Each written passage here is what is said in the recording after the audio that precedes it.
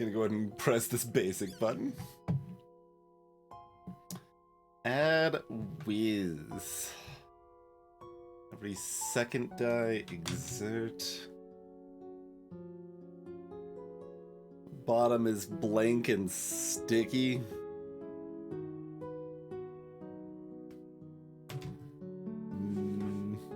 What is this nonsense? Every other hero has a migraine. No. So if it affects all heroes, it's a 7. If it affects 3 heroes, it's a 4.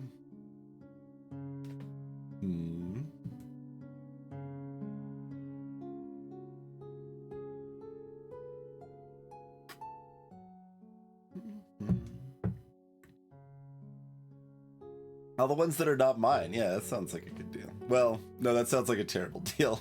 Because that would be every hero I change my heroes into, right?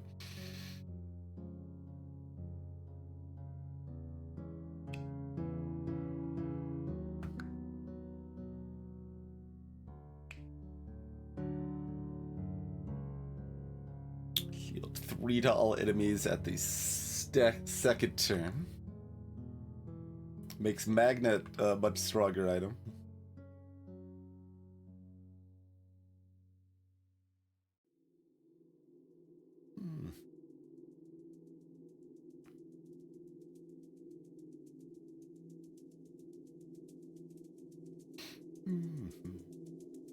Yeah, I was trying to do 60% of a 7 in my head and I gave up. It's 4.2. Yeah.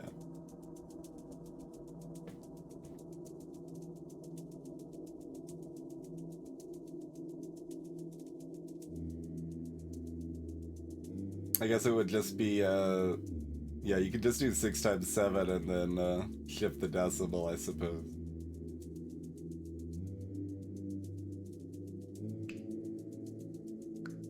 I don't like these very much. Oh, I've heard this is really, really good.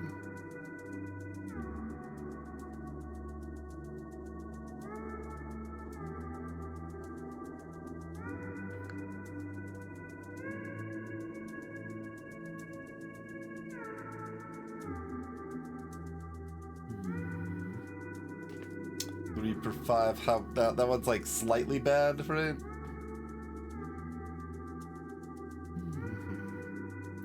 Likely a little bad is my note for that.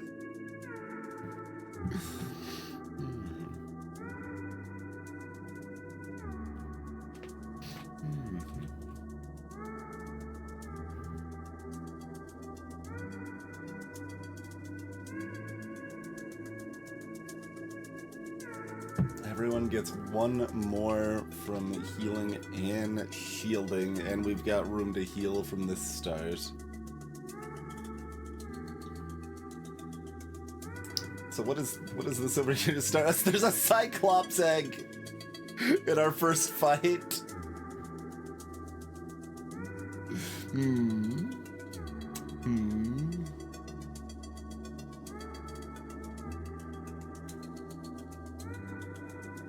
And Buckle's heavy attack can't target the Cyclops egg.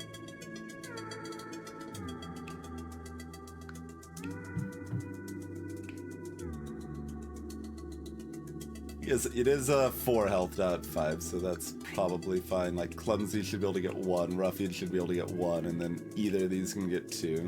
Okay.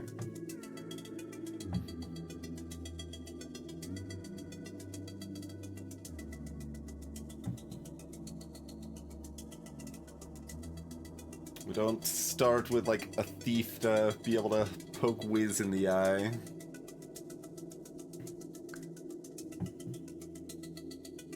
You are allowed to take those together. Like, it does give Wiz a lot more health, but it at least doesn't give the bones a lot more health. I still wouldn't really want to take both, though.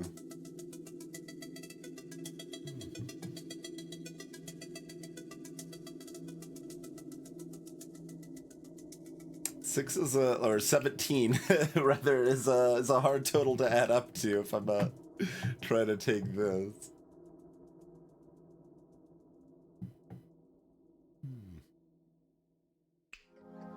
Like, how much is... Yeah, it would have to be like that or something. I'm adding a monster and having armor and a monster.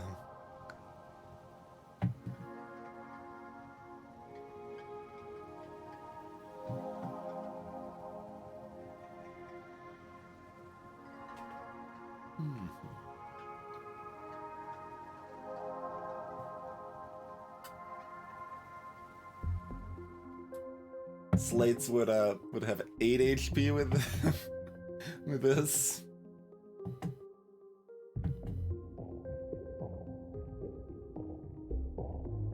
I mean, Survive probably like compensates for monster HP mostly, except for the fact that I have to do an add as well if I'm doing that.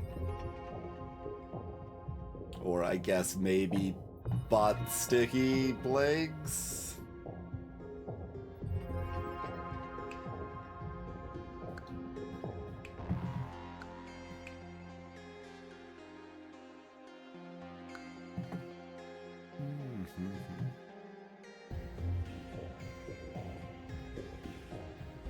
Yeah, I'm in the spot where it's like, I don't really like this set, but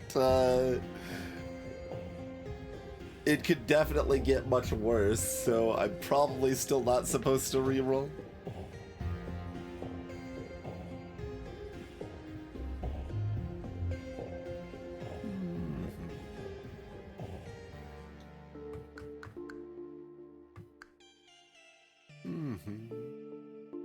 Stuck is sticky.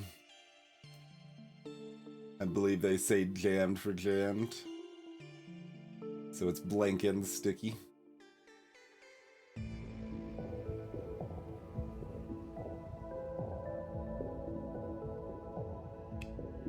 And greetings, Relazumo Shinigami Aardvark.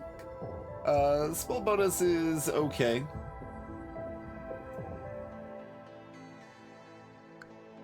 Spookiest for graves, usually.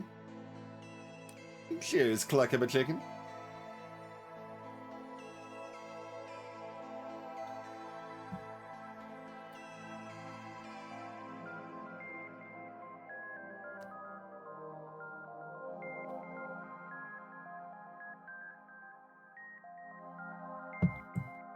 I do like the idea of Survive. I don't think I can justify it though, right?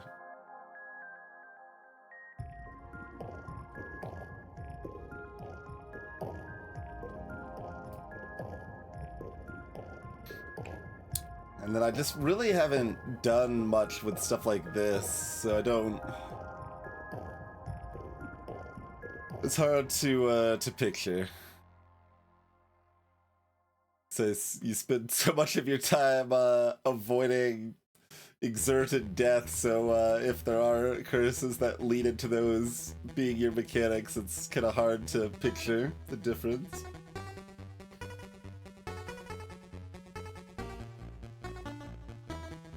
Certainly extra awkward with a clumsy to start.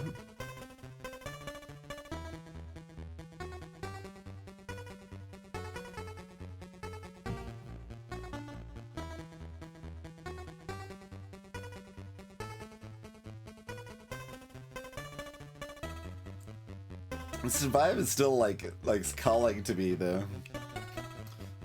I mean, make so many bad things better. Like even like the caster root item, right? It fills your blanks with 1 pip heals. Like suddenly that's actually relevant. Like 2 pip heal is always useful.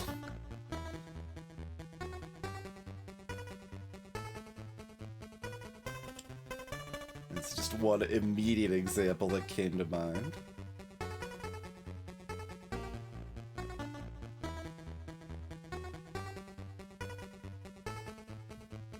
Mind you, we're starting with Splint, not a more heal-focused red.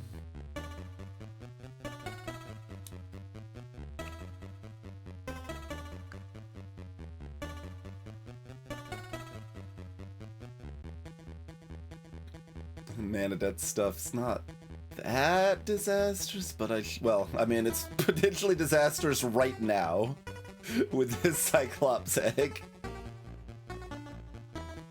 It's also funny, like, small bonus is like, well, there's a chance we can often slay the Cyclops if we fail to kill the egg, right? But if we take small bonus, there would be 3 Cyclopses.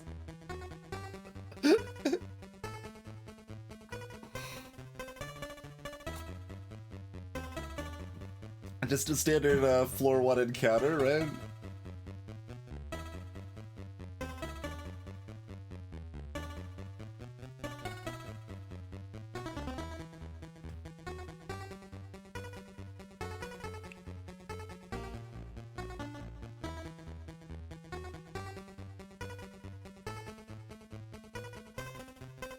Man, Wiz is so variable. I think that's pretty dang spooky for not only 9.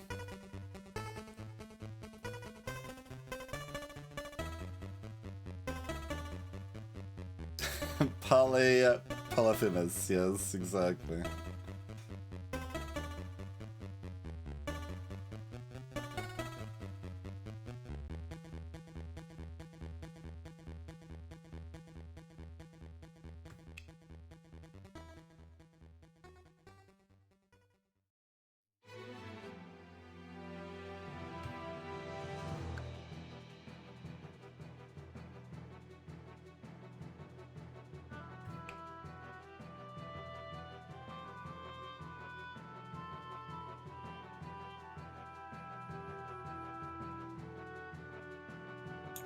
Yeah, I mean, I think the essence captures are probably kind of bad for standard experiences, but my understanding is that in version 2, essence capture was one of your best ways of beating brutal and hell difficulty. So that's probably why they cost more now.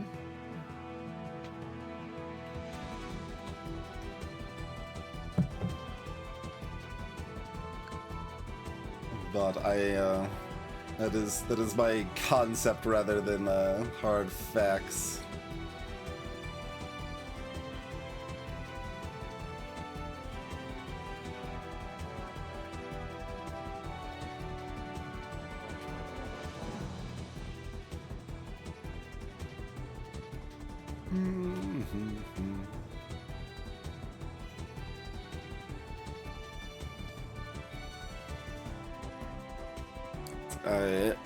It's mostly, you know, second-hand stuff. I didn't really mess with brutal and hell much.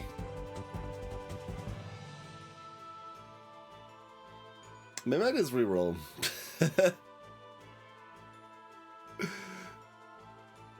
Is there actually a good set here I'm not seeing?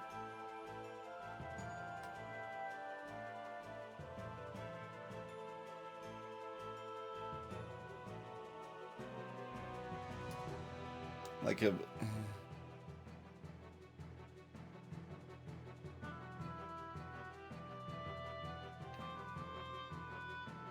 I don't think I want this.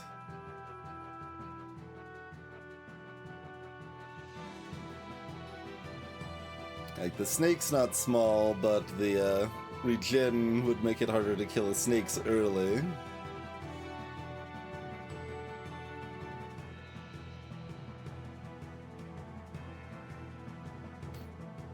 And maybe this is less bad than I think it is. It seems pretty bad.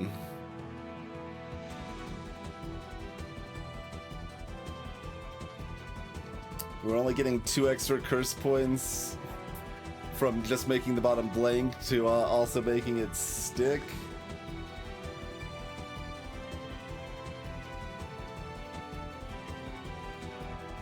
I consider anything other than the second tier big hitter completely untakeable.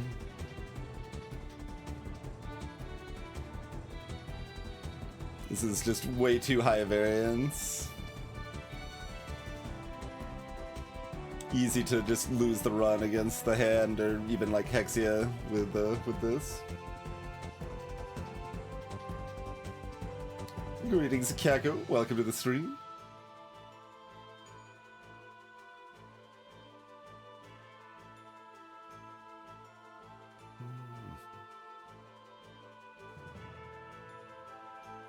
I mean, I could just make the enemies really tanky. Like, we could do Monster HP and second turn Armor 3. Man, that would be perfectly fine with Survive, but what else could I take to round that out if I did that?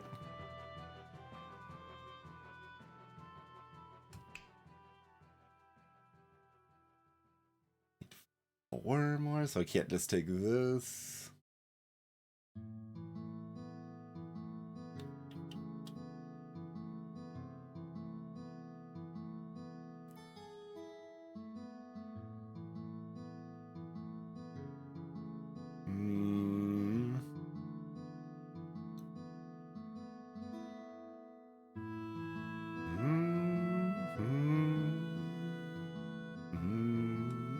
Trying to set a new longest slime queen record. Oh no.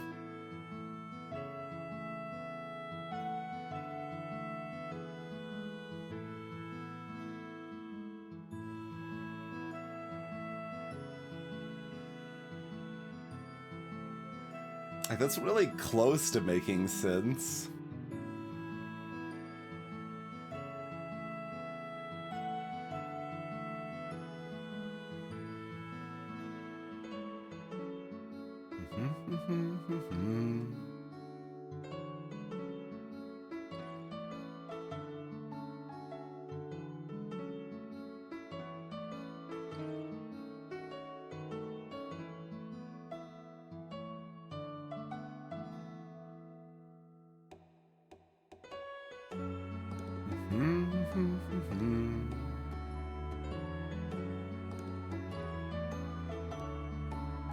So, the only way to do it would be to take one of these.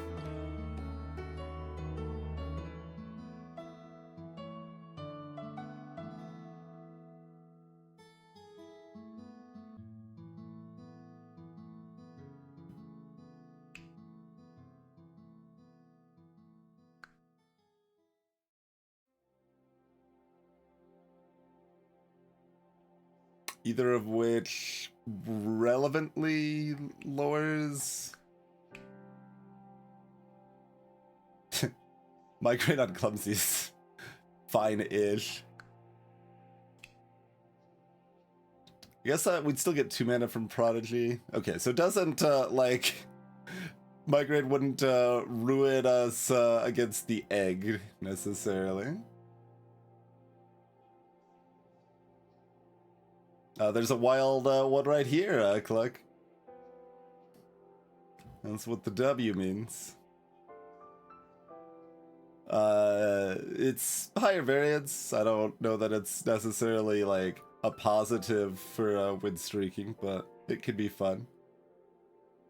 So we've left generated items and monsters on at 5% with wilds possible.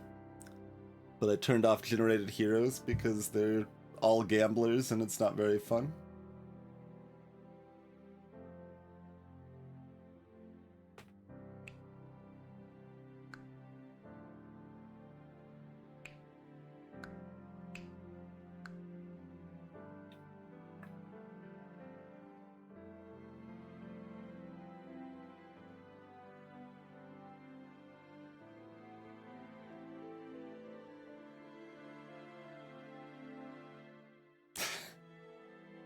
How foolish is this? I mean, starting with Splint at, so looking at the migrate here. Hello, Crazy.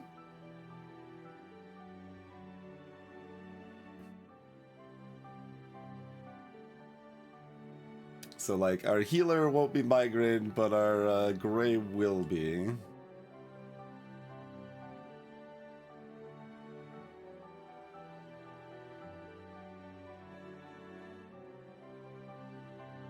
And it feels like if I don't have survive, I don't really want the double like triple tanky monster curses.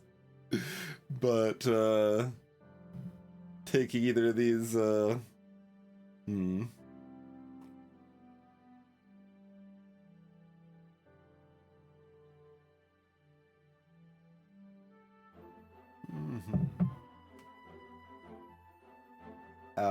I believe it is a legal game action to select everything. It might prevent you from going too extremely high, I'm not sure.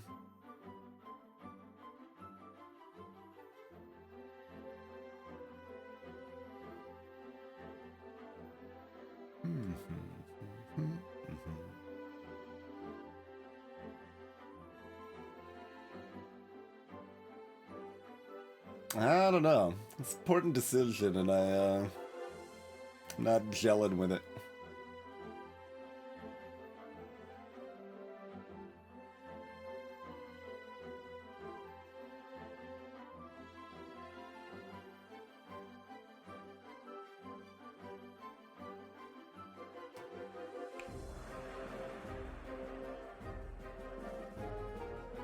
Right, I keep looking at Splint like migraines affecting Splint. It's not.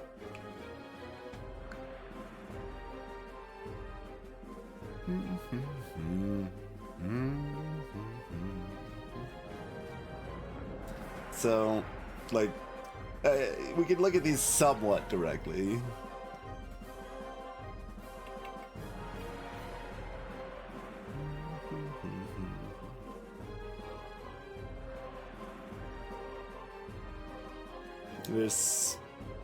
I'm not sure that that's 2 points better than this is worse, right?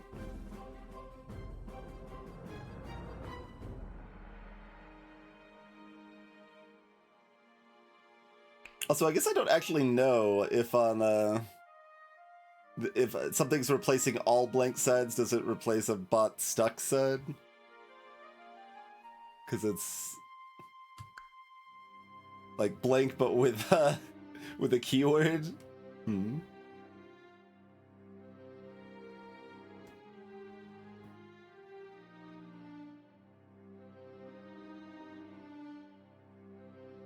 It will. Okay.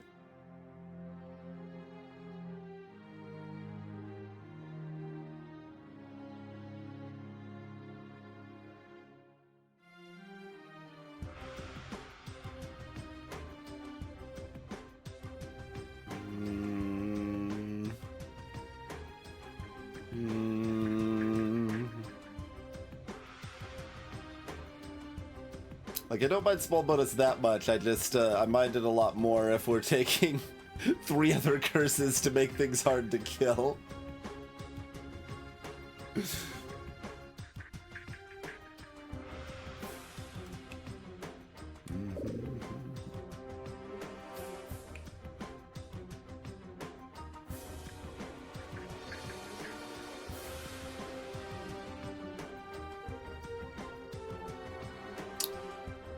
So we've got a mini Basilisk.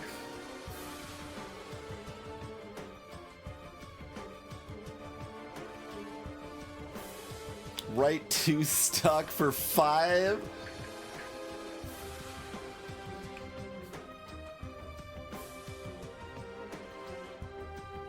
Third turn left Caltrops.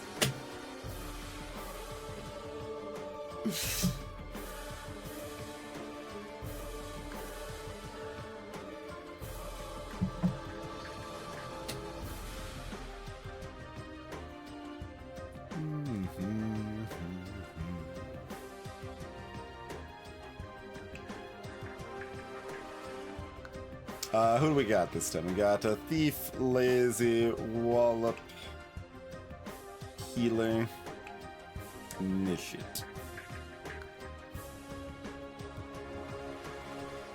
So, this is utterly untakeable. This should be like a tier 15, 16 or something. Exert to lowest pip sides, huh?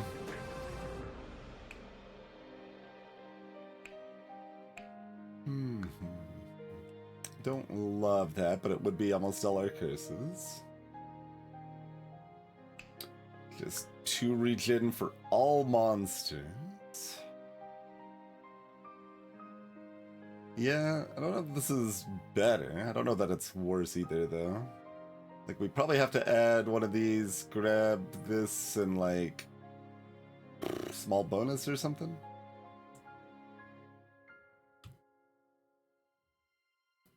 Zero does not count as lowest pip. Well, a pipped zero might? A pipped...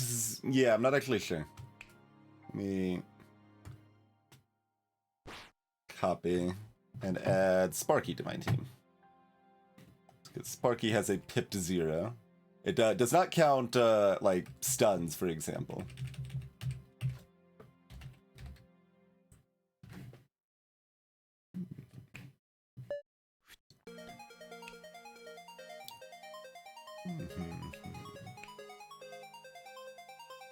Oh, it took... yeah, apparently it doesn't let you take 18 points for...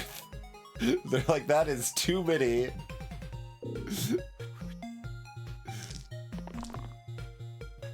Yes, a pipped zero does count as your lowest, but compare on a Wallop where the one pip is exerting.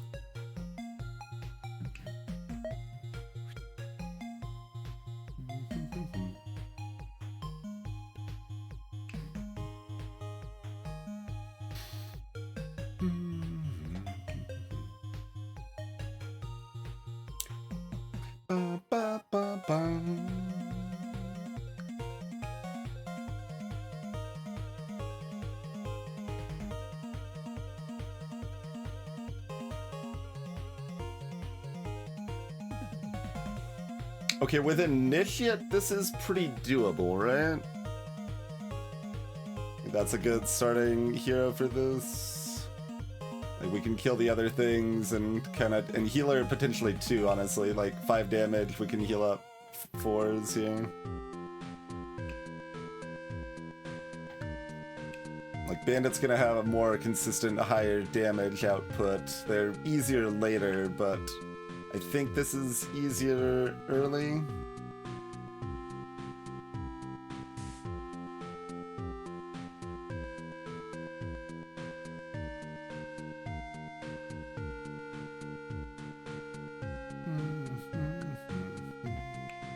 It's interesting because, like, turning the sides to stone early or late is all pretty bad, but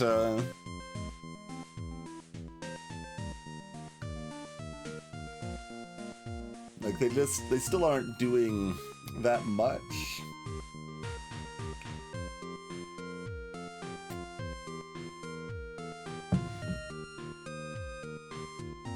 But yeah, this averages, like, I don't know, 5.5 meaningful damage, and this average is like 3.5 or something.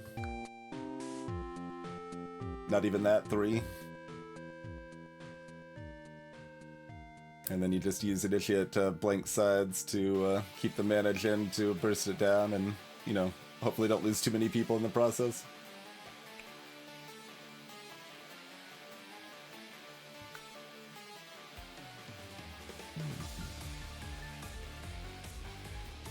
So, we can't take this with that. It's probably just small bonus arthritis. Monster Ride's a little cute because it doesn't actually buff them. But Monster Ride is still wrong.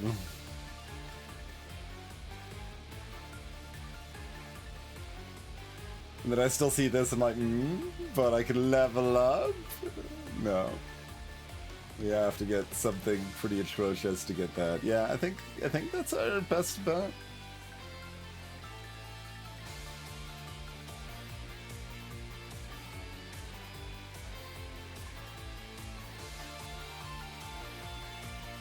So it shuts down cantrips pretty hard.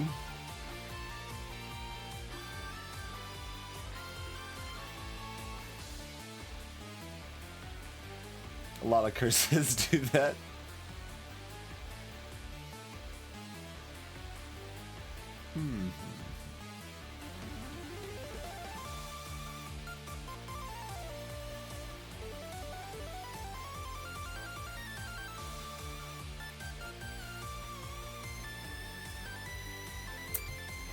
Simply add both and always overkill this to scare the bandit. Yeah, absolutely. Smile.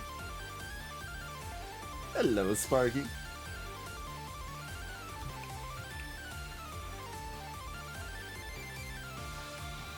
Like, nothing else looks takeable. Like, this looks atrocious, right? That's only 5? We're only adding +2 to give us 2 sticky sides? Yeah, no. In fact, I should make a note about that. I don't think I've got a note about that one yet.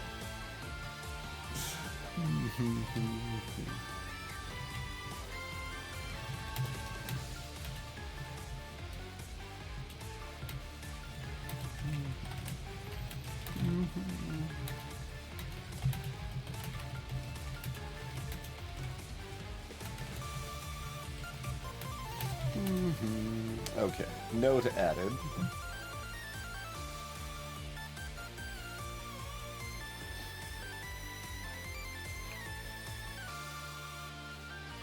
I mean, the pictures are confusing and abstract. If you look hard enough, I'm sure you could make them be a hammer. At least the hammer in your heart.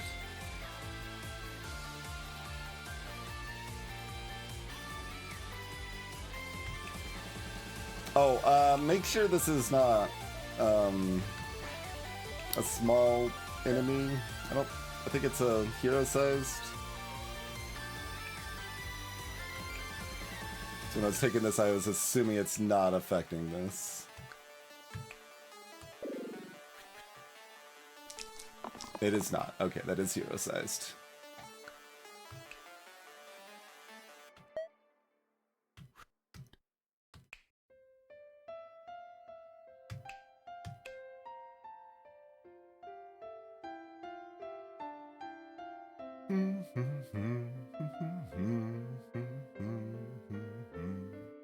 Eight HP. Wait, why did I think that had 7 HP? I thought it had 1 less HP than the bandit. Rude. Still, I think the choice, but...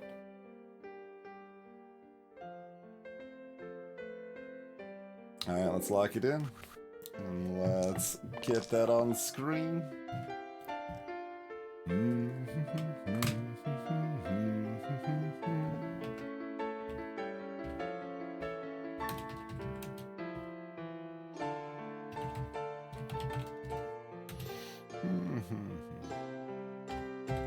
8 HP. Basilisk skin.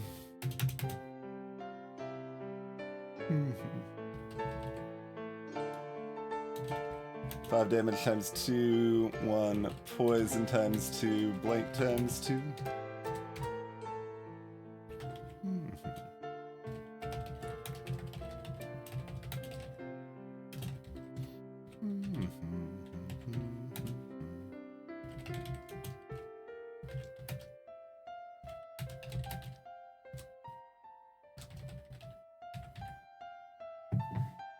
Like so.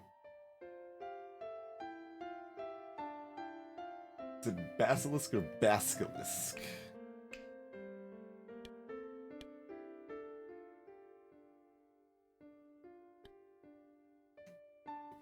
Okay, whatever. Cheers, alright. Greetings, Kinshiro. Asking for a return to Spellcaster.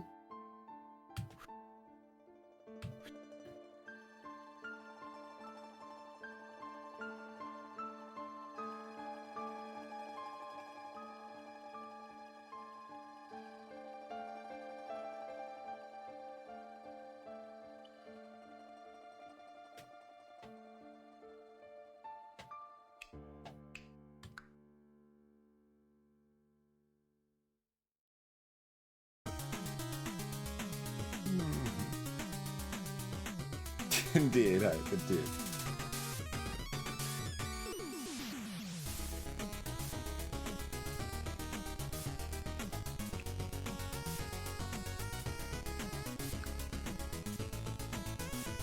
Yeah, I mean, Wallop needs to keep that so that they can save themselves anyway, so good luck, Initiate.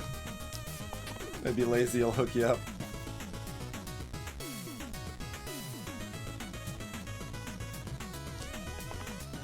Lazy does hook you up.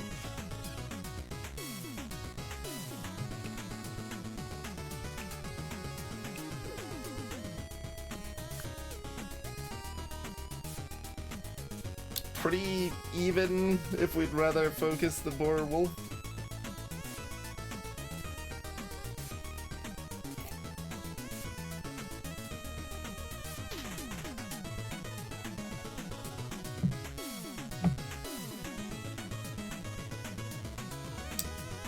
Either way makes it so that we don't take advantage of Lazy's 3 damage if they happen to roll it, but...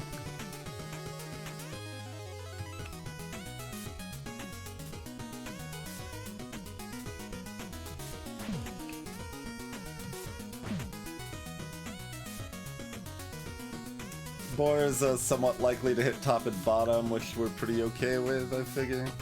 So let's take out wolf first.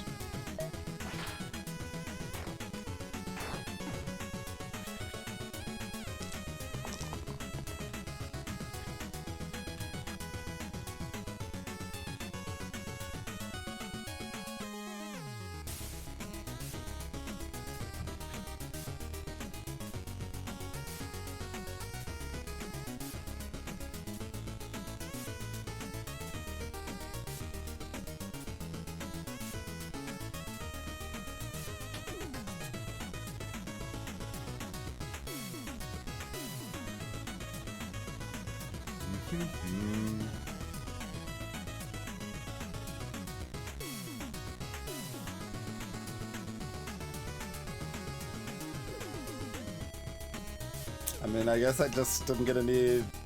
We kill the wolf, we beat up the boar, and we burst the thief, right?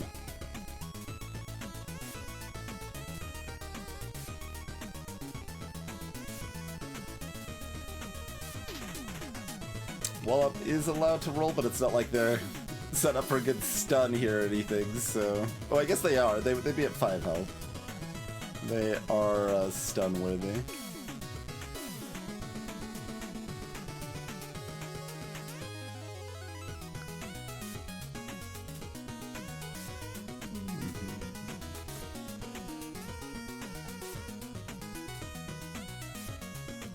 Do I try to hit one of the better sides? I'll risk the 3%, I guess, but not any further.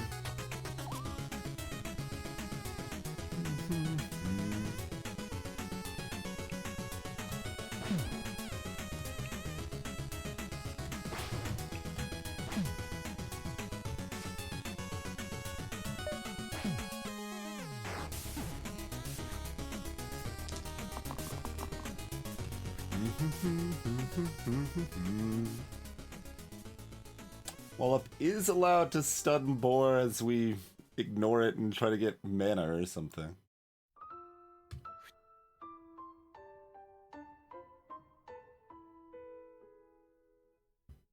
I guess that's fine.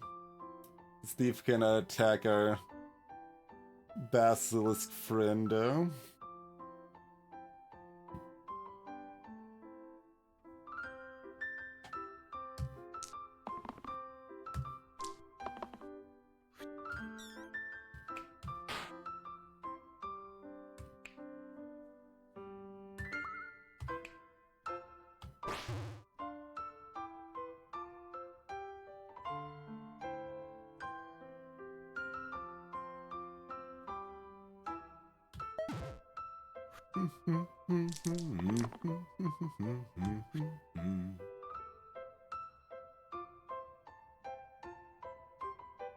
Well, this looks familiar.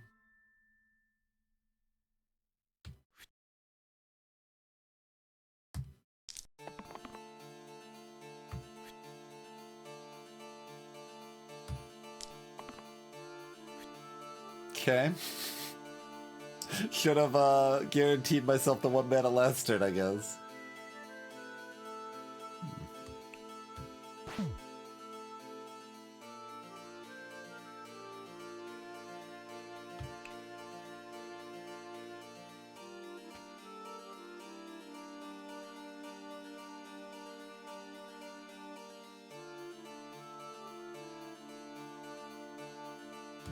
Yeah, we'll just kill him.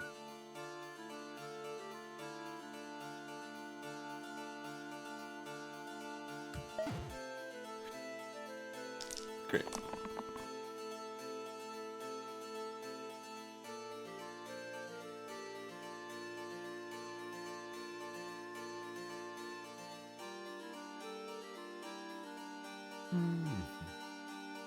But if I'm rolling for a stun, healer wants to keep the heal.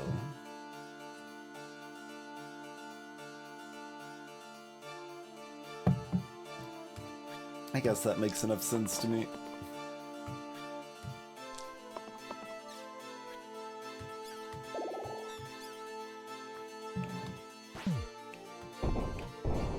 Alright, we've survived the first fight.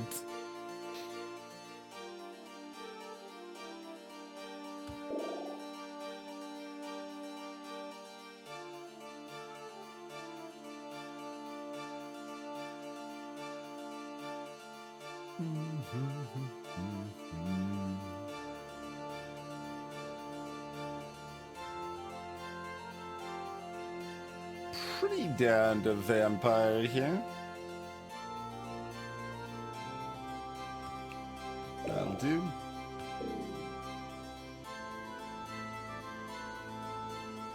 So if we take it like one of the sticky situations, I think we would take this to try to hunt for items to replace the sticky sides.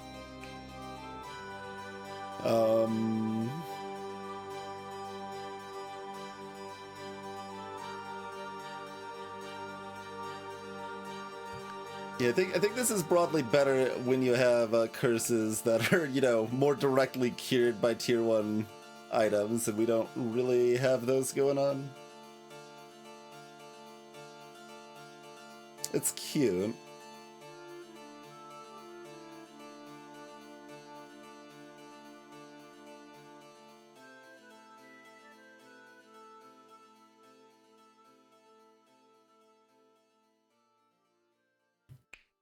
And when you get enough items, you can start finding synergies.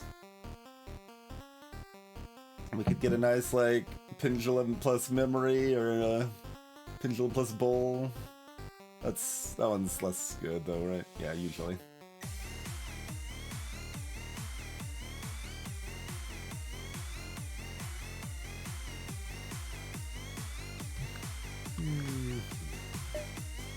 I don't want to update the curse display.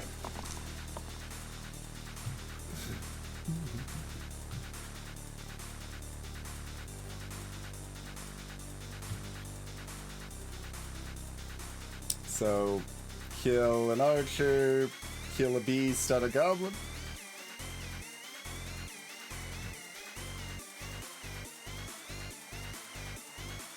Block the rest of the damage. That's not a bad turn.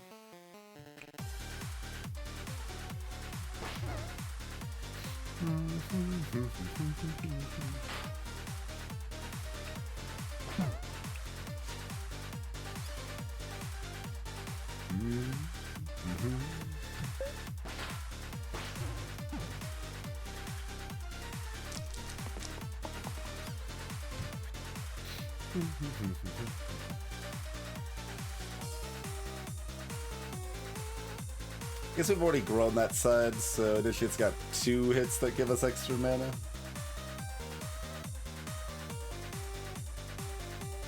Um, 8 health? Hold on, where are we at right now? Or are we 1 mana short? This is 1, 2, 3, 4, 5, 6, 7. So yeah, we're 1 mana short to kill this and this, and then thus scare away the goblin.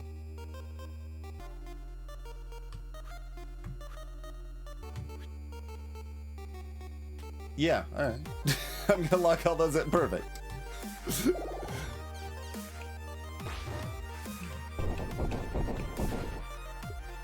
Told you Gather would be helpful against this monster. Oh, there's Pendulum. It would have gone with one of our random tier 1s. Blake Middle for a plus 3 HP. We could reduce Lazy to 1 side.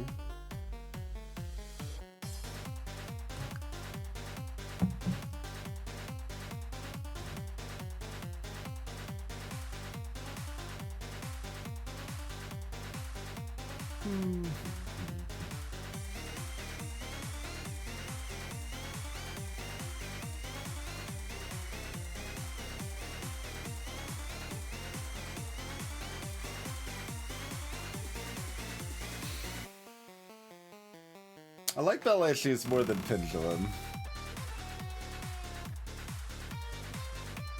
They're somewhat balanced on where our difficulty is. So like finding something that helps a little bit more early game is fine. Just taking something that might do something late game is fine. Give me some disappointment. Probably disappointing. But maybe.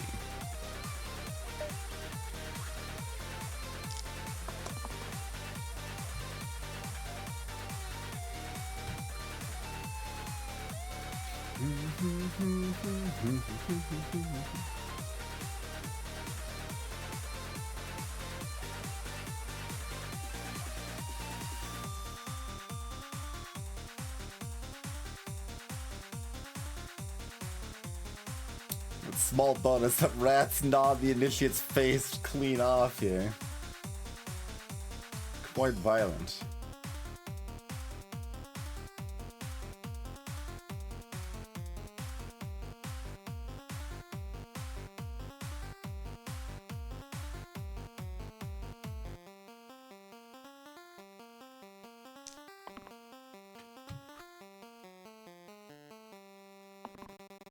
Great.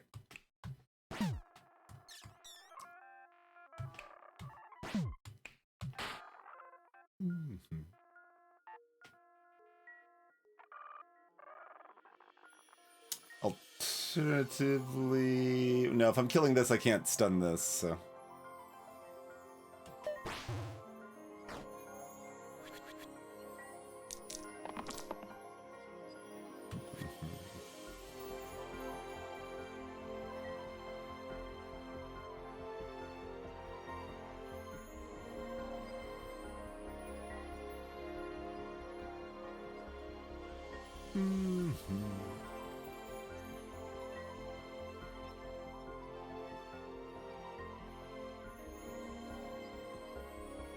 I think we'd rather hit either damage or dying here. Cool. Thief has saved themselves. Congratulations. We now are happy with this, and...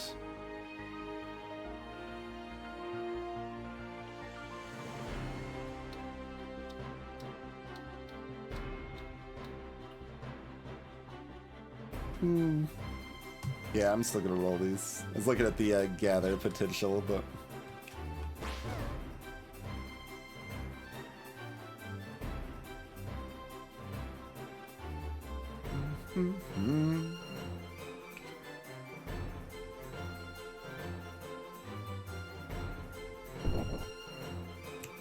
Don't really do one damage, do we?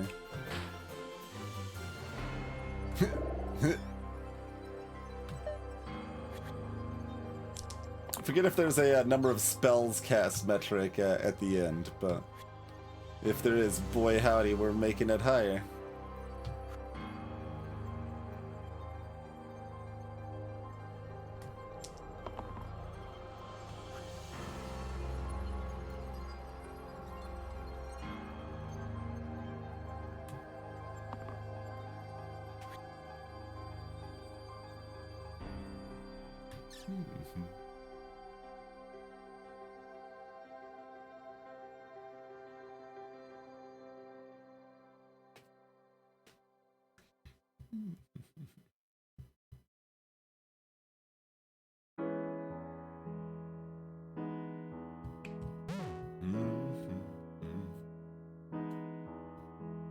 I mean, not much to be done.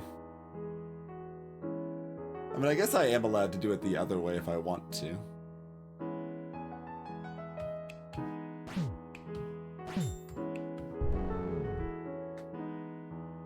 Not gonna, though.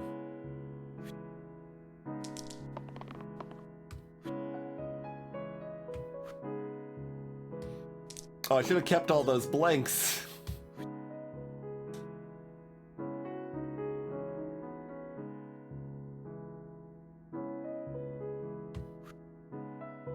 I mean, you can still hit damage, which is better. Okay. Like, we either want to hit that or we want all blanks. I mean, also, it doesn't matter. Like, we're plenty over here.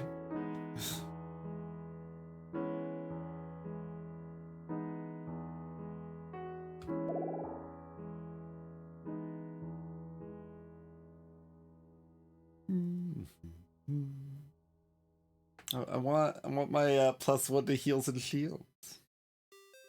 Or either of these heroes.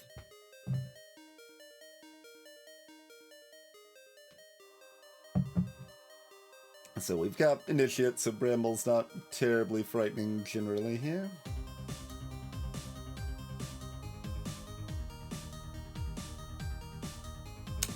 Dabbler is real solid and doesn't, like, it just means we aren't getting Rogue or Juggler, which we do not want particularly. The other argument is that Thief is better than Lazy, but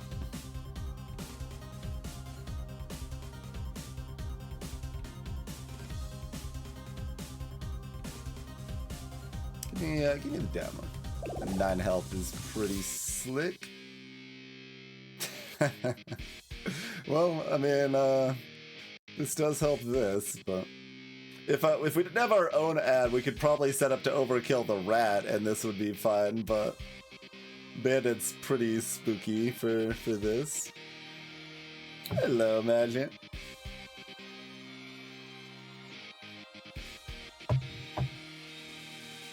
Yeah, if we could spook it off with the rat potentially first turn, I'd be down. But these are not doing enough.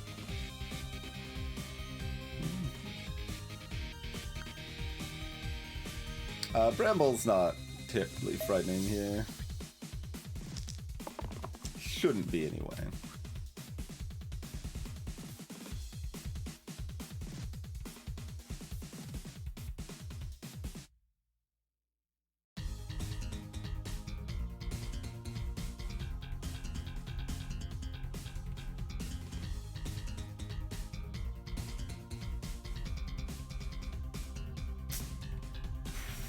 Certainly possible, but not, like, the most likely to have Bramble stunnable turn 1 here. Oh, and that's not enough to save Wallop anyway. Yeah. Okay, so Wallop should roll.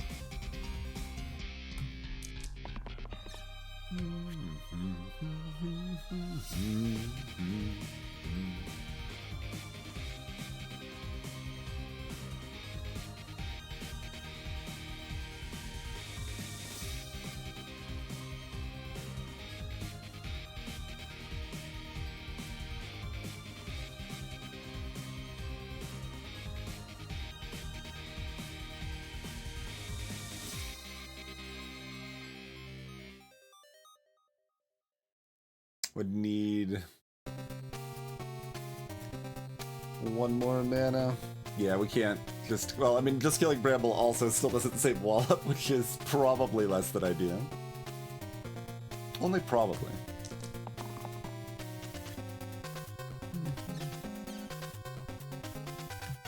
There you go, Lazy. Make it feel like you're doing something. Yep, good work, good work.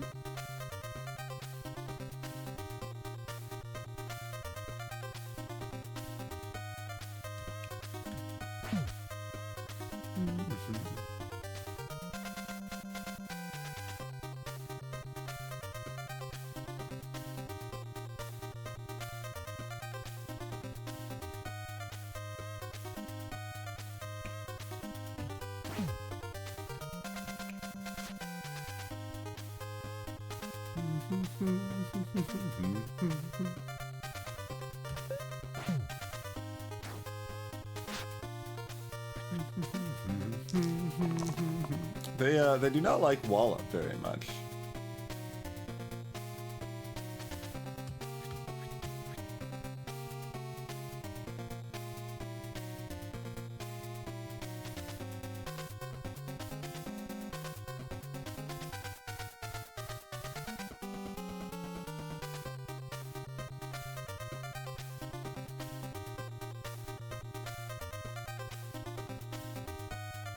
You're looking for the heal? Funny. And you're looking for a blank. Alright. We'll take that. Cool. Bloop.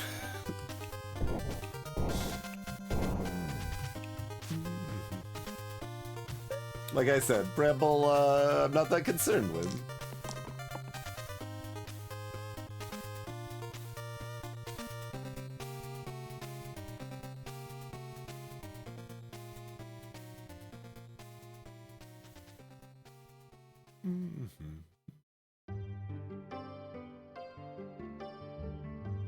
Yeah, that was an infuse moment. Yes. I was even thinking about infuse before that, and then completely forgot about it and defaulted back to burst there.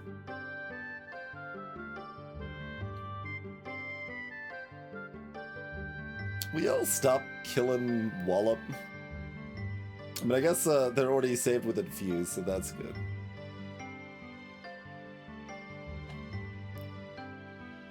Find yourself either this to skip the infuse or some blanks or something.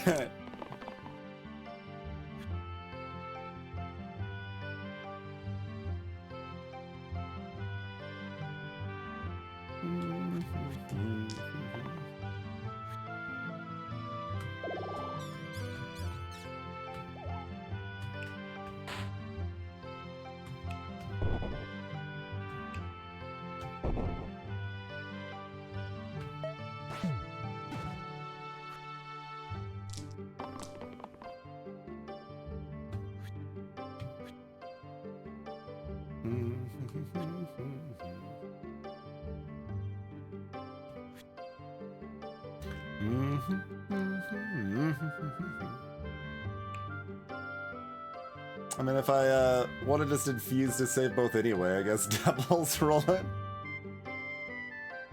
Or I could just keep both, and that saves both anyway. Kind of clumsily, though.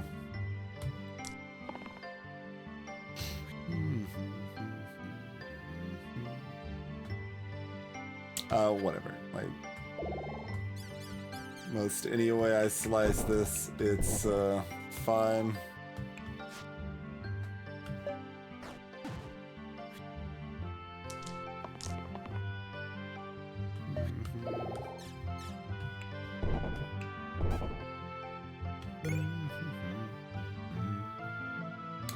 We got I don't know if I'd say value.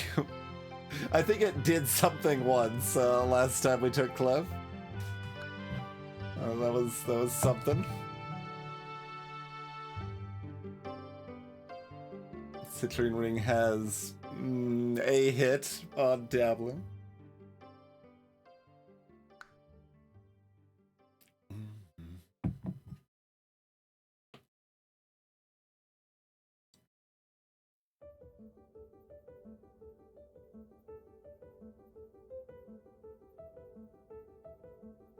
Tier 2, excuse me, not Tier 1.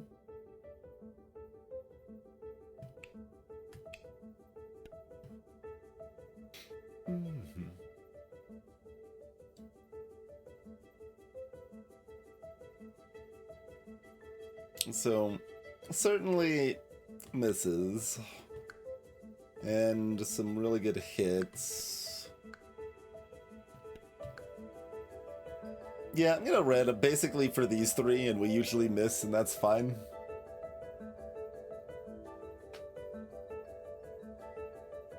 And then like stuff like this lets us take eccentric, and there's a few other enablers. This is often decent.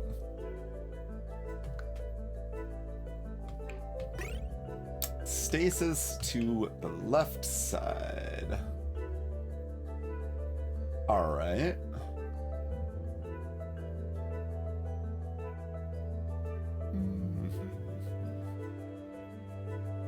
So for right now, that goes on Dabbler Vampire as weakness and petrification protection.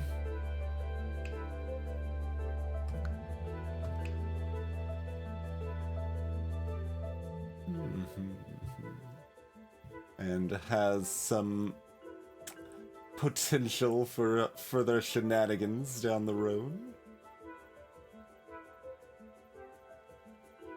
I guess Vampire has 4 offensive sides, Dabbler has 3. So let's lock that one in.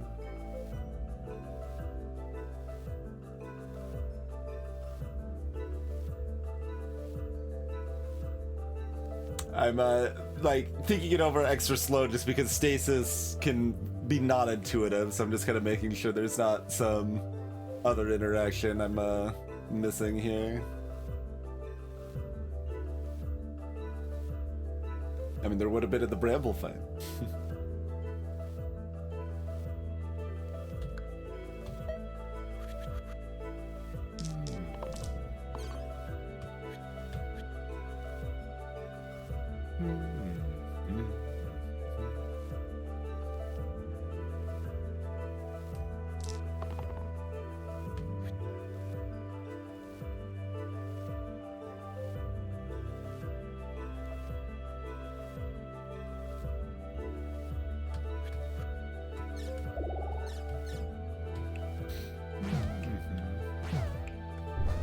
Good turn.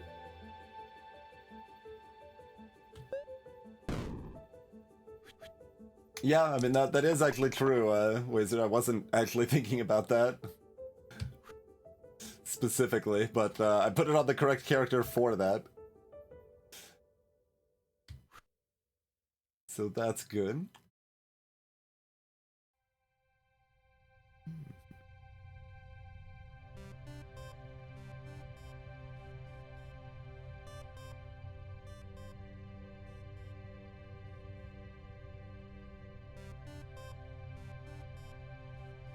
Though I could have put it on lazy to that end too, perhaps.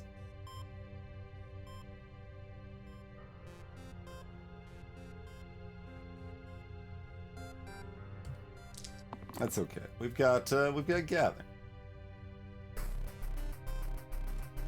Lazy doesn't need sides.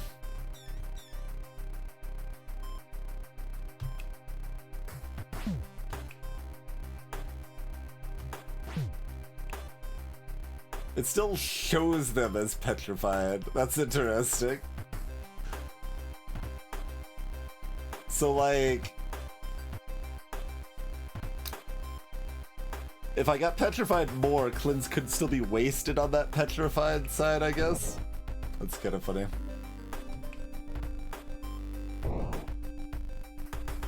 Oh, here you go. Here you go.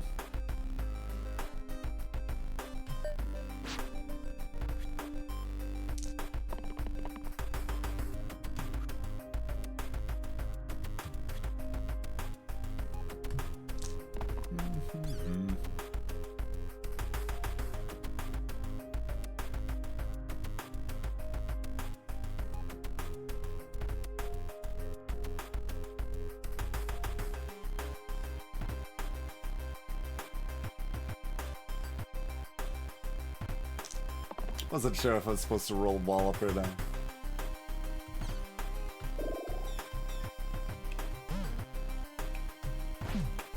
That works. Oh, it doesn't. It doesn't matter. We've already got enough damage.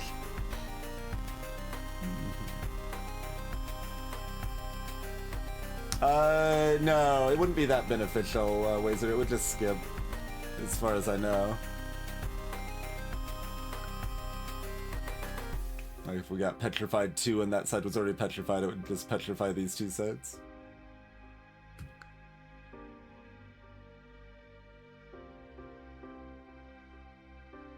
I mean, shades are not that affected by small bonus. Like it's flat. It's not it's flat damage. It's flat eliminate, which could be annoying, but it's not like it's a multi-target thing or a weaken or whatever, petrify, etc.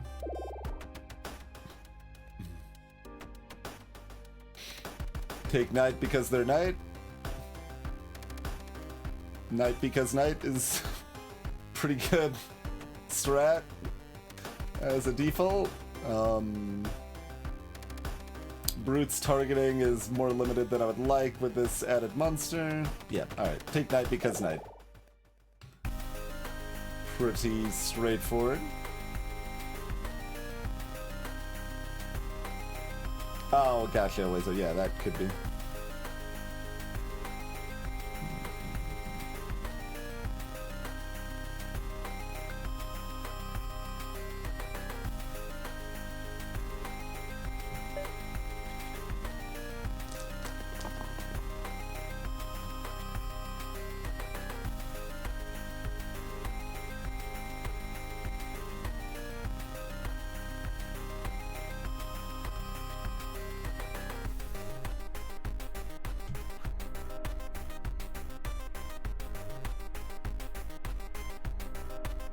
Would y'all like some 1 mana sides? With 2 rolls. Like I'd be happy enough with Lazy Shield. So let's see what else we got here. Let's see what else we got here. Knight, learned from Lazy here. Yeah, you're part of the team. It's okay.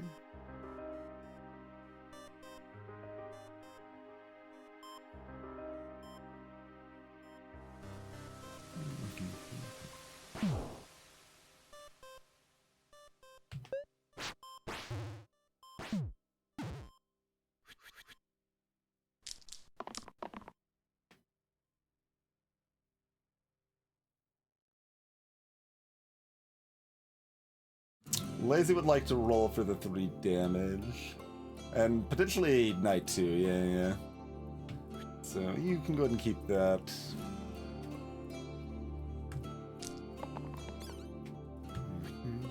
Very good.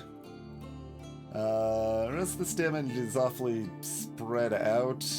We would kinda... If the Shade's dead, we just want blanks now. Give me some of those sick blanks. Healing Lazy for 2 is nice, I guess.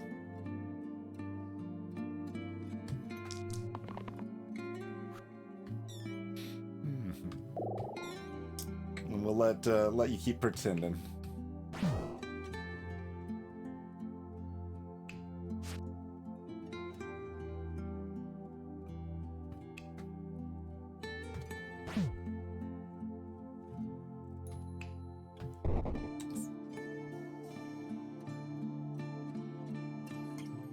Mana's valuable enough, I should keep it in, like, it's only the 1 poison, it's not even the damage, so...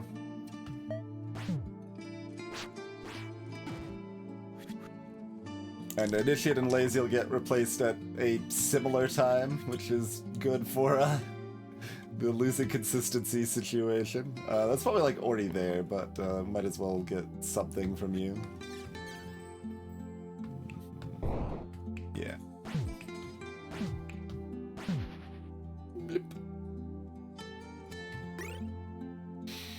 Wild Seeds and Harpoon.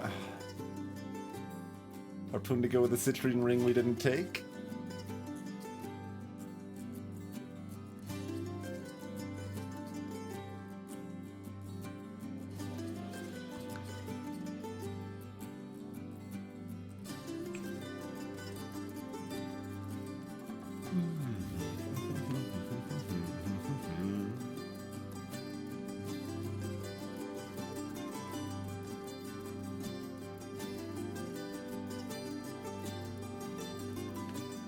So, like, we can't get Herbalist in terms of, like, Harpoon synergy or whatever. Seer still has pretty decent Harpoon synergy as an option. Perhaps Maiko does.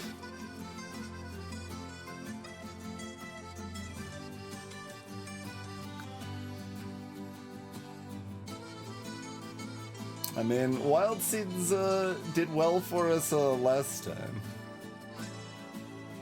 I liked it a lot on the Priestess. Wild Seed of the Priestess was really nice. Because you really want those Vitality signs in the first turns, and then later turns you get those big heals.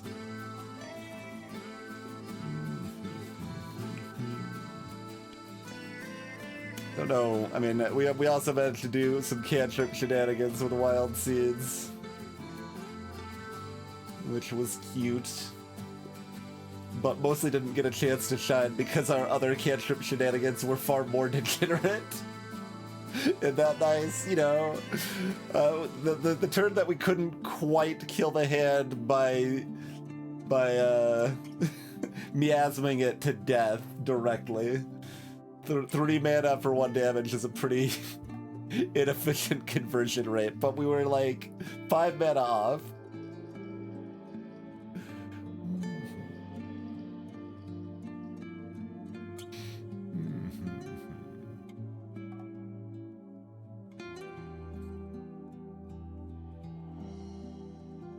We don't really have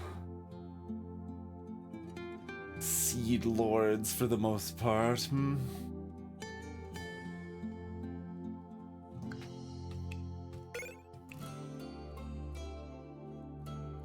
The gather situation makes me unsure exactly. I mean, we've got bandits. We would like to double scare the bandits. Harpoon helps with that. Yeah. Harpoon helps some with that. On initiate, I guess.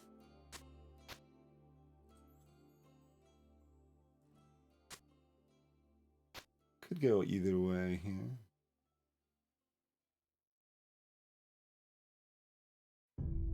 I mean, like, it's fine to do this. Like, we can't. That actually is part of why I took it. I'm like, well, even if we end up putting it on our tier 2s, like, it's still good on all our tier 2s still.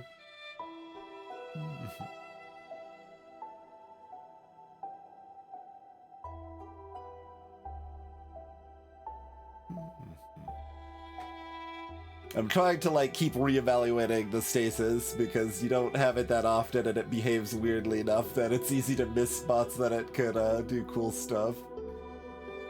So even though nothing's really changed here, I just keep looking at it where it's like,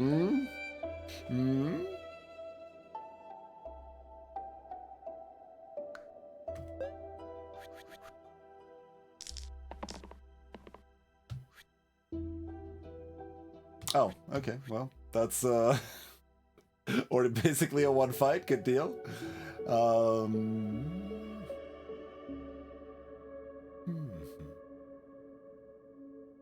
Anything else we care about? Stasis Maiko is fine, yeah.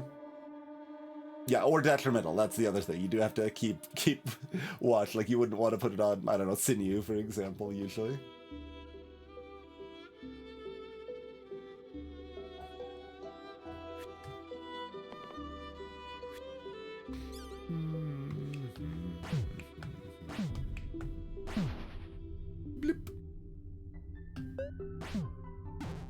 Greetings, Elad.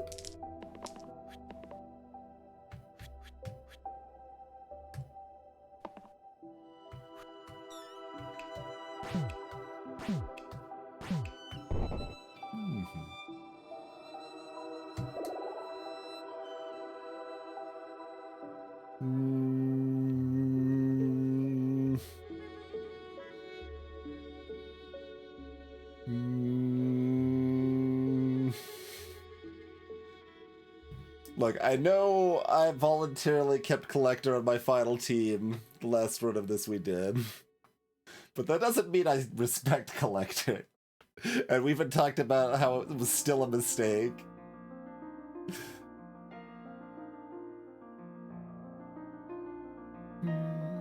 Sparky's fine.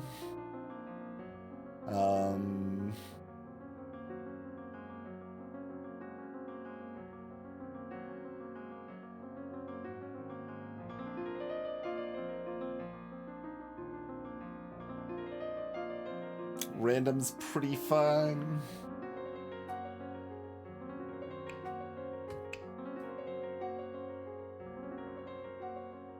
Let's see. Random can hit Whirl. Whirl is worse than Collector for me, probably.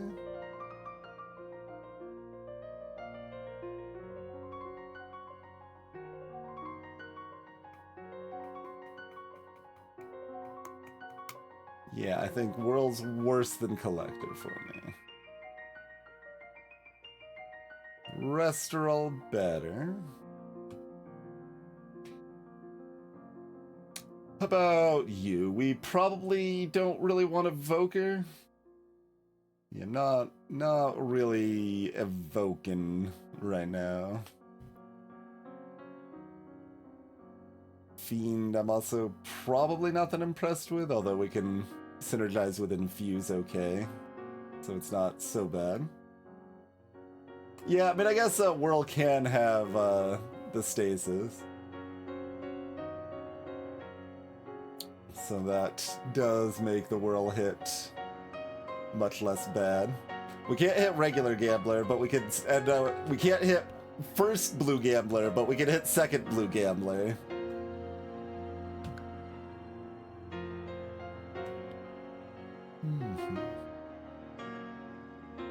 Is this like third Blue Gambler, arguably? Yeah, I think it is.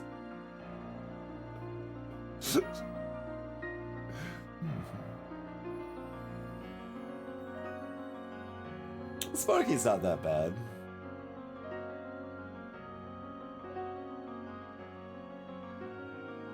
I don't really mind new Sparky that much. I know Celerity still hates them, but I don't mind them that much. I like the improved version a decent chunk.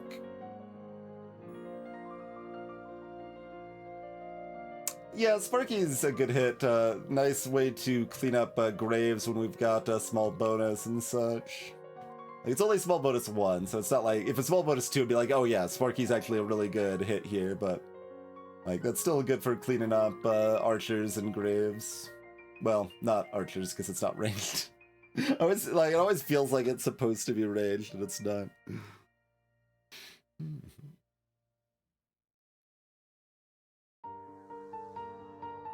I mean, Sparky can hit 5 damage gates.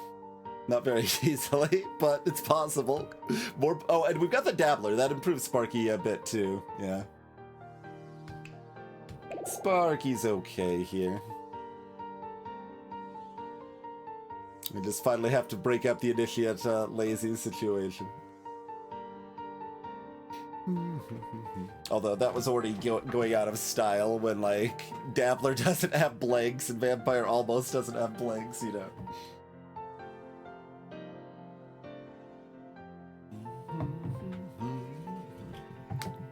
Alright. We took quite a while deciding on the curses there, but going fairly smoothly so far. Like I said, these curses are kind of across the game a bit. It's not super focused, like having the less HP in-game will be a little bit rough, but this monster won't be that relevant late game, so... I think it's looking decent so far in any case. But let's take a quick break. Grab a fresh beverage, go to the bathroom, all of that jazz. As usual, we only run ads during breaks, just so that no one joining in the next hour will get any pre-roll ads. And, yeah, back shortly, everybody.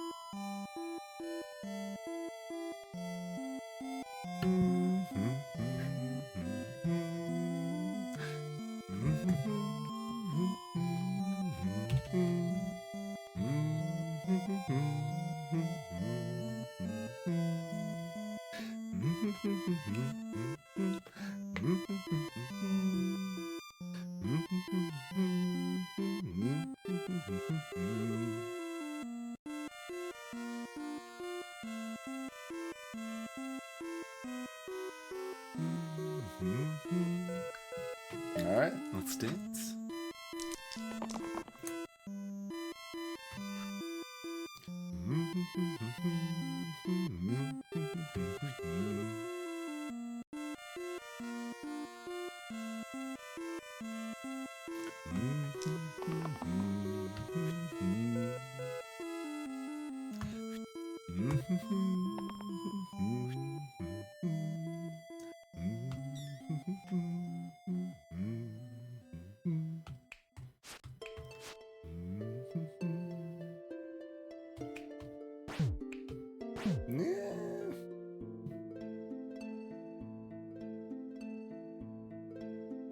Oh, I can always zap it next turn, I guess.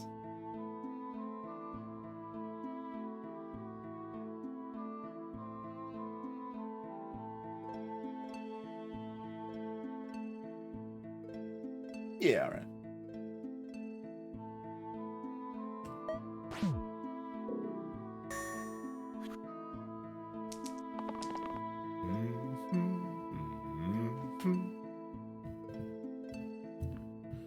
Like, if everyone's just gonna roll shields, it's not that necessary, but,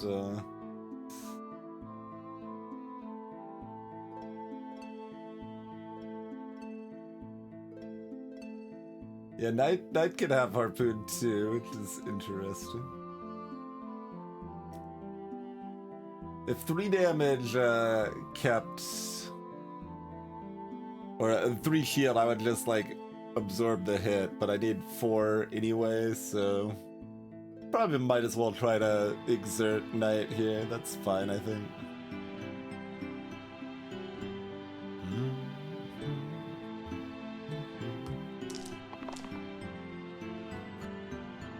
Okay, no more gather.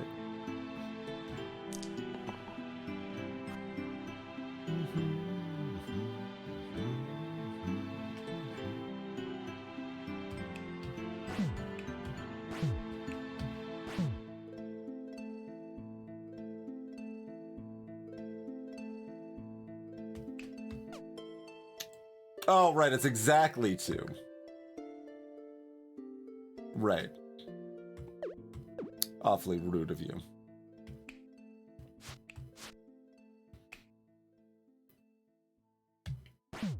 Guess I would probably still rather do it that way.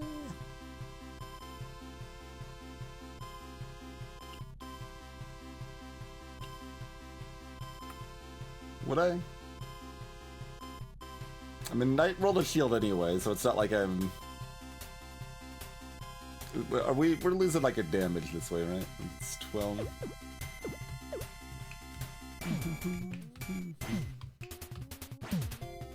No. Okay.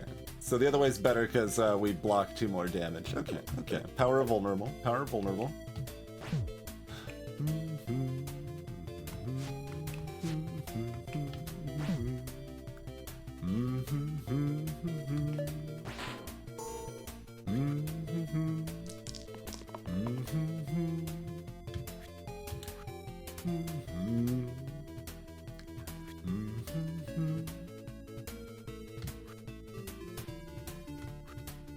Okay.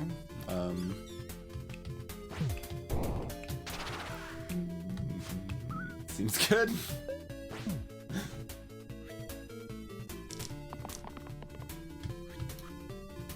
Sometimes things are smooth and we get these lightning fast twinge plays like that. Not usually. Usually I'm just terrified for my life at all times.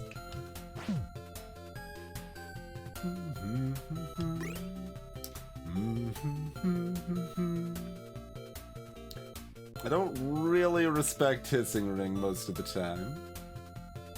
Obviously, it's a direct upgrade on Dabbler, but Sparky could also run it.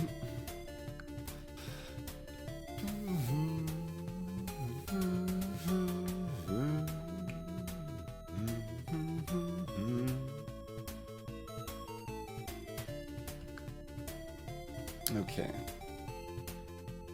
So it's easy to like I try to have faster heuristics, but then there's similar items in the same tier that are different. So Eggshell basically only works on pain and mana gain, right? That's what this meaningfully works on. Where Inner Strength has some other benefits and detriments.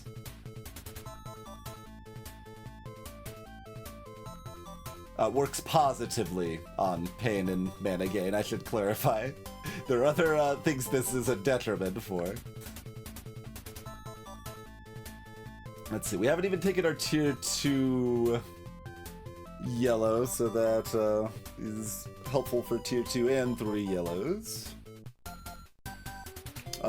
It's also great for Warlock.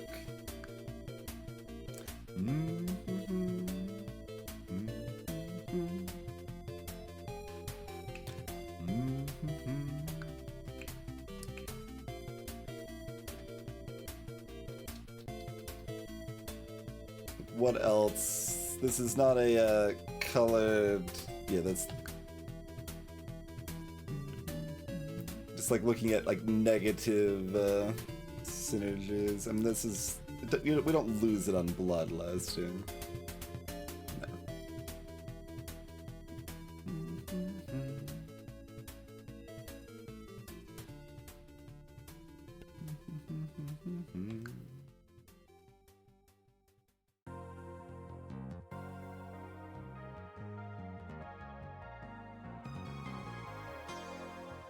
On Hyperbone? Yes, okay, sure. When generated items are on. Yeah, I'm pretty sure it's really just those. I'm also briefly pondering like where it would be detrimental, right? Like it doesn't mess up the Bloodlust sides like Inner Strength would. And doesn't fix death like Blindfold would.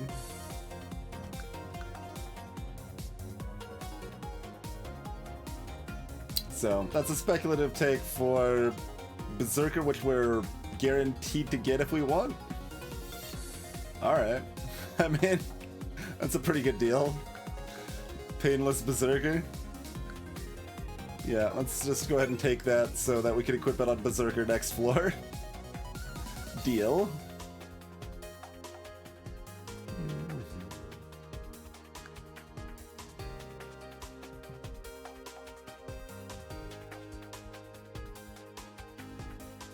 Lazy probably still is the one that wants the thing. Yeah, I think so. Lish is attacking red, and 2 other people are attacking red, so it's good to shield them. No one's attacking Knight, so I can't get the steel benefit, but...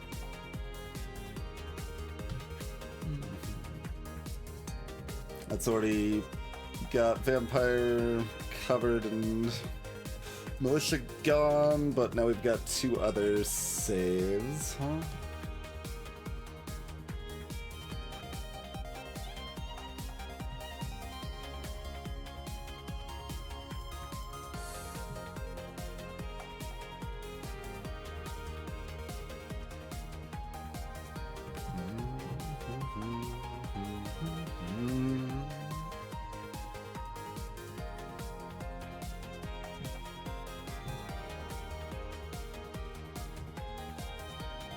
So...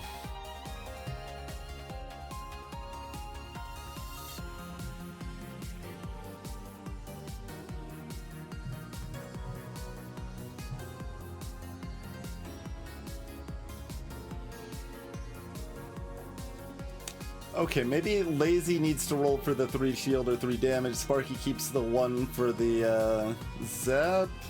So we can like Vampire hit, zap the bones. And then if Lazy has 3 damage, they can kill the imp. Otherwise, they can just shield Dabbler. I mean, we'd kill the imp instead if instead of the bones if Lazy misses. Oops.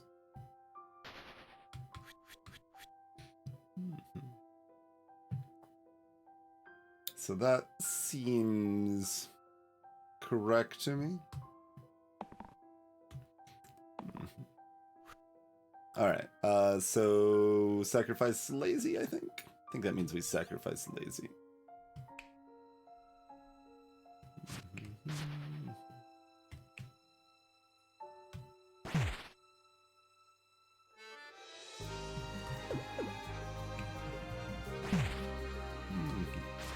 Block 1 more damage if we do the vampire attack first.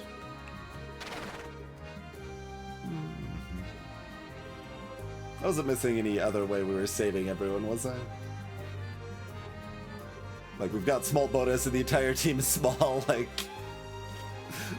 Lazy missed their 70%, so therefore...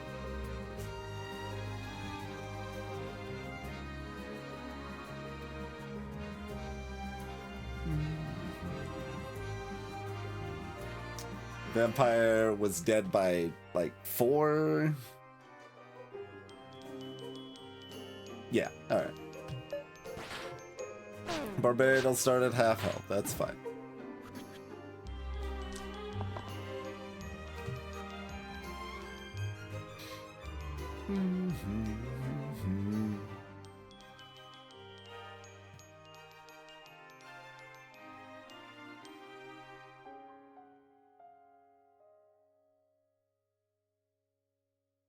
Probably just lock in a kill here.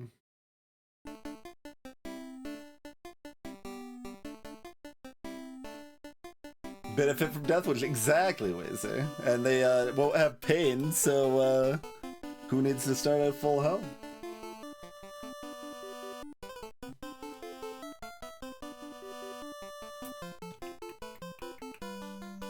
I do like the fact that with their generated heroes, I can actually guarantee we have Barbarian, right?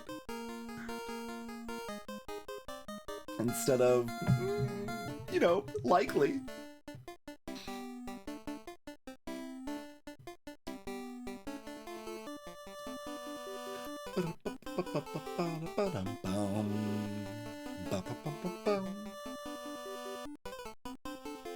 I've already started, or yeah, I've now started typing up my formal request or suggestion for fixing generated heroes, amongst other things.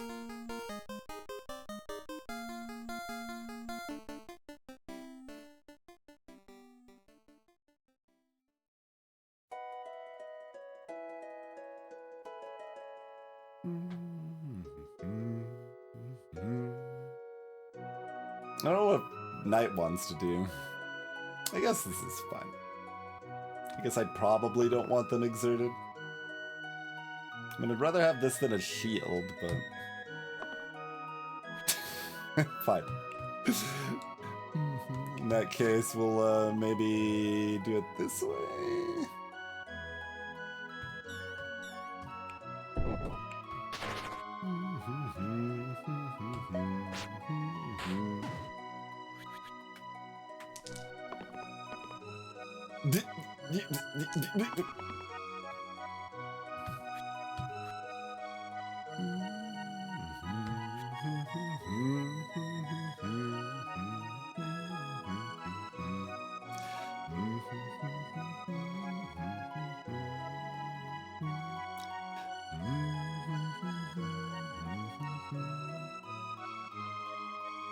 Lock in your 1 mana, I guess.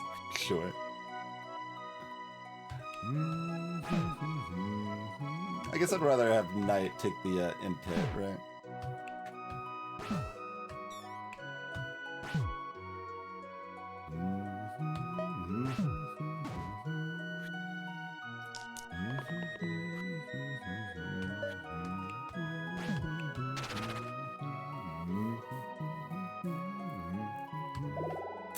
Hello, Berserker. Welcome aboard. Here is your complimentary egg.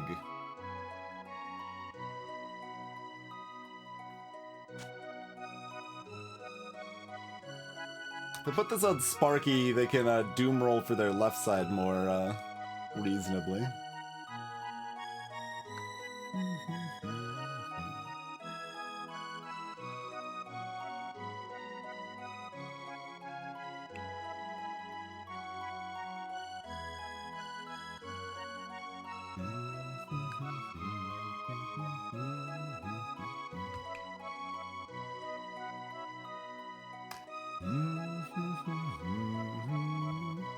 Sure, that stays up down. That's fine.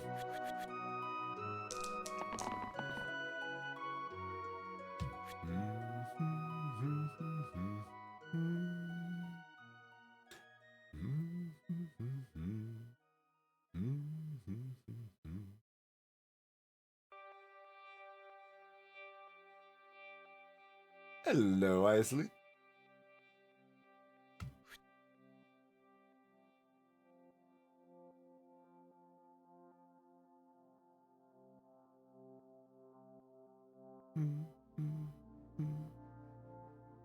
So Vampire still needs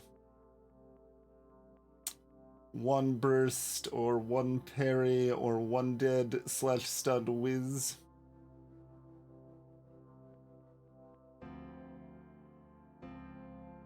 If Berserker hits, if Berserker doesn't hit, it looks a lot spooky.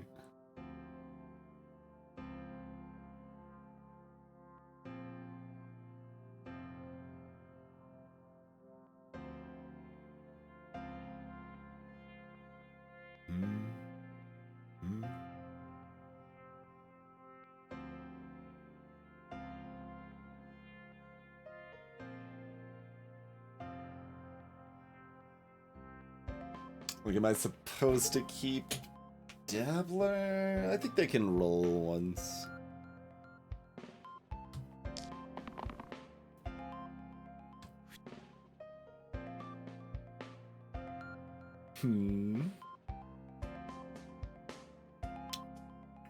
This does save everyone by killing the court and shielding the others.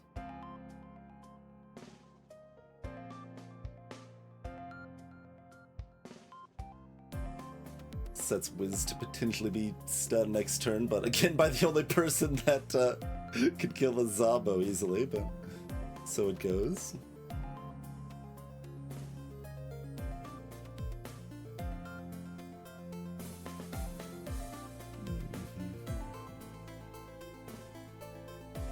Yeah, I think we just lock in the guarantee here.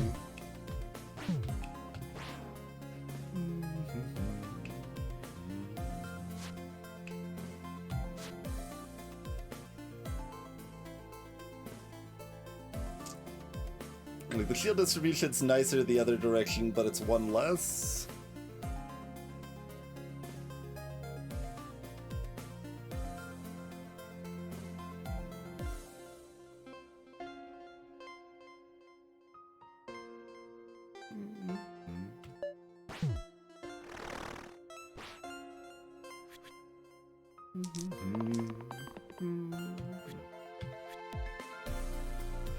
Alright, Sparky, your time to kill the Zabo if Berserker's gonna fail us.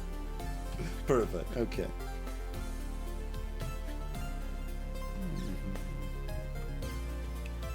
Be nicely overkilled. Guess that kinda means you don't need this, but, you know. It don't matter terribly much.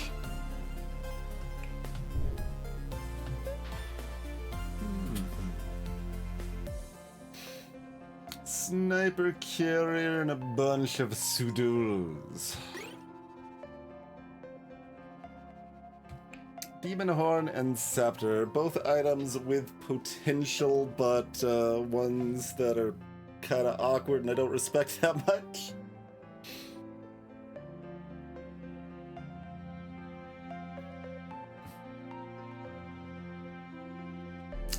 Stasis can avoid the pain but it would also avoid the boost, so who cares? Yeah, never mind, never mind. It's like, oh, is this a no, this is not a stasis moment.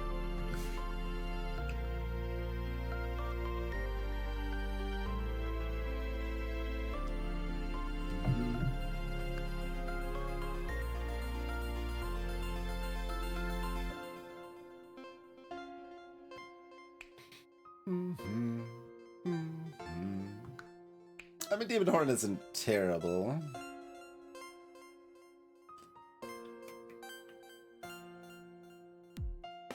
But I also don't like it that much.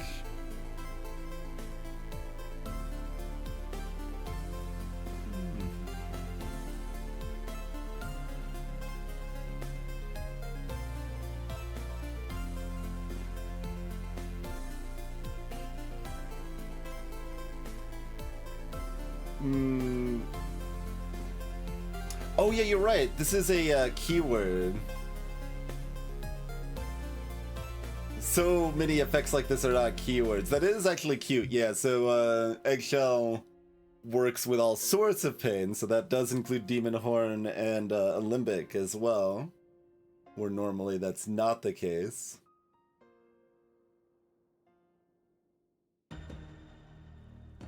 That is cute.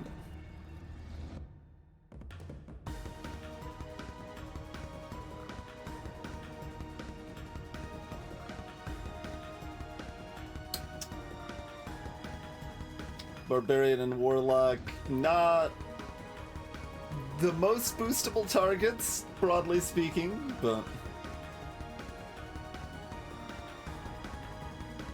Oh, it would cancel the mana again with the Limbic. Yeah, I guess it would.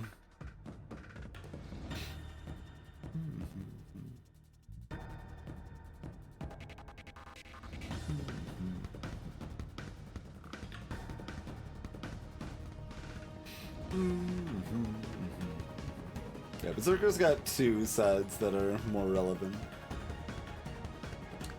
That's why I said Barbarian and Warlock. Are there any other heroes that are Pain Lords? Sometimes Dancer, kind of. Yeah, I mean, Dancer can appreciate an Eggshell, certainly. So it would work very, very well on Dancer here, too.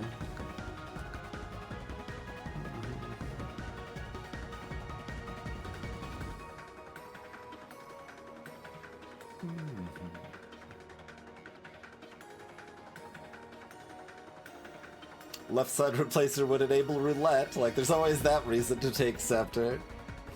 That's not really what I'm looking for out of my tier 5, usually, but... And with the Harpoon, we already have extra incentive to want Agent and maybe Dancer with that, perhaps. Definitely feels like Demon Horde should be correct here.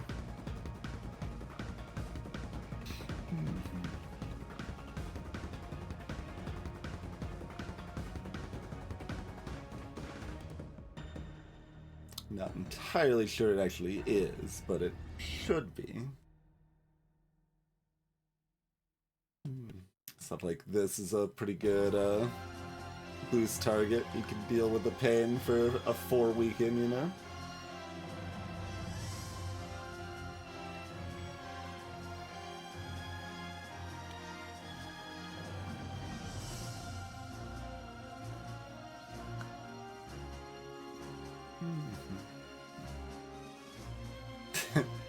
Stasis on this is not as great as it sounds, but it's still cute.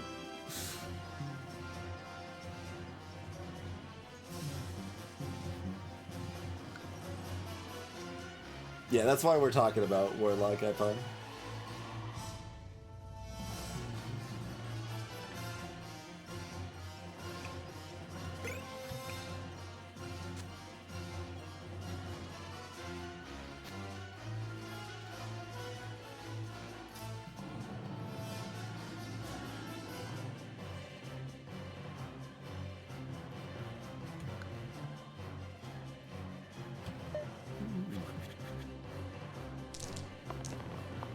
So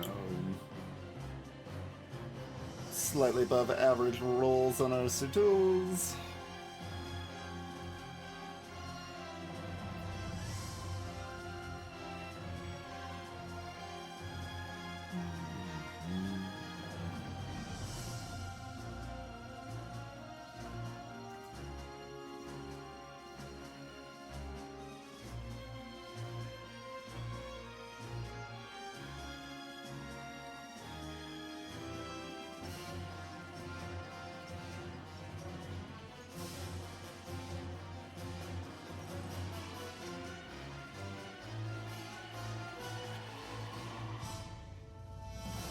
I mean, it is cute that carriers hurt the enemy team, and you can set it up so that they kill enemies before those enemies attack and stuff.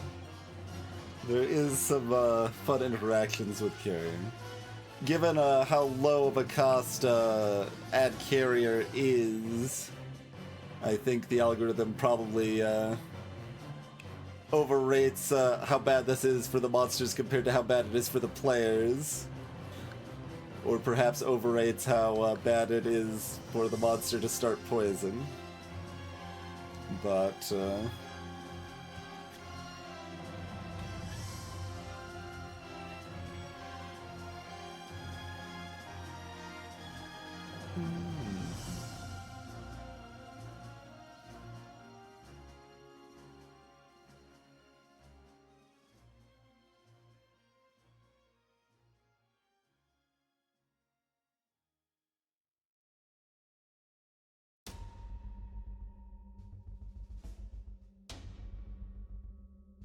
like, I don't know if Dabbler and Vampire want to roll. I think Sparky does.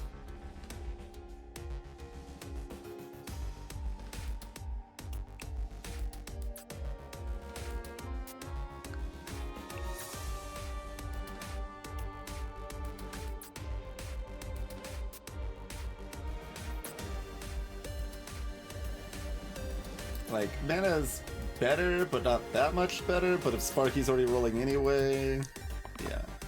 Okay. Because now this is at least not a miss.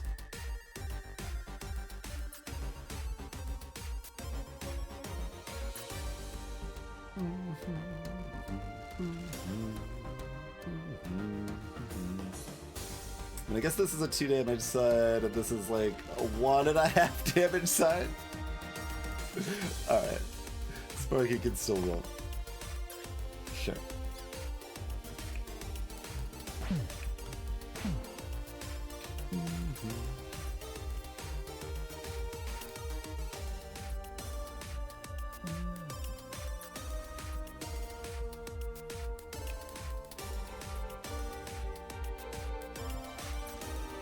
Oh, I meant to, yeah, right, I was gonna...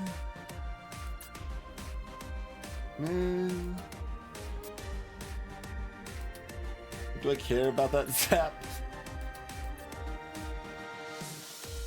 I mean, I can also, I guess...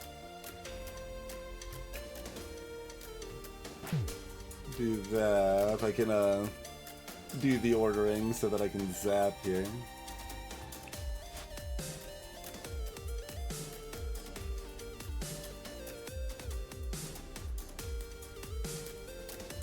Does mean Sparky's bleeding out, but we don't have a carrier to worry about. I mean, the carrier's not doing the shenanigans this turn anyway.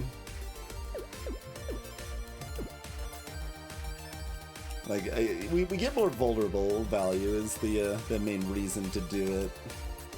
Right. I always forget, does this, yeah, that's not gonna apply to poison, okay. That's what I thought, but, so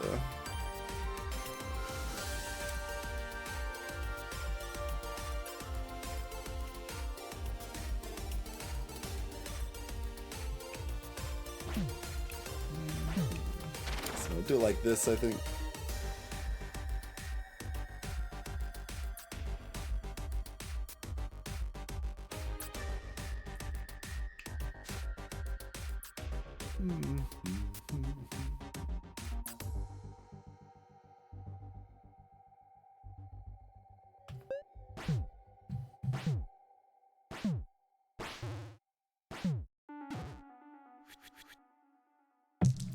Duel's being comfy.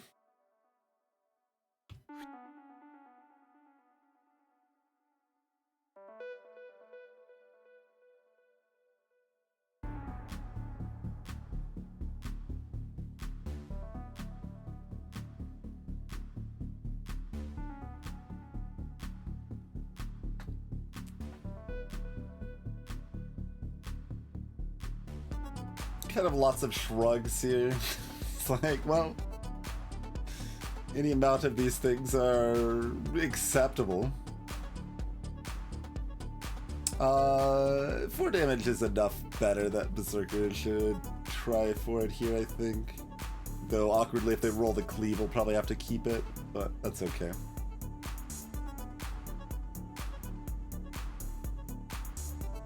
Maybe not awkwardly, depending.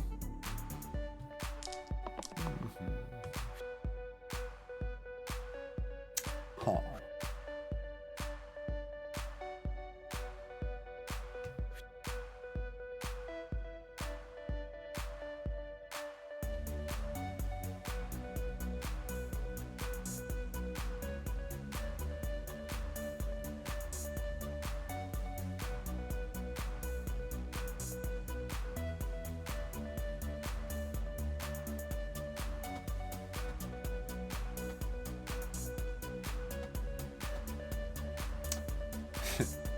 Damage distribution's a little sad, but...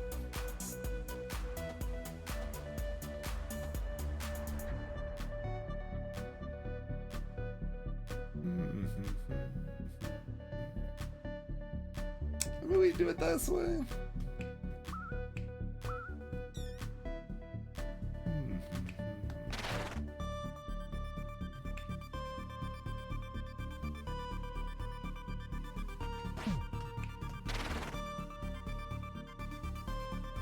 Yeah, that's pretty good.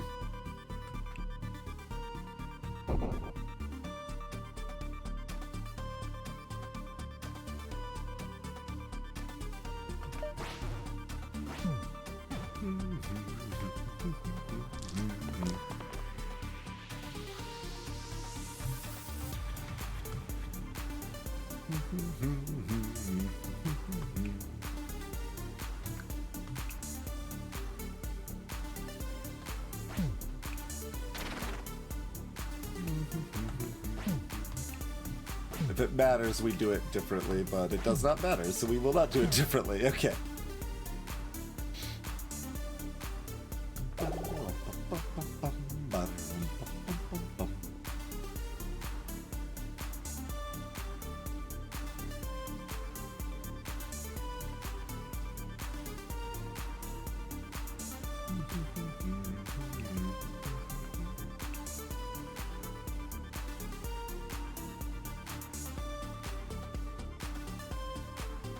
It's gonna be cleansed too, right?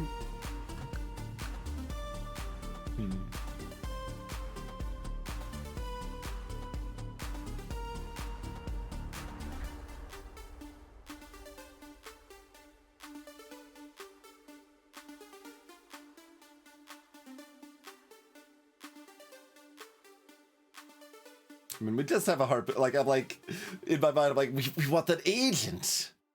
Like, it's nice, but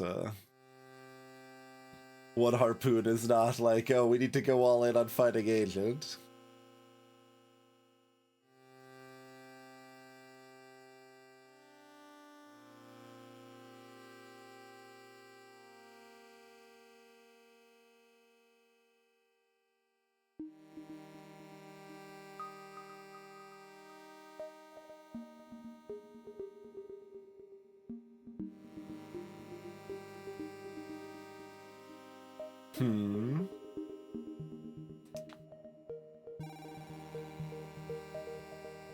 Oh, right. The arthritis. I was like looking at Forsaken's health, man. It's like Forsaken's got the same health as Vampire? No.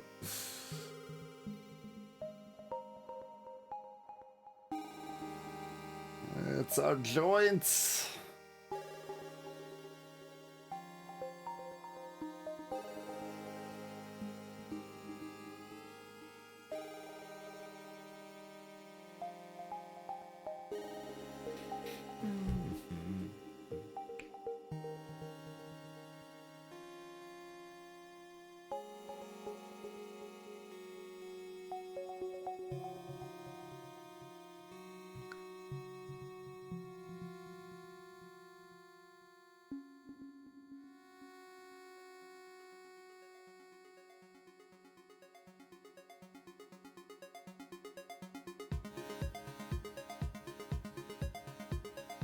Hmm.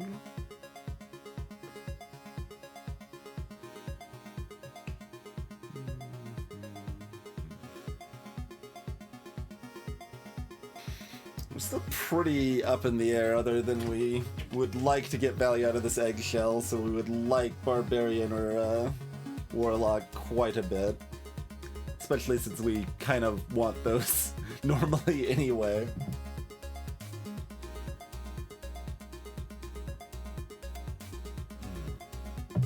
I guess Forsaken potentially opens up Roulette.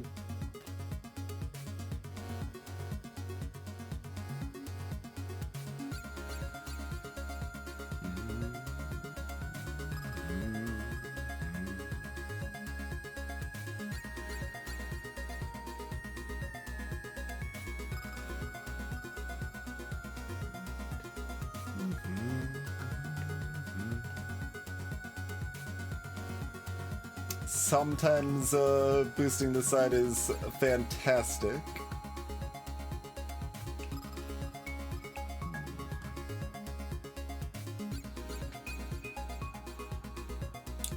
Cheerio, export.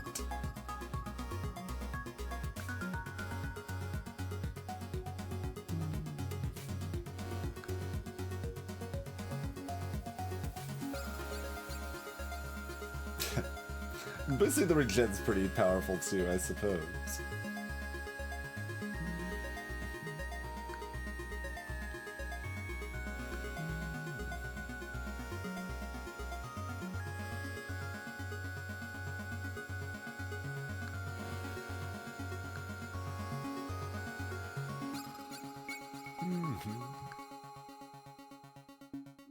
The top thing.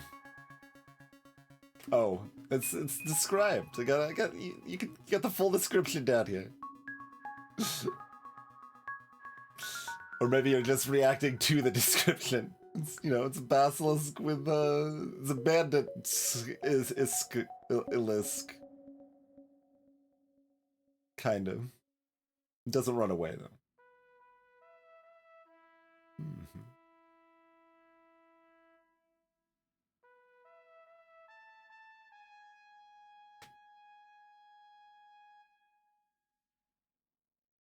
I don't know. Like, I feel like a lot of people would just be like, "Well, just take Venom," but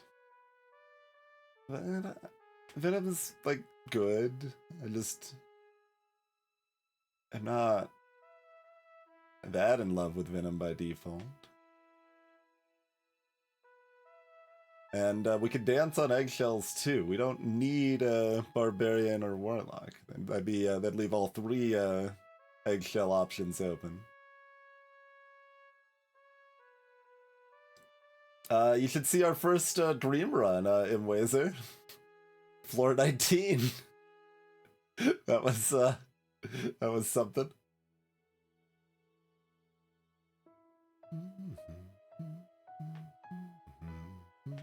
Greetings, Luternet.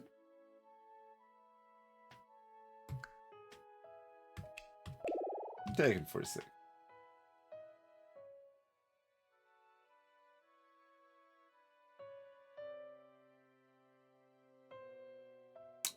So we shouldn't be afraid if things somehow go wrong. Stasis on the revive? I don't know. It's not like Lich is very good at killing us, but that would be the side that if everything truly goes wrong, you would want to not be petrified. I still like Venom okay. Like I don't dislike Venom. Just it seems like most people love Venom, and I'm like, yeah, no, Venom's pretty good, I guess. Like that's kind of where I'm at. I'm not saying I think Venom's bad. Let's be clear. I'm not saying like Venom is artificer, gambler, or collector or something here.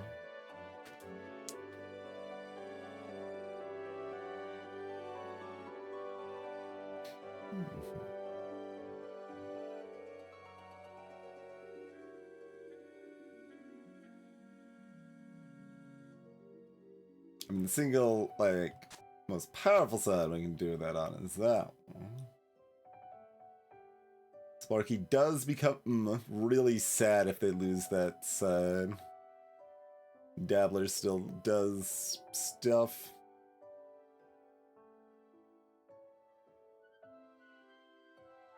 That means I can't boost that side though, and I would like to have that opportunity, I think.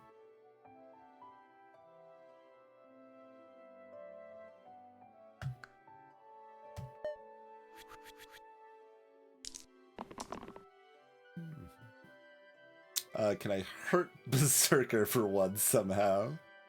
Boost an enemy for one? I don't think so. As long as I have 4, otherwise 3 is not necessarily that much more than 4, but I already have a 3 here as well.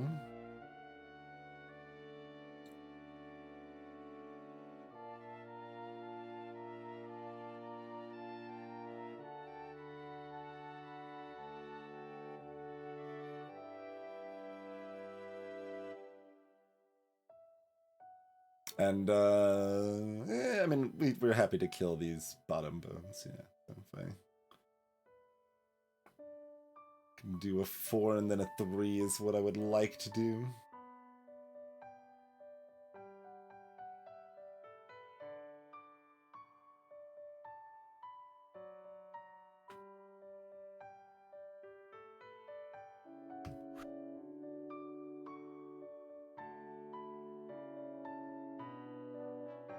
And even if I do that, I might be able to do another 4.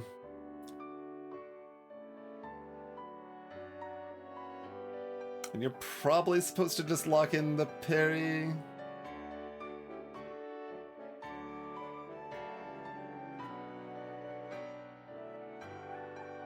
Like, the 3 damage cleave could be cute, but it's not even that good exactly. It's not like I'm doing 1 damage, I can't even zap the 1 HP bones.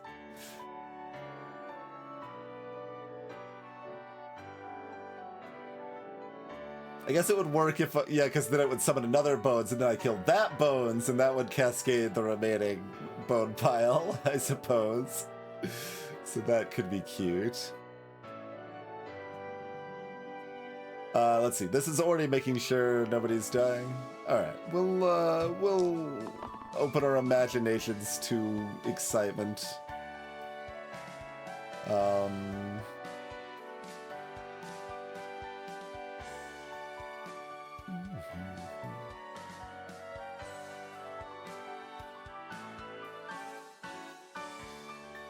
Yeah.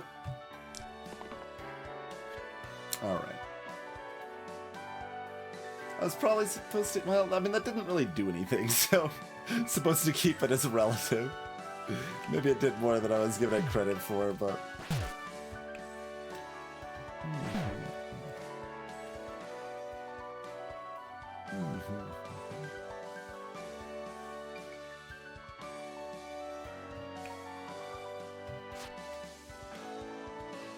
I mean, I guess Berserker doesn't matter that much.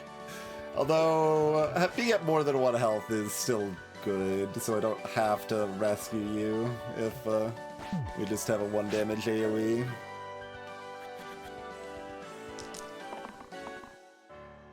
Petrify on the revive side now.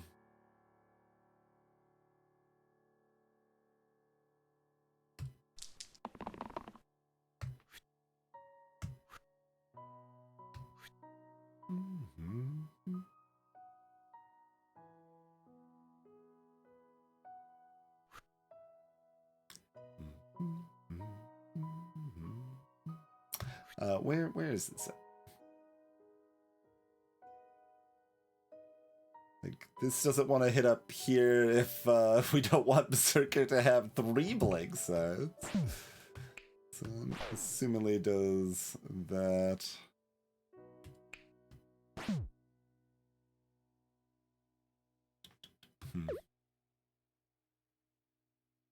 Yeah, we're not zapping, are we? Okay.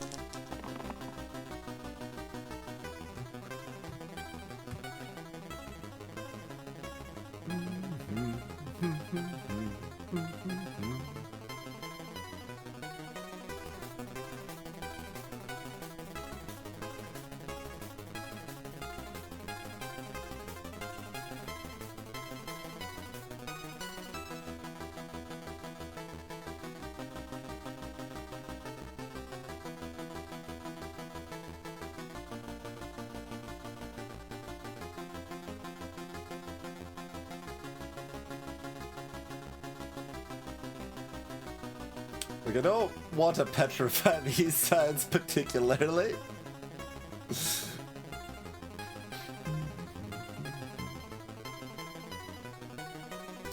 I can petrify this side. Yeah, maybe we just petrify that side.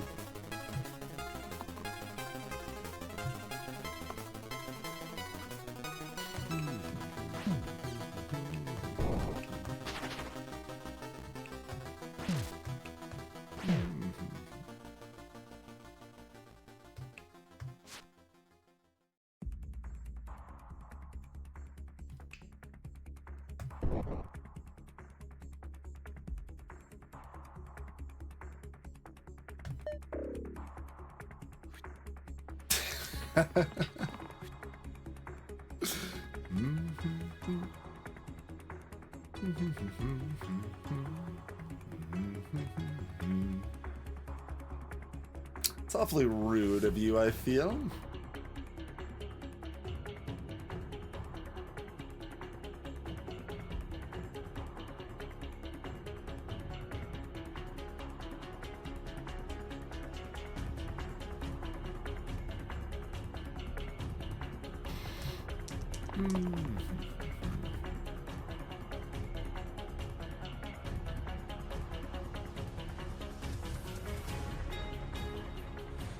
Do you want to do 1 damage? Sometimes. Like 30% of the time you want to do 1 damage.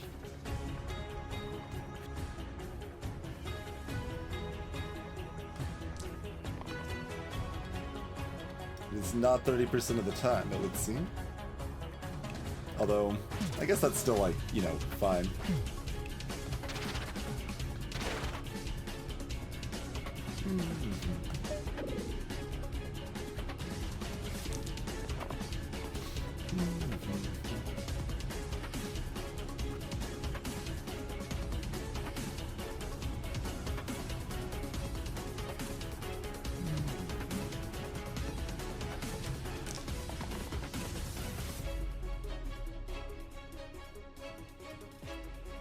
Oh, did we waste Help Unforsaken earlier and now it's sad? Perhaps.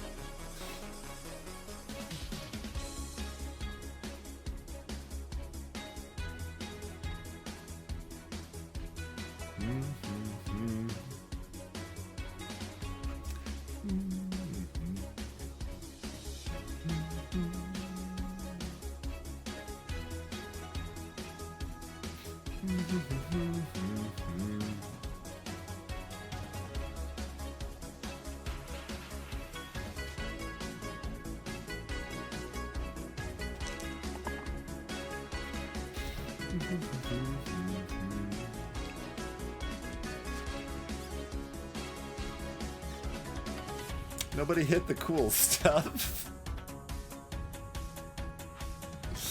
Alright then.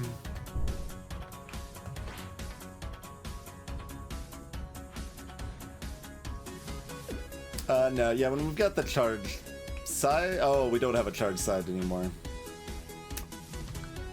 Maybe we do just do this then?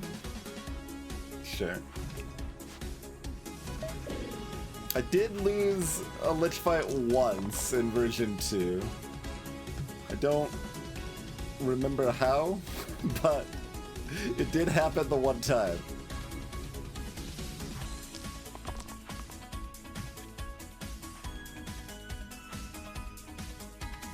Well, now a boosted vulnerable side is not very impressive anymore, game, but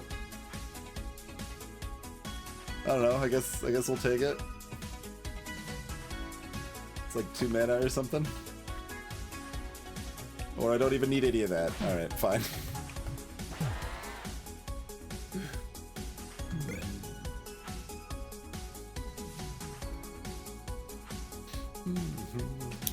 We could turn off the mana gain while keeping the death with our eggshells.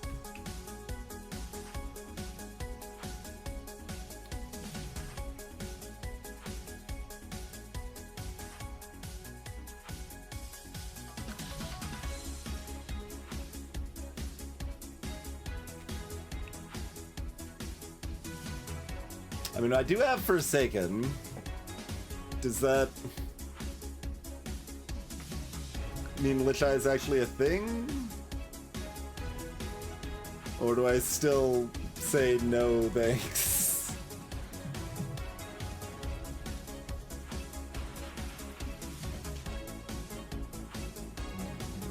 This side already has Menegan.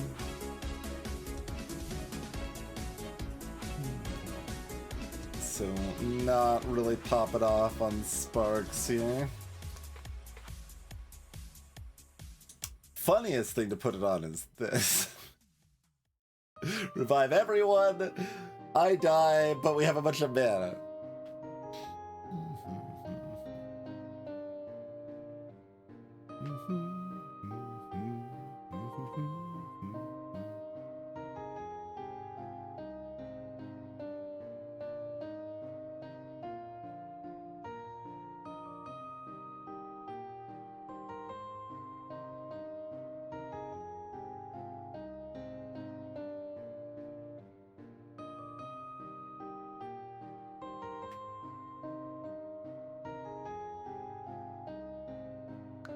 Interesting. Like, it's not particularly good yet.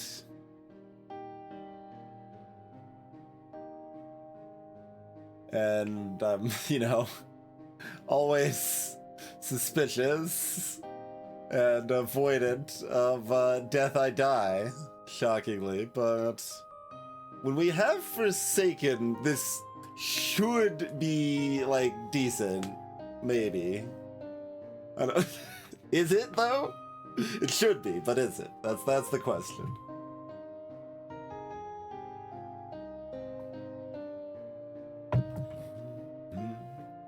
Oh, this is to all sides. This is to all sides. There's another one that's just the left side, right? Like a tier 3 or something.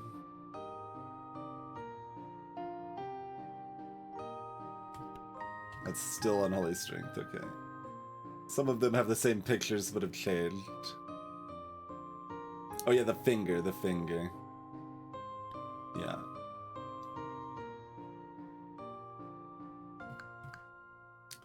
Lich's Eye is all sides. I mean, it's thematically appropriate. We just killed the Lich and there's the Lich Eye.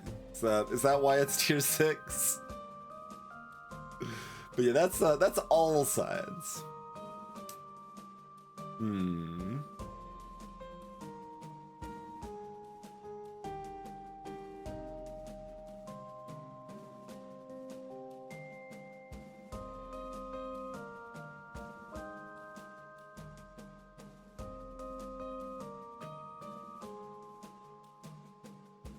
Like, while we have Night, we have some flexibility on that nonsense, but...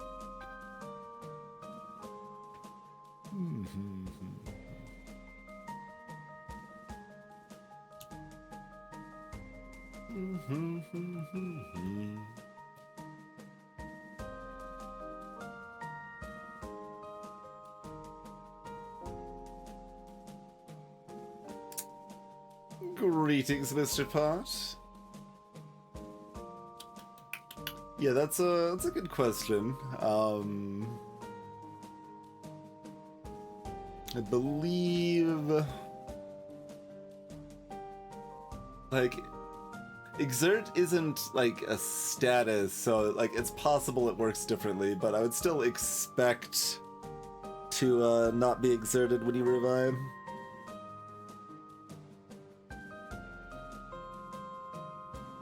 Reviving does cure Petrify, yes.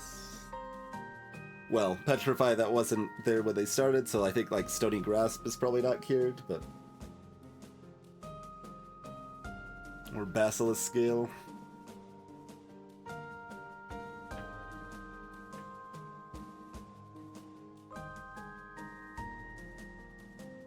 Yeah, broadly it's as if the hero just started the fight, right? So whatever they're, I think... I'm trying to think, there's probably some exceptions to that, but at least for most purposes, that's a reasonable way to think of it. Single use is reset. Yep. Nope, they don't remain used.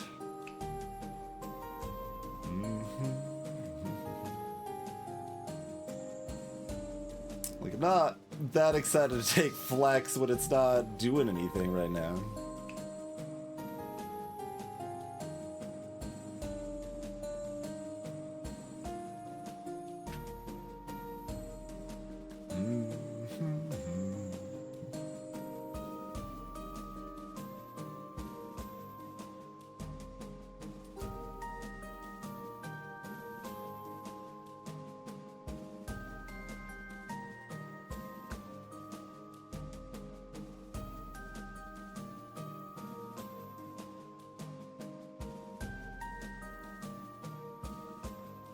The Steel Shield minigame's, like, not that exciting because the shields on Knight are meaningless.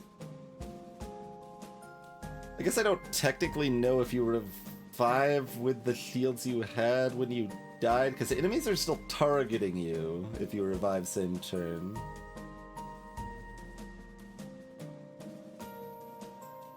That, incidentally, would be, like, the one area you could potentially tweak if you wanted to, like, specifically buff revival builds or something. I think that would be about the only lever you could pull without a massive, massive overhaul.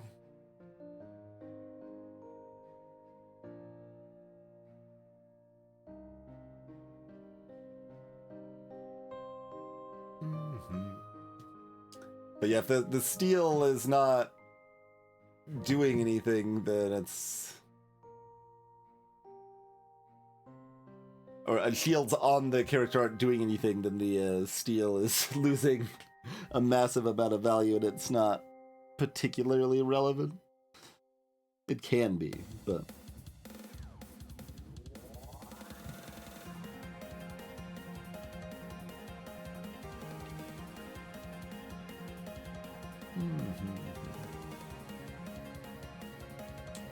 Forsaken has Bind, 3 mana, Deplete, Prevent,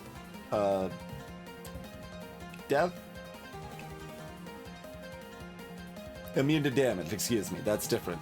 Immune to damage, not immune to death. I guess this is random and then we are sad with our candle.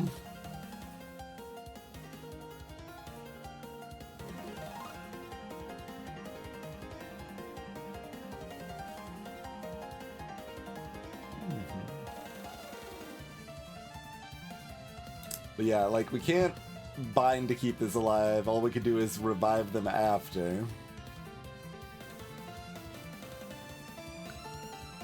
And it's all sides. You know, you could make it all sides except either Demon Horde or Harpoon if you want, but... Or accept their left side if you want. If you wanted to split the difference, or I mean, or accept the middle column. I mean, I could make it just the left side for some people if I wanted to.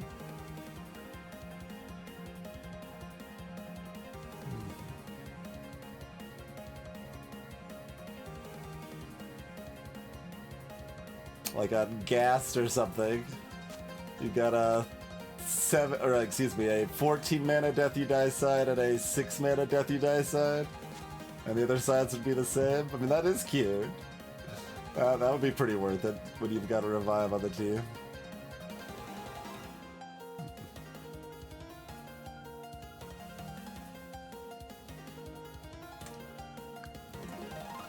It's almost making me want to do that when we could get potential bull value out of it, but we'd have, like, it's still so clumsy.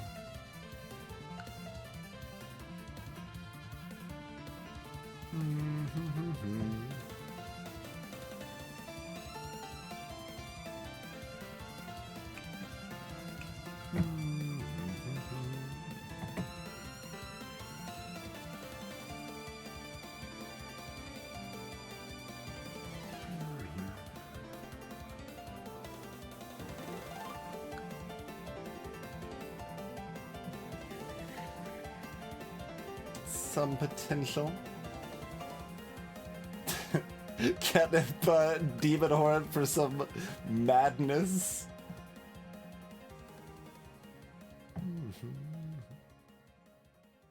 Hello, Keltai.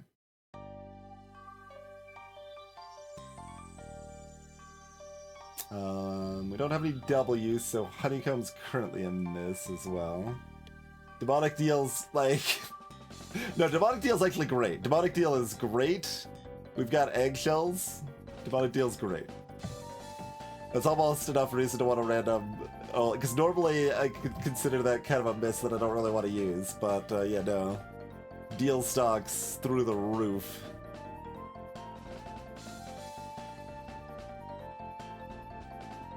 Like, it's interesting. Even with Forsaken, though, like, because the bind doesn't prevent, it's only the revive, so... I guess with Valkyrie I would maybe go for this, but... You know, get a random. Give me my candle. Catnip.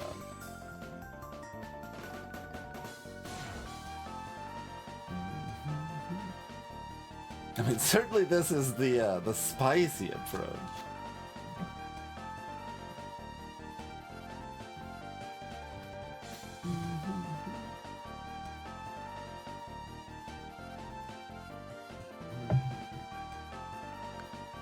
Greetings, the medic curses are in the bottom left, or bottom right, rather.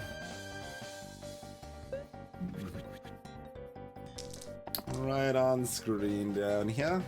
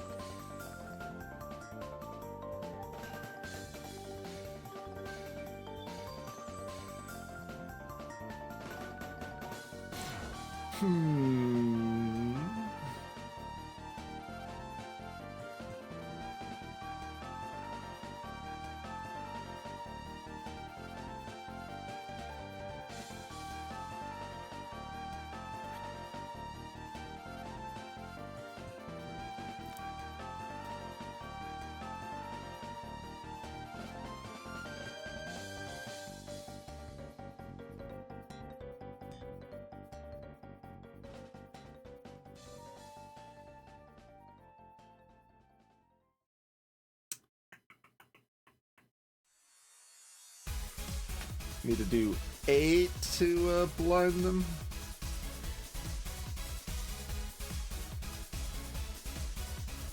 Alright, that's pretty doable. We kill the Thorns and we stun the Cyclops this turn. Kill the Cog to scare the Bandit next turn. You can double tap to make the dice line up. Greetings, Infinity Lake.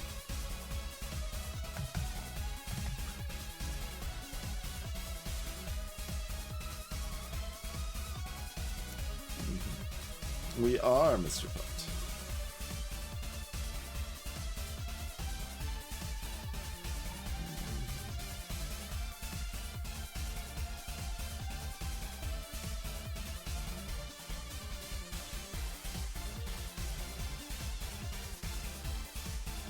I don't really want to attack with this, but I can.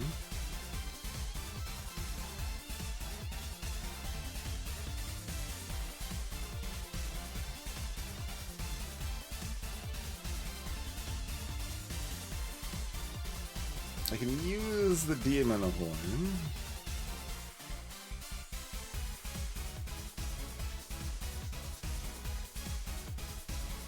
Randomed into Catnip.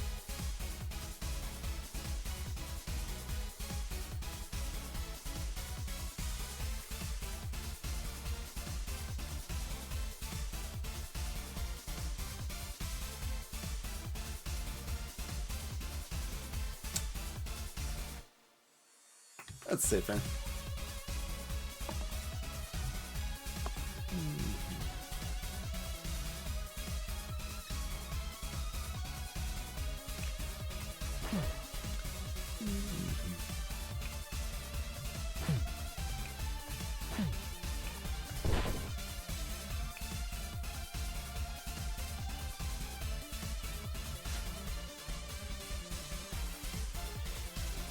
Like so.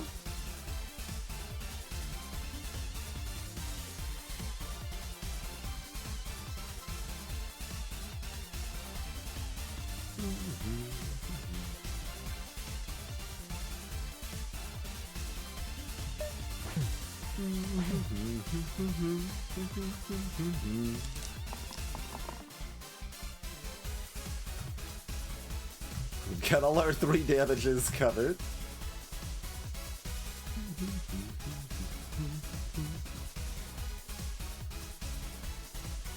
So, if nothing else, we can burst Sparky. Everything's good and happy.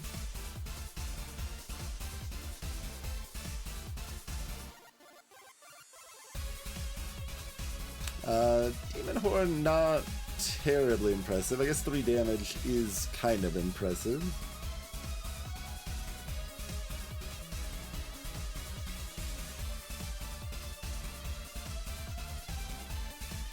I mean, Demon Horn can be impressive, depending on where Berserker ends up, I suppose.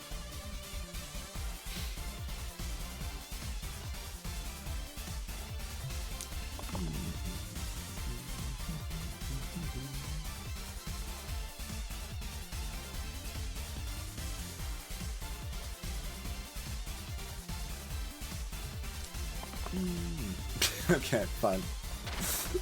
Yeah, that's fair.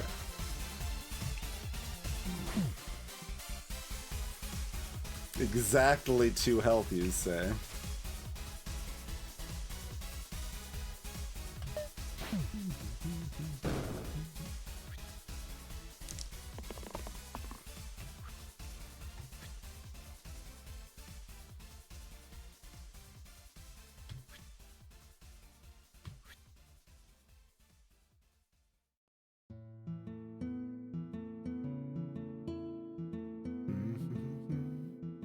Eggshell gives a keyword called Zero that blocks other keywords that are based on how many pips you have. So positively blocks pain and mana cost, negatively blocks things like mana gain.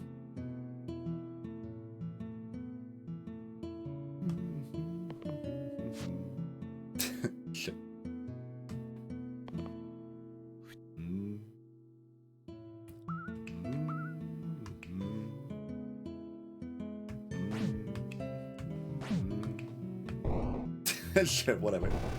We will do that as inefficiently as we can. Death Wish is unaffected, correct.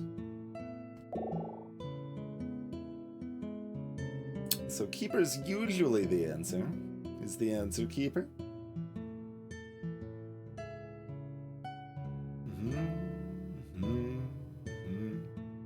Greetings, Banana.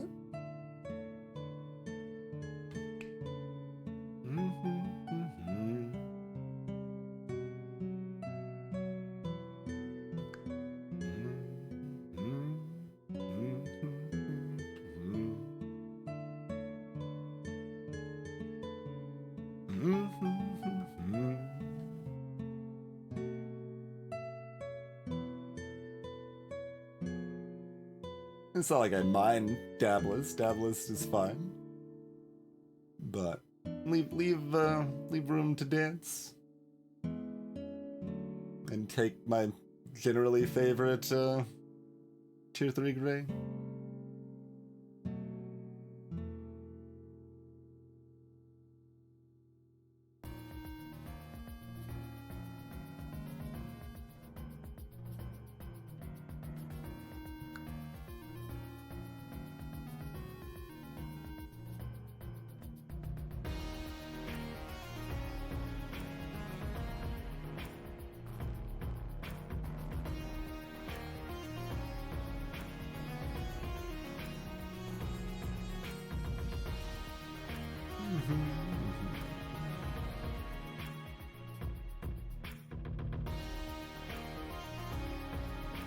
Yeah, it only blocks things that are actually directly based on the number of pips. Which I guess multipliers are.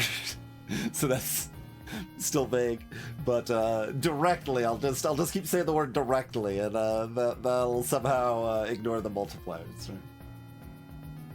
It's a confusing one. It's Manigane's the only one, Carissa. Other than, I guess, Hyperboned.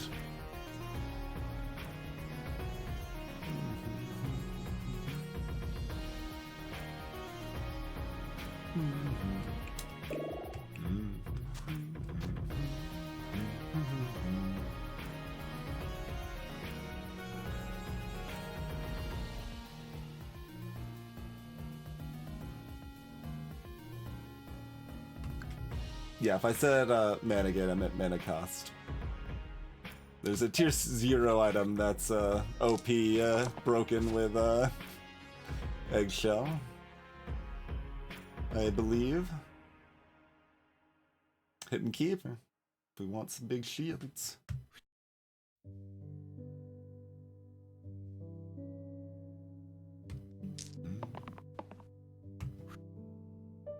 Apparently we do not want some big shields. So do we want to lose this side but do a lot of damage? That's fine.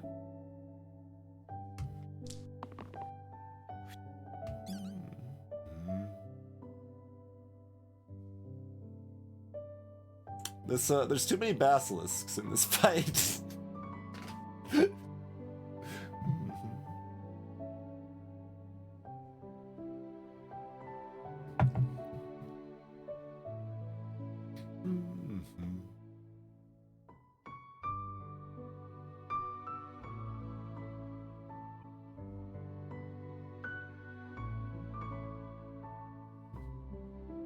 I guess let's kill the ogre then, yeah?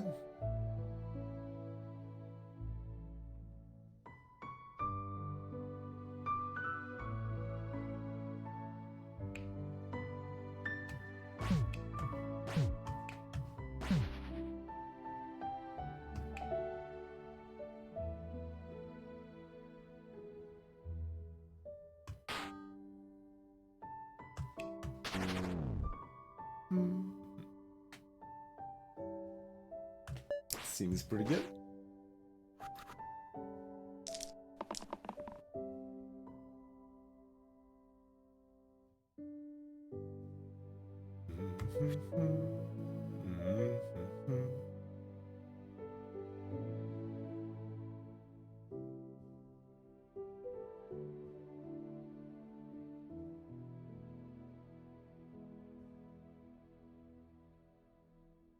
Guess this doesn't actually save anyone, so probably don't keep that sign.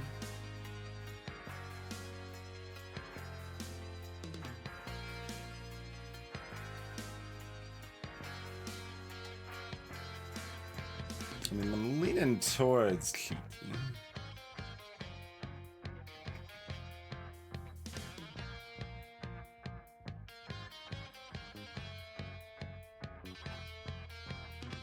I'm probably supposed to just keep this side.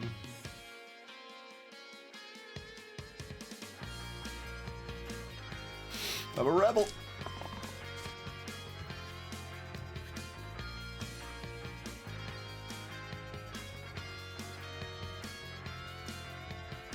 Okay, Keeper does not have the steel side, so we don't want to keep this probably. Or do we? I mean, they're both saved as it is, so I guess it doesn't matter too much.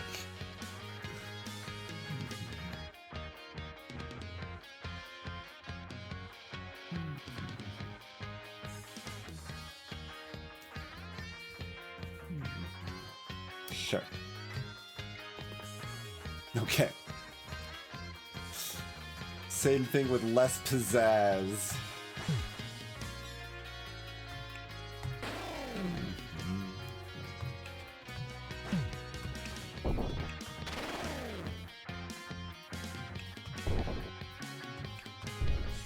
I guess we don't actually have enough to make them run away. Oh, we do, barely. Okay. Thorin, Slate Alpha. Save a hero, do 1 damage to all enemies. Or start poison to make all monsters start poisoned. So I should have taken Venom, you say?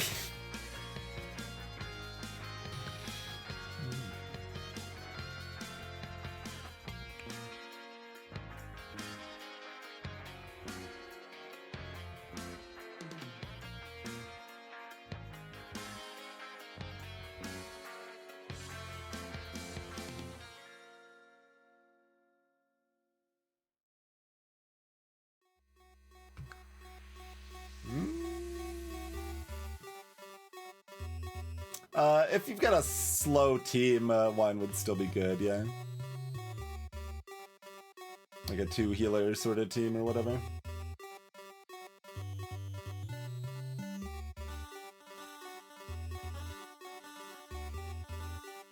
And, you know, also could work with like Tankard. Starting 1 poison could be pretty helpful in that case.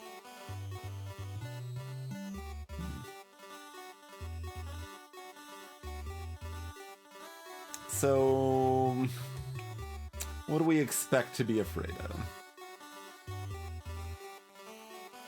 Still pretty up in the air.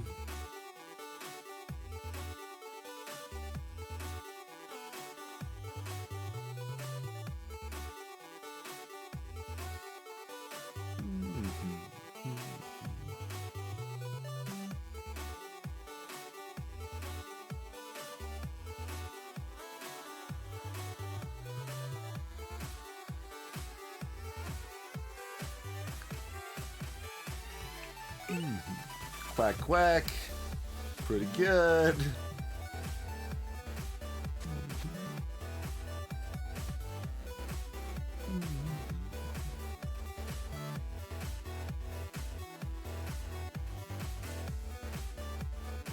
Yep.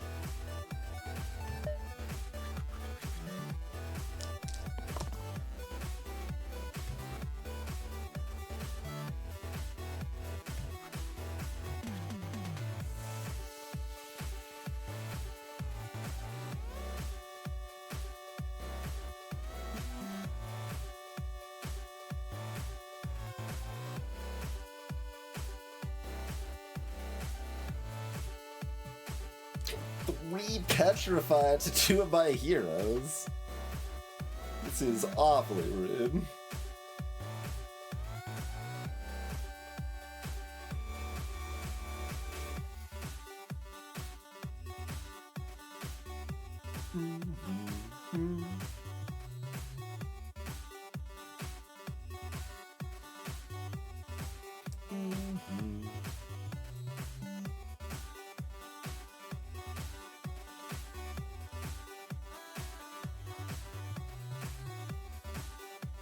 I guess I've got Bind available too.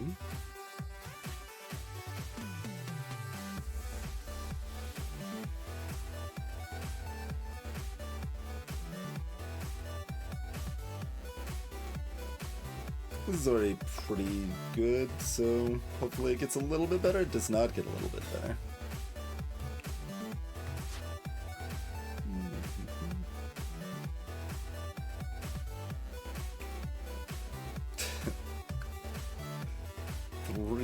Petrify, huh?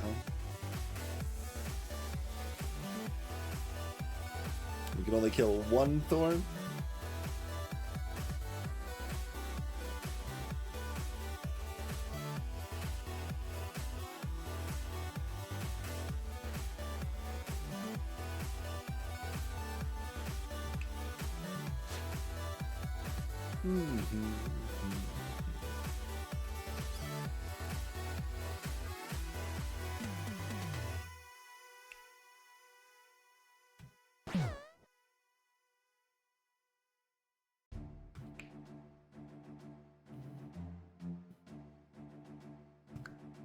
Maybe we don't shield them.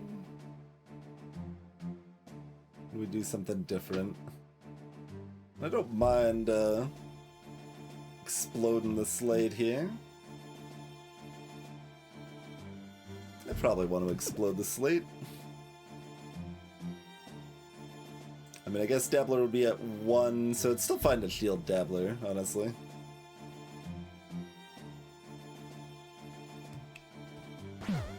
Like, if Berserker had pain, then we would do it differently, but they don't, so...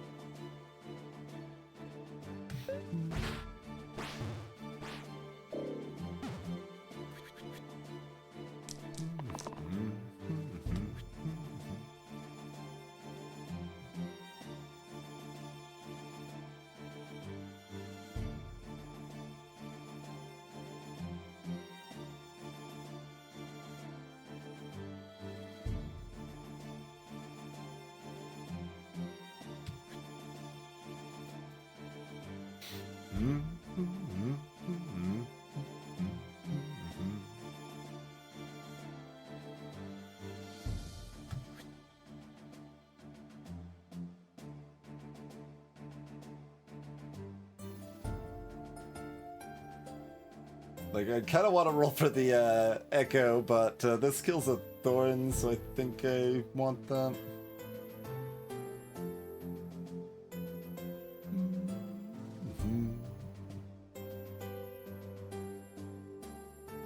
And then everything Dabbler rolls can save Berserker. I guess you don't have very many sides. So maybe... you just want this one? Hello, Blue Milker.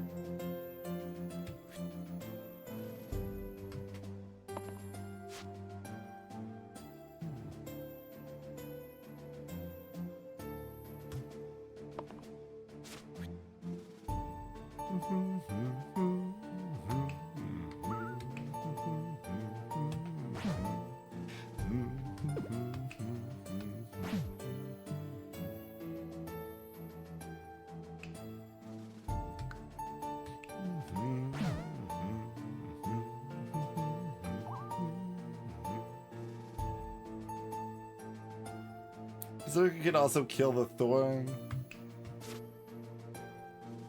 Shrug.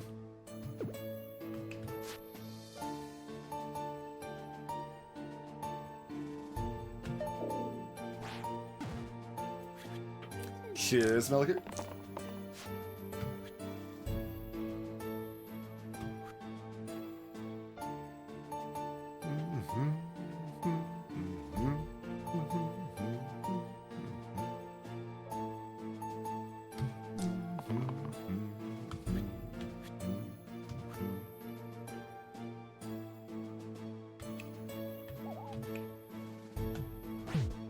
It still, like, shows the pain being added, but... oh, they were at 7? Okay, that's even better. I thought they were at 6.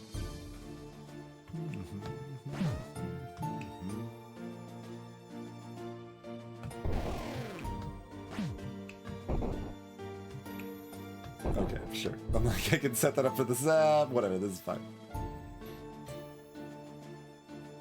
Forsaken, not spider protection.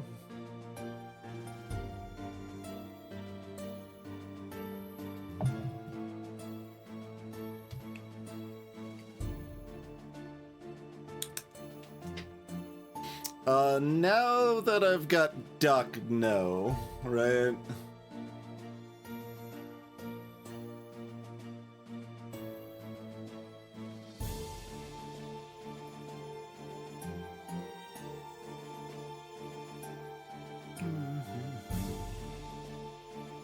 I know we've also got Demon Horn, but...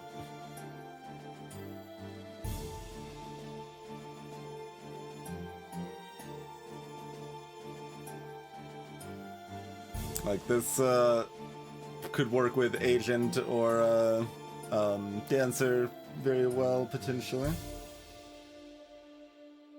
Yeah, we're not giving up the Harpoon now that we've got Duck.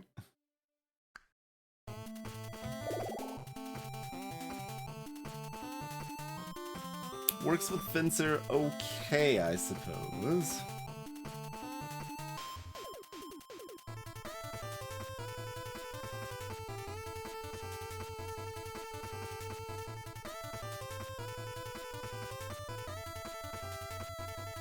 Yeah.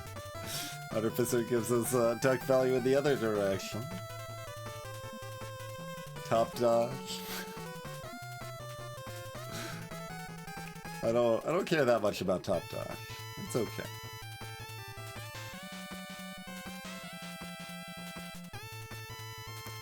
Hello, Private Pancake.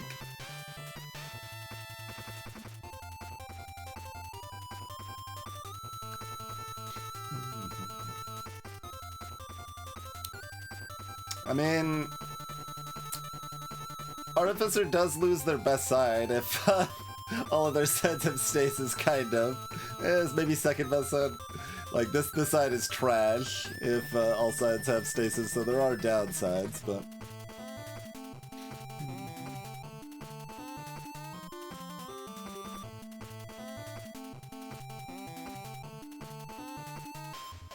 I mean, useful? Sure, Milker, but Artificer is one of my least favorite heroes in the game.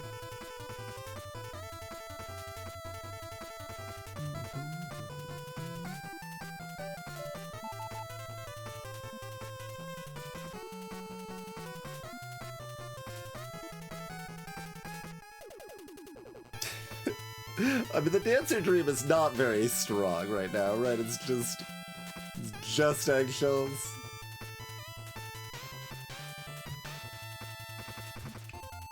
We do lose our cantrip unless we want to get extra spicy.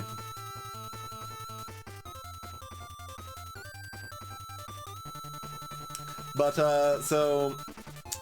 if you've got leveled up heroes from Blessings, such that you get Artificer early-ish in the run, that's when Artificer's gonna shine the most.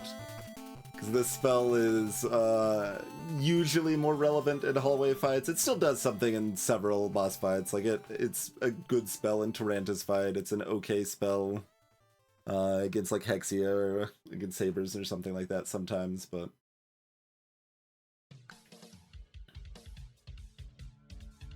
But I'm not an Artificer enjoyer, that's for sure. That's, I've posited that several times. Like, I'm curious, like, if you just make this cost 3 mana. Obviously, that spell is extremely strong for its cost.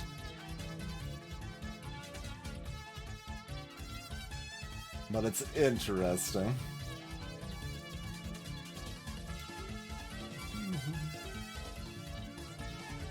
I don't love Fencer as much as the book club does, but we're probably just gonna take Fencer here. We're not randoming, right? I mean, random can't be Artificer, so that's a big bonus. So it could be Roulette. Once again, Bind does not protect Roulette. We do have the Revive, but...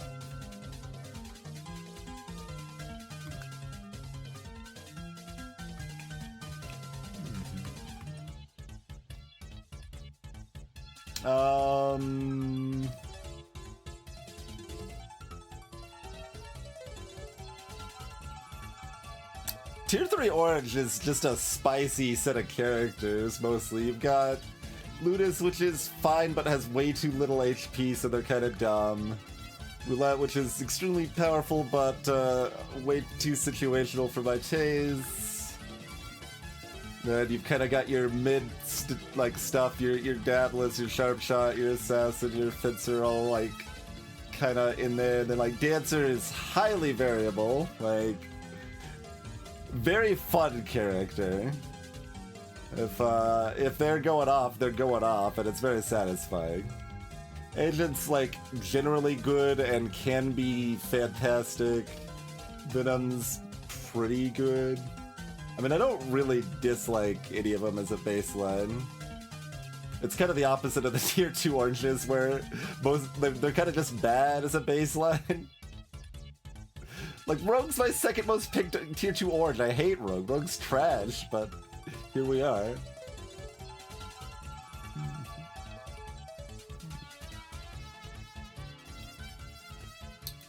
Dabalist is so broken, huh?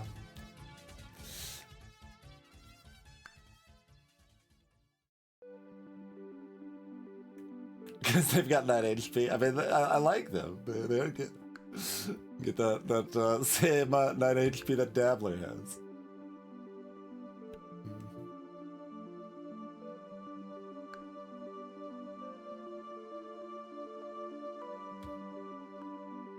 Oh yeah, Zishin. I don't know how a lot of people feel about Rogue, but like, they don't do anything. Their damage output's like a tier 1 hero unless you're really slow installing. It's a lot like Collector in my mind. Like, your tier 2 heroes need to be doing 3 damage if they're damage dealers, and Rogue isn't doing that. I don't know, last time I saw Celerity with Rogue, Celerity was very disappointed in Rogue.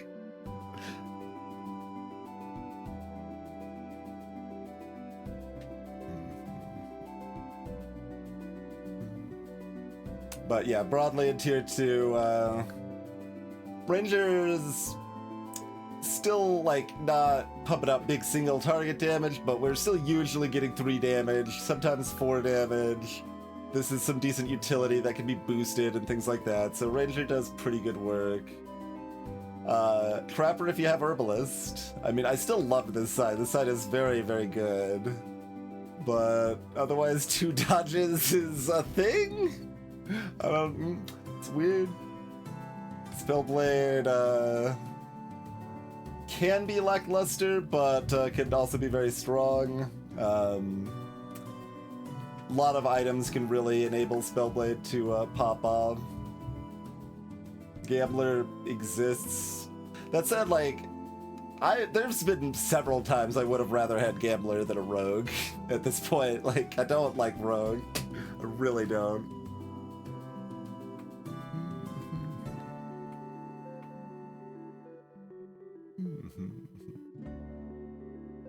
Gambler hit is because they've got 2 sides. A character with only 2 sides is a problem inherently. And one of those 2 sides is slightly below par for their tier already. So they've kind of got 1.5 sides. And then they don't have any health, like extra health to make up for that or anything.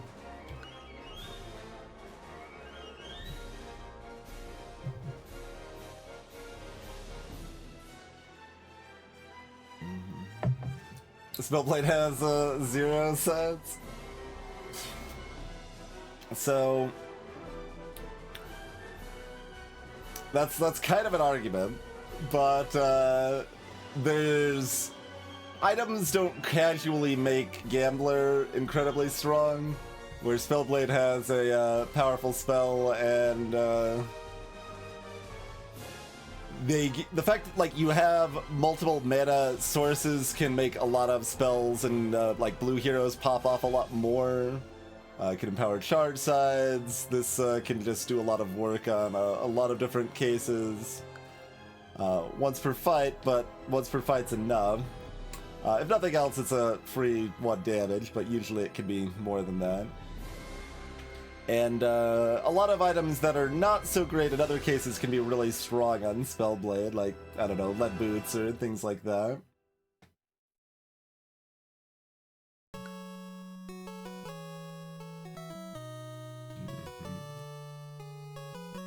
So, yeah, like, Copycat can be extremely strong, so Ninja's in a spot where, as a tier 2, they can kind of suck, but if you've already got some tier 3s going and you have some real keywords, then Ninja could be like a tier 3 sometimes. It's weird.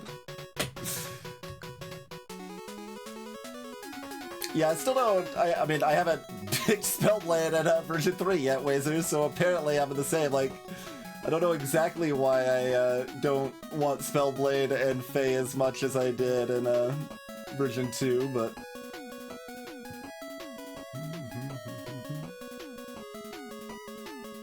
So, Ninja can be like a gambler, and that's, you know, an issue, but they don't hard blink nearly as often, and most of the time Copycat can give you like 2 pips of value.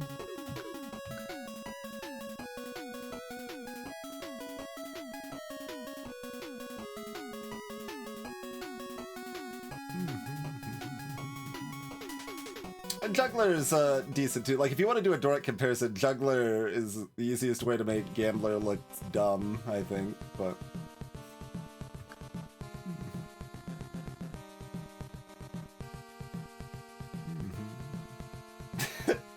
Version 3 Enchanter is a lot better than Version 2 Enchanter.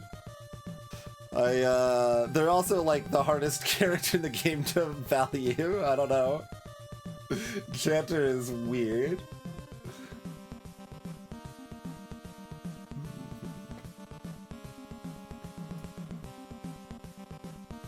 I mean, it's just ghosts, right? That, well, it's Ghosts and Shades, I guess. Yeah, it is Ghost and Shades for 5 damage. That is some testament to Gambler. It just doesn't come up enough that I'm really that concerned. Like, I don't really need to kill them turn 1, and if I do, then Gambler's only getting there 42% of the time anyway.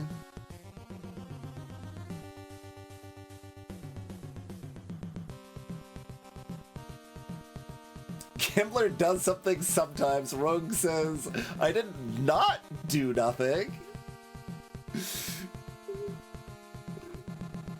Yeah, yeah.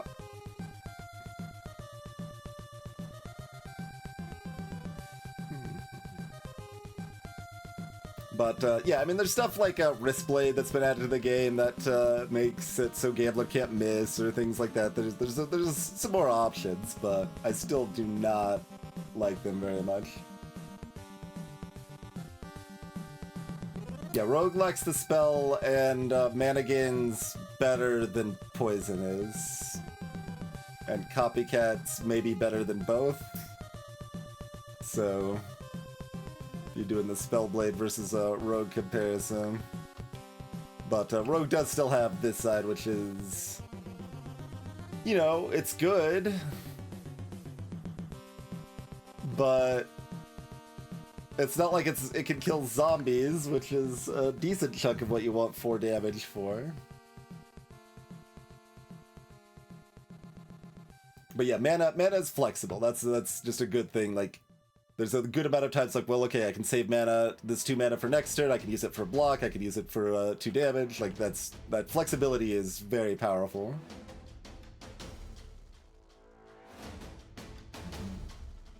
Anyway, I'm not randoming this, am I? I'm just taking Fencer.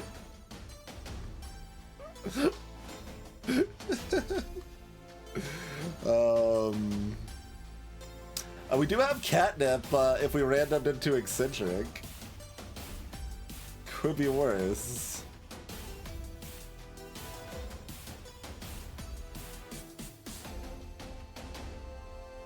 Although, that is bad still because we've got this basilisk-skinned goober up here. Alright, Fencer it is. I'm gonna be mildly sad.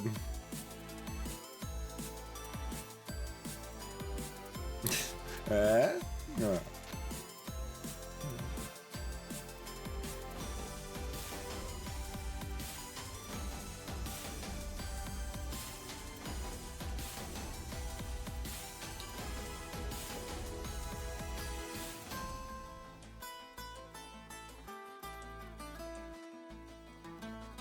I mean, I do still kind of want to do this.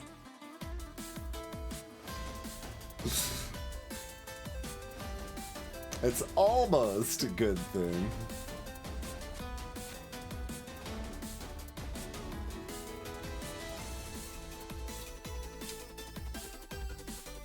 It's like it's a good thing more often than not. It's just very hard to plan around.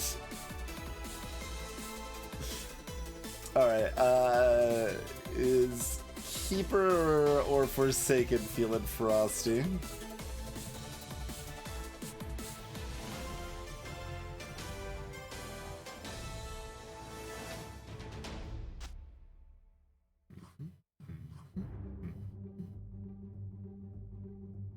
I mean, I don't have any cleanse.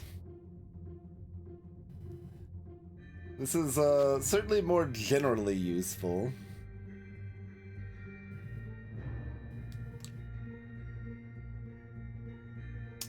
I forget if heals prioritize. Shields absolutely prioritize. Shields will always, cantrip shields will always target someone taking damage first.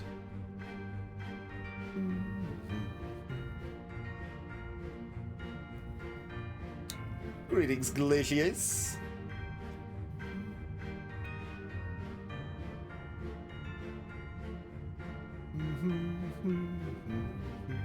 I should know that one.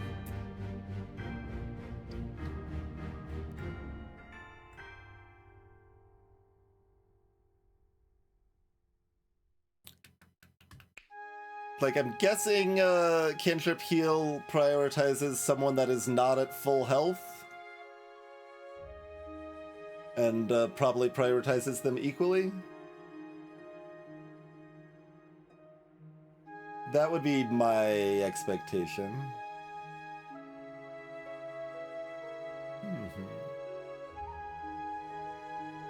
Eggshell's a keyword, rhetorical, so no.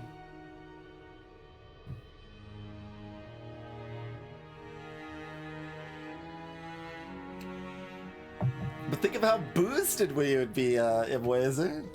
We'd be so boosted.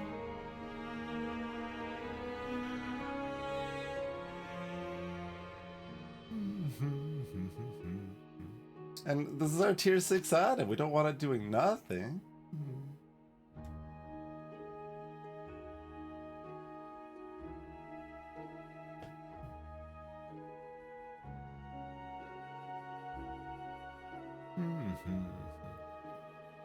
And no, Sparky's always having these two items. This is what it is. Zeroed already has plenty of downsides, Toast. It doesn't need more downsides.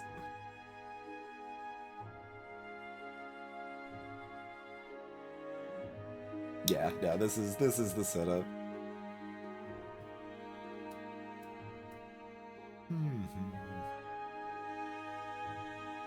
You could, yeah, you could, Eggshell, catnip on Forsaken. That is true, that's cute. We've got spiders to kill. And miles to go before we sleep, so, it is gonna stay on Berserker, but that is cute. If, it does mean we can always do something with it if, we miss everywhere else, right? Oh, it would eliminate the self-heal, though. Yeah. It's pretty sad.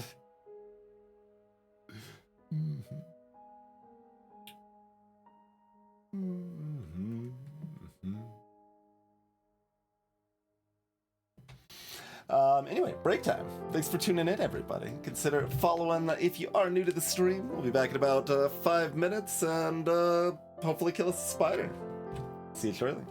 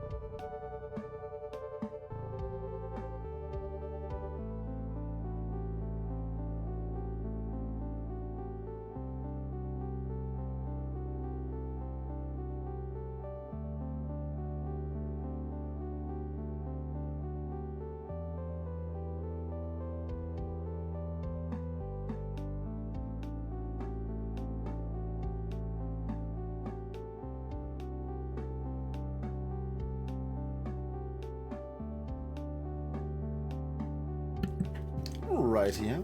Thank you for your patience, everyone. Welcome to the stream, Mr. Hollow. Let's beat up an unfriendly spider.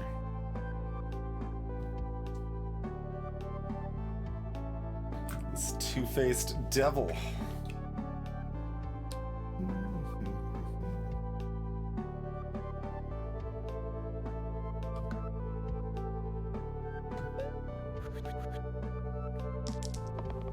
Alright, we knew what we were doing, put the ice cube on Keeper, clearly.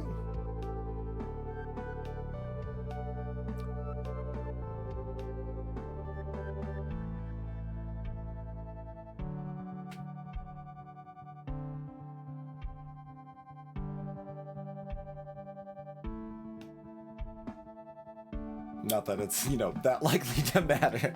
It's low tier item, it's not doing a whole lot.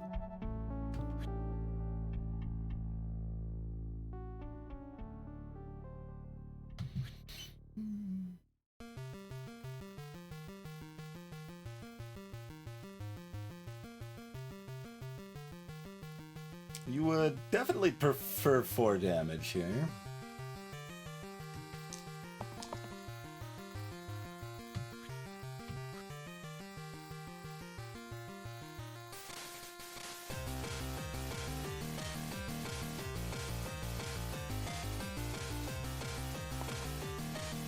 Okay.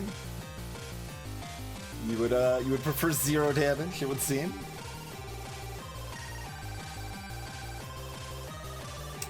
Greetings, beards.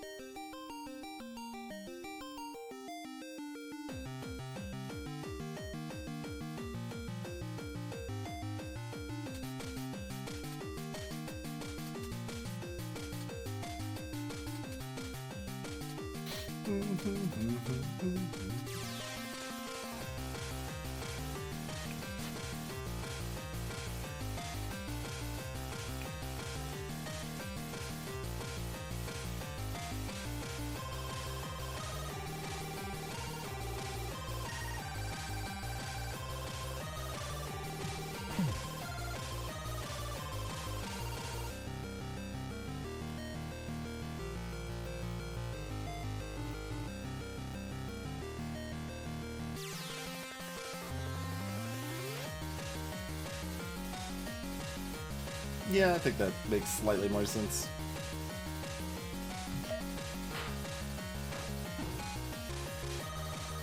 Oh, we got the big chomps.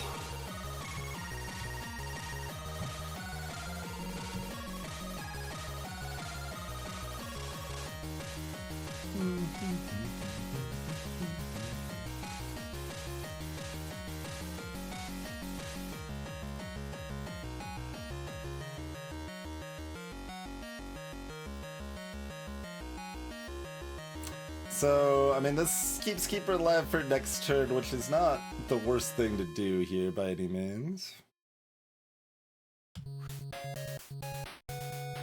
Maybe we just keep it? Let's take a look at what all this looks like real quick.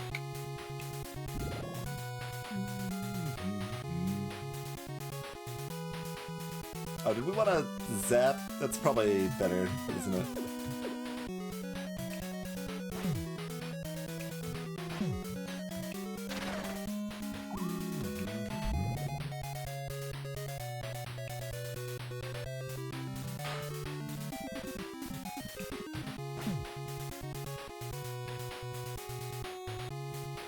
Does mean I have less mana saved, but that's probably okay.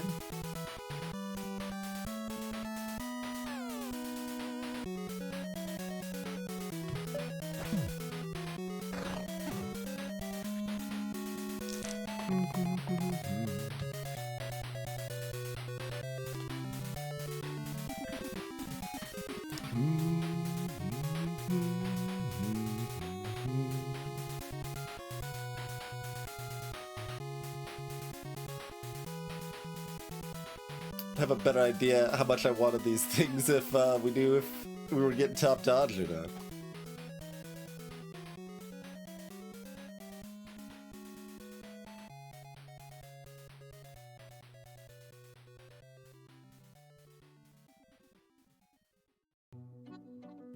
It feels very weird to roll this side on Spark and be like, well, maybe I don't want this side.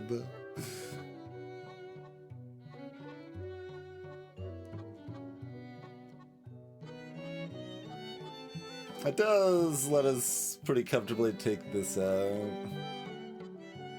I guess we could already do that, though. We can petrify this side and zap.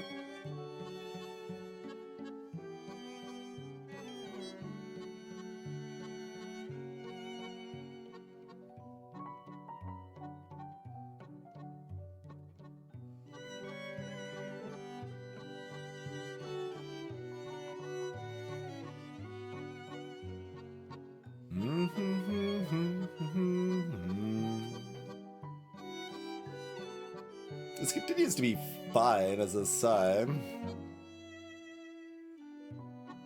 Now it's healing 3 people.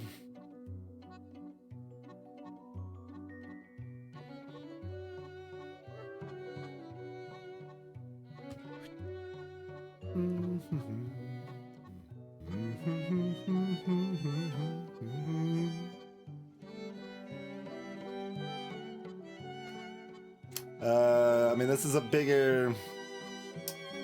it's more pips from Sparky, if we care on that front, which we may or may not. 4's mostly got it covered. But not that these are particularly better. It's a big pile of whatever from Keeper here. We could do 2 damage to this. Or we could do 2 damage.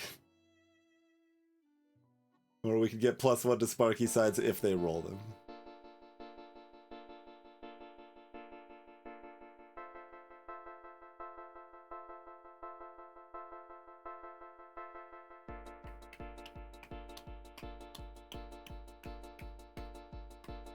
Not particularly noteworthy on any of those fronts.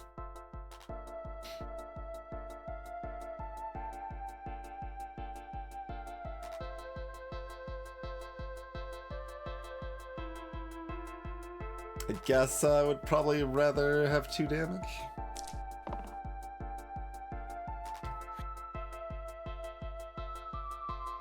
And more mana. Yeah, great.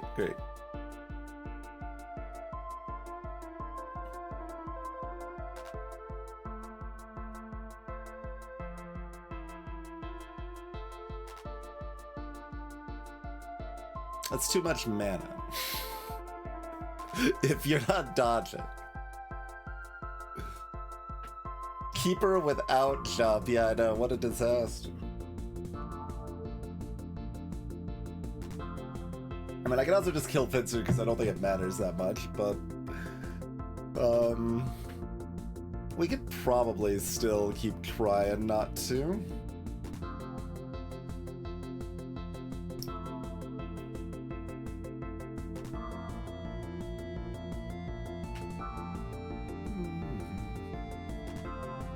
We've got 7 mana. Yeah, great.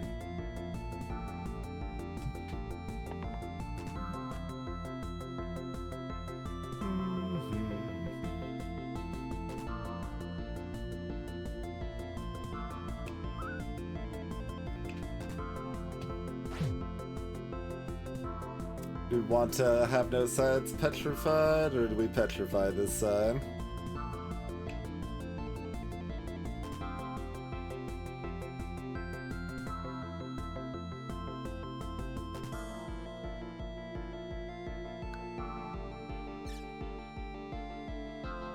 Or this side.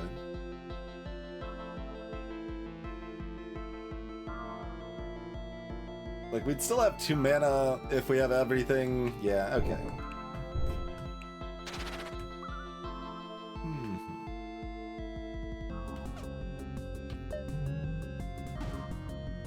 Let us attempt a time or a crime. That's if you're trying 3 times.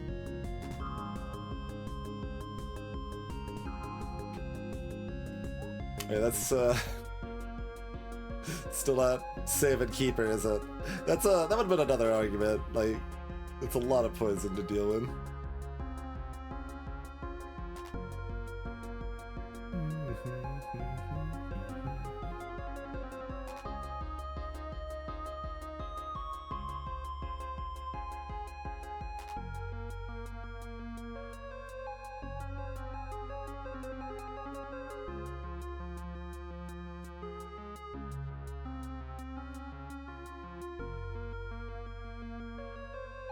I mean, that does bind you.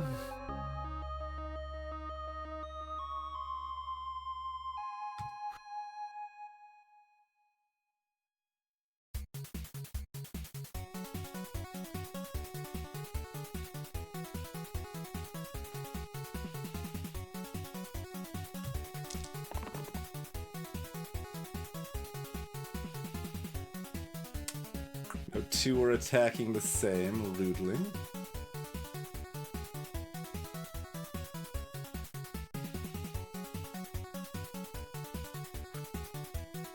But now with everyone else missing, we are probably taking both of those. Okay.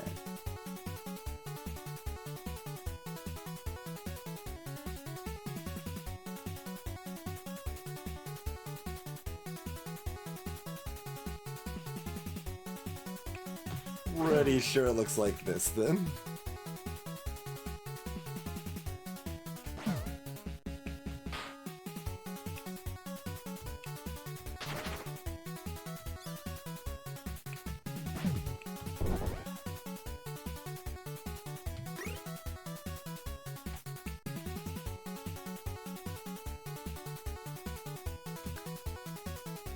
Era. Or copy that floppy.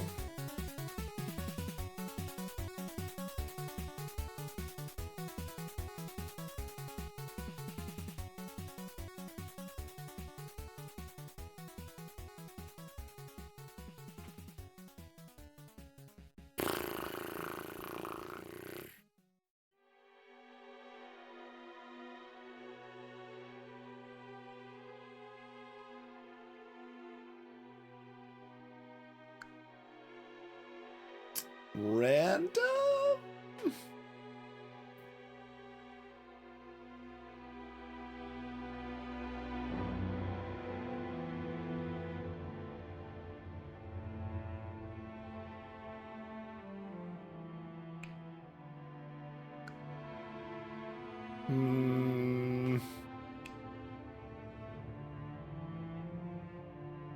Forsaken build, we can have multiple Forsakens, and lets us just keep reviving, in theory.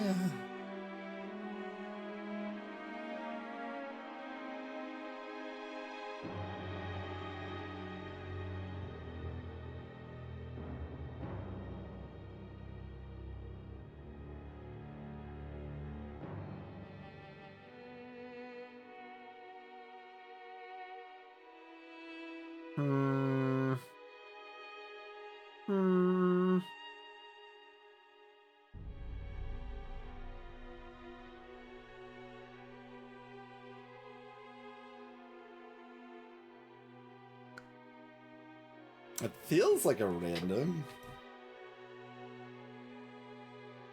I don't know. Like, it's interesting.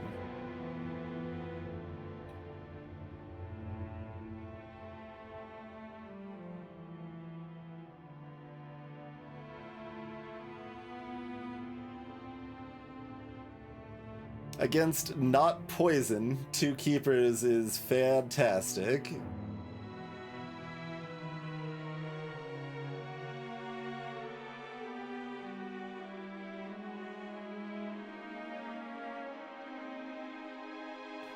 Like, we can easily have, like, 14 Pip Echoes and stuff with that, right?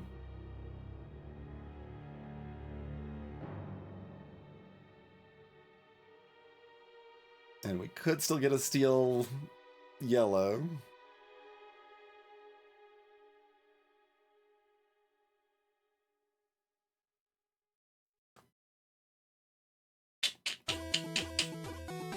Interesting.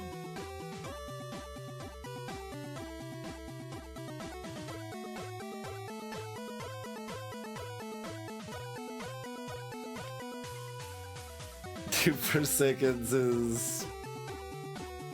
I don't know. I have a hard time processing that one. I don't think I like it, but...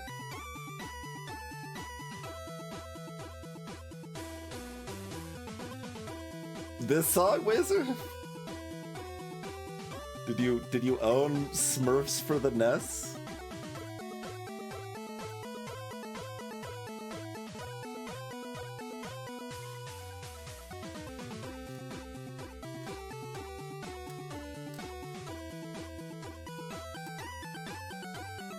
You've seen the game, okay, yes.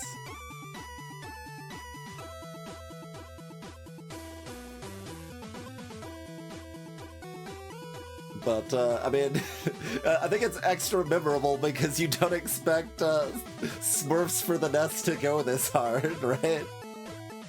That is never your expectation there.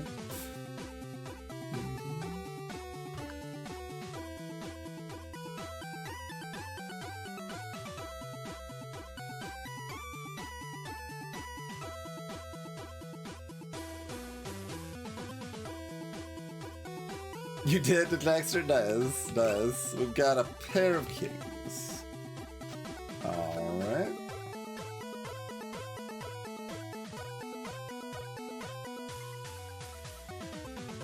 That's the default thought. I think that's correct, yeah.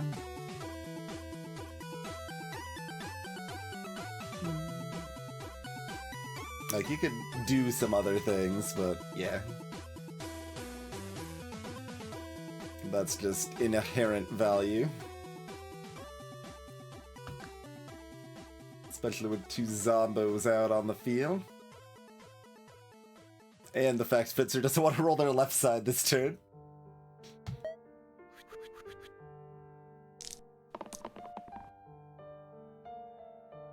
Now you roll the dot. You're one fight late there, friend. Now.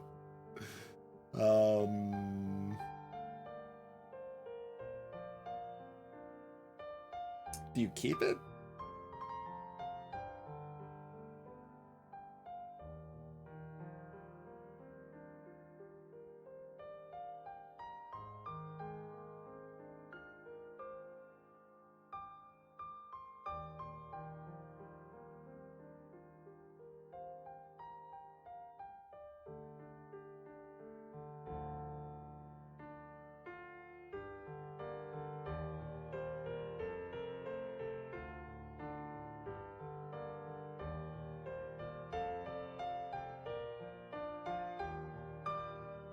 No.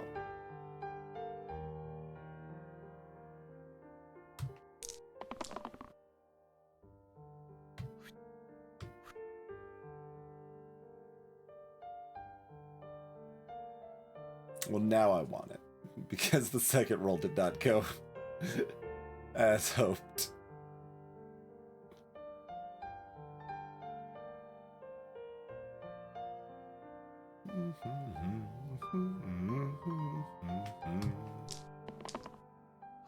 Alright.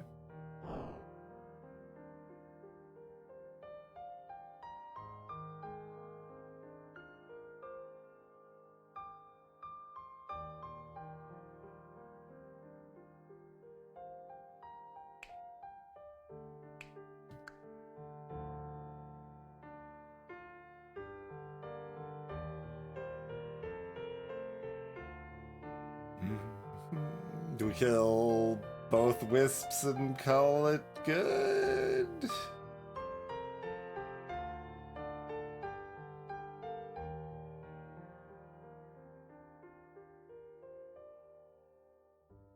Killed Forsaken.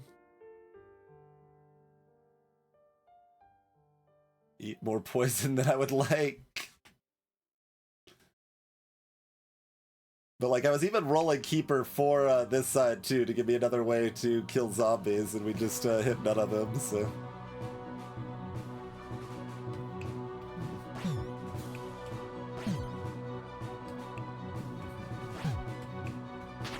It seems like it's probably just that.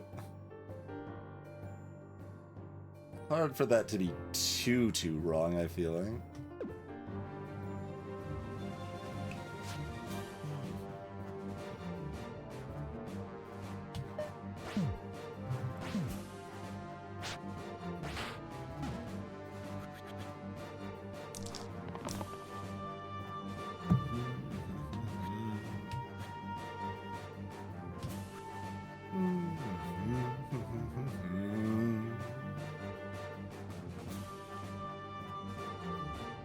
I mean, I should probably look...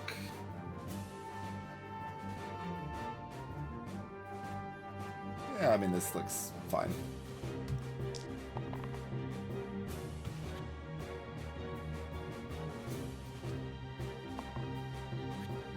Fencer not playing today.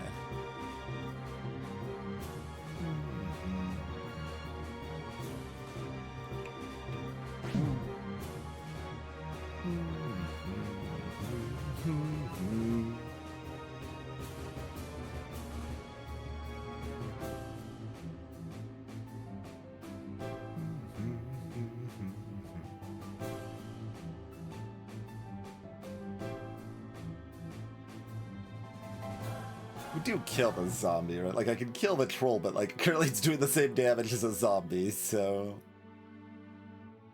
I could, kill the zombie the old-fashioned way.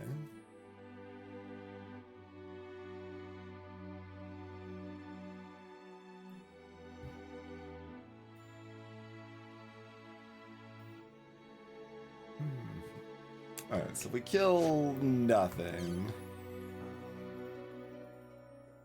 Oh, or maybe we just, I mean, we can kill that too. That's an option too.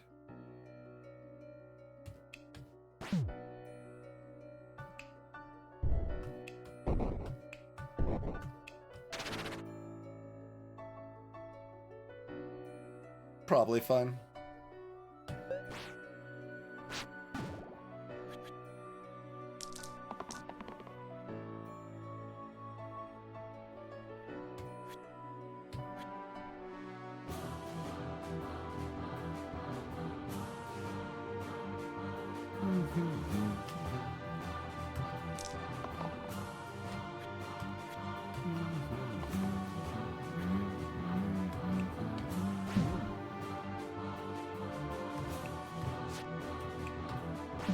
I wonder if this is gonna go well. Just a nice 8 overkill with more in the tank.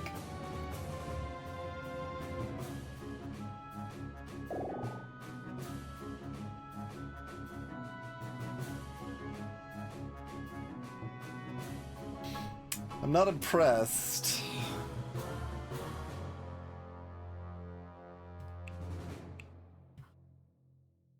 Not impressed.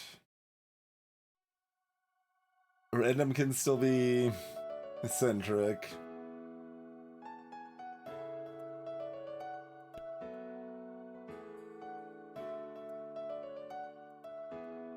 That's a good duck sign.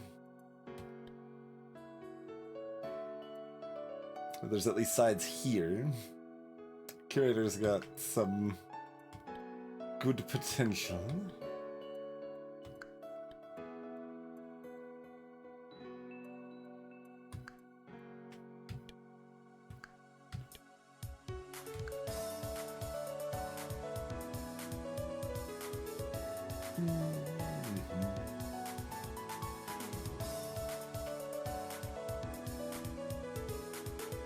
We still have a mana side here, which is all we need. So like, we've got the duck, so Ghast can just be a better Sparky. Ghast would actually be a pretty good hit. I guess, I mean, Ace, that one mana set again. The duck making that so much more relevant.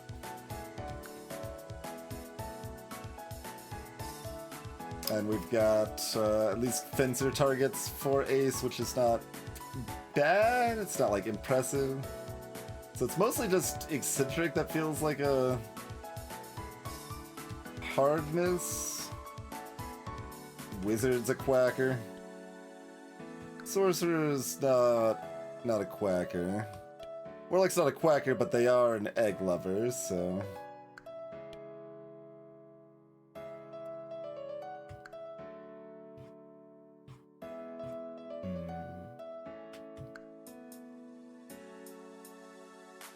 Kronos has 5 health.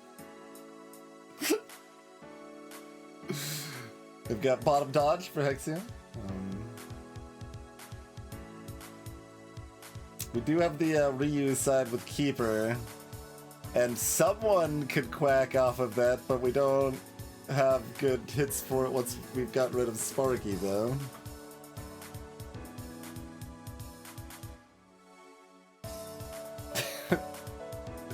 keep Sparky for our final team.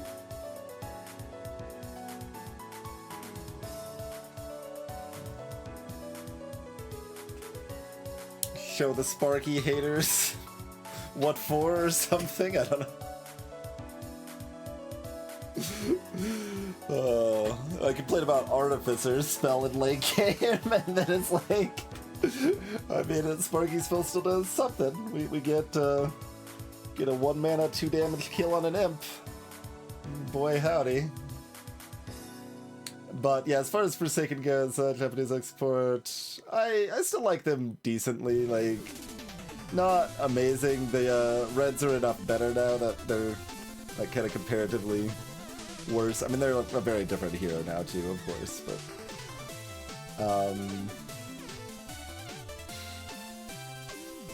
this doesn't quite have the flexibility, given that it like doesn't work with Roulette's left side and stuff like that. That I would wanted to have to be super, well, not necessarily super excited, but like more just generally like, oh, this opens up a lot of options sort of thing, where it's like, yeah, it's a good panic button, but a lot of times having just the cleanse from like Shaman or Doctor prevents you from needing that panic button in the first place, so.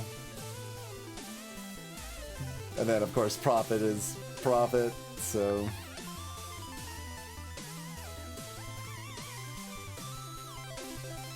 Which is weird, but has a cleanse and a good spell.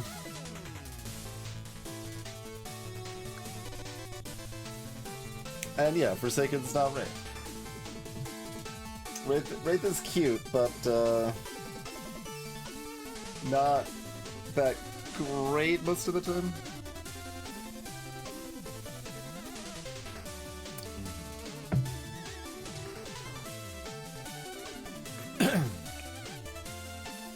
I don't really have what Kronos wants, you know?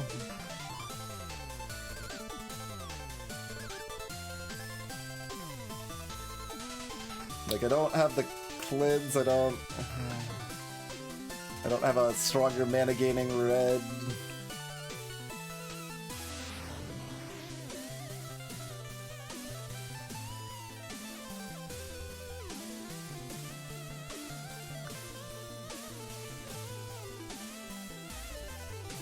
What could go wrong?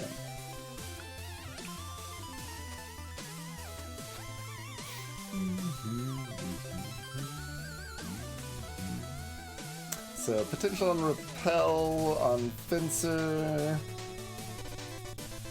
and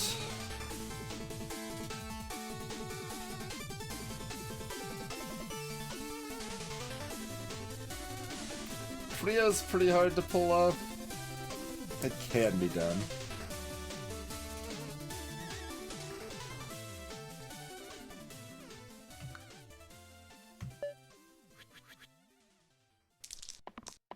This is the interesting choice where I don't actually know if I'm sad or not. So that's cute.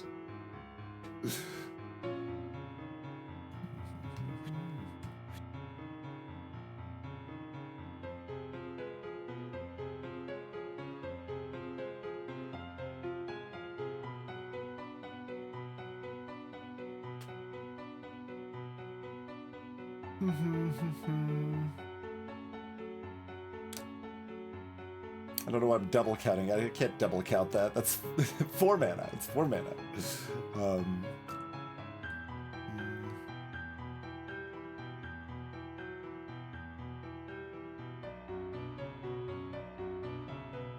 So if I want Hydra up, we'll try for the double hit, I think.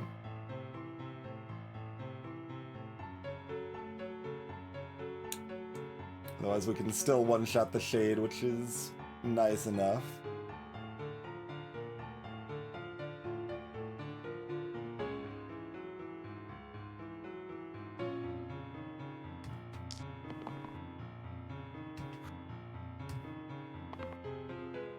Alright, acceptable.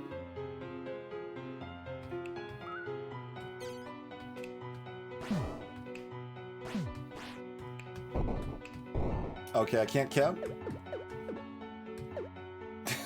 Can't count. Noted. Noted non-counter. Dark Twinge.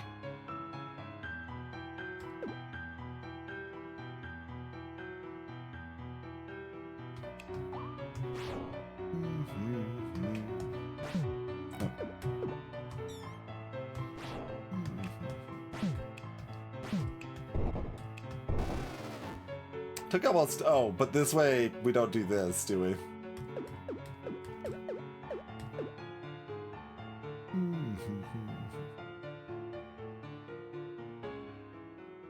I did think if we hit that, I would be covered.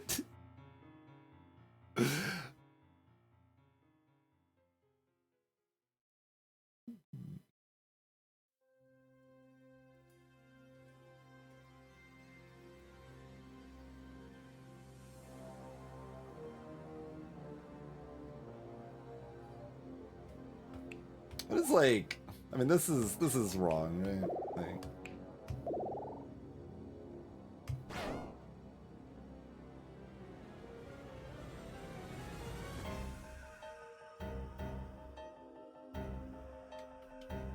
because we would have to kill the Hydra, and now we can't. Yeah. That is almost good.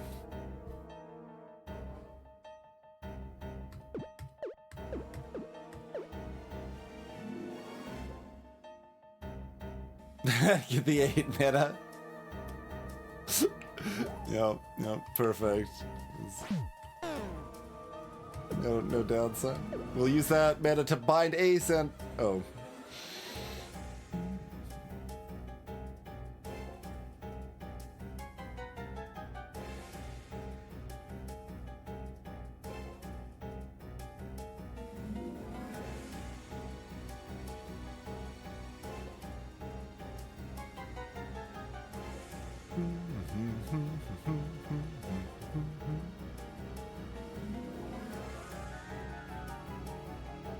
How much damage do we have to spit on this guru?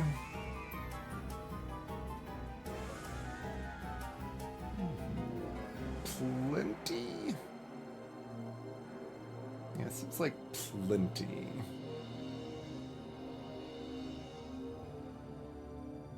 But is that any better than just killing the Shade? Not particularly.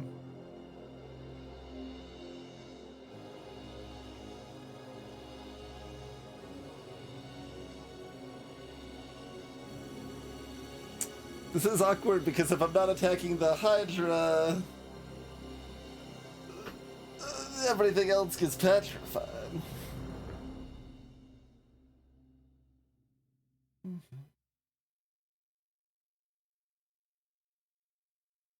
If we kill the Hydra alone, or the Basilisk alone, it's not enough. If we could kill the Basilisk and the Shade, maybe?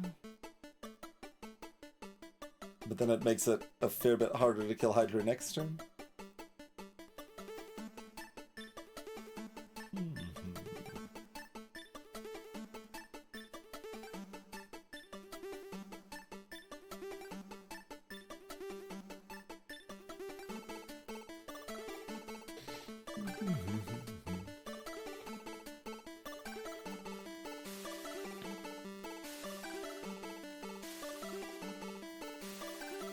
Okay, no more zap for the shade either. Like this, with the ability to zap the shade would have been pretty good.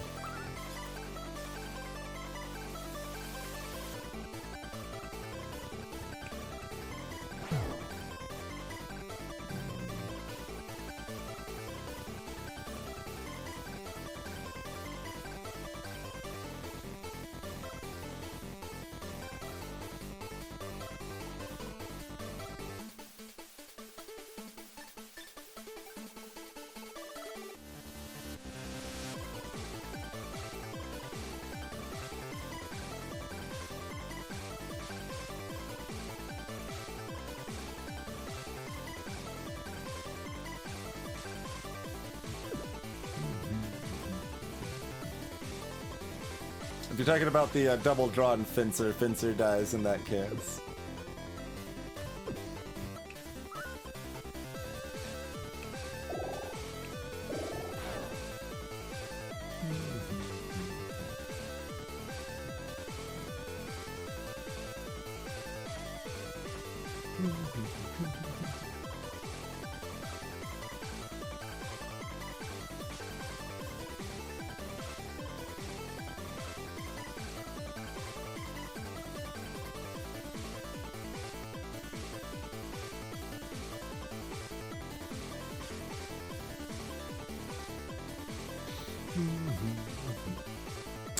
Interesting. Greetings, by the way. Why bother?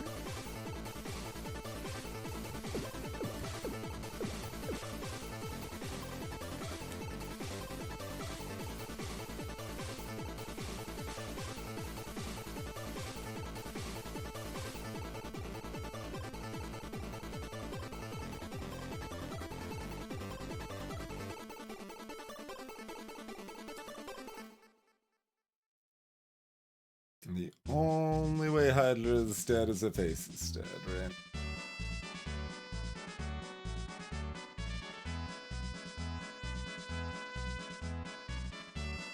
It's like, this doesn't do anything, but I can't use it to heal up Ace, because they are full health.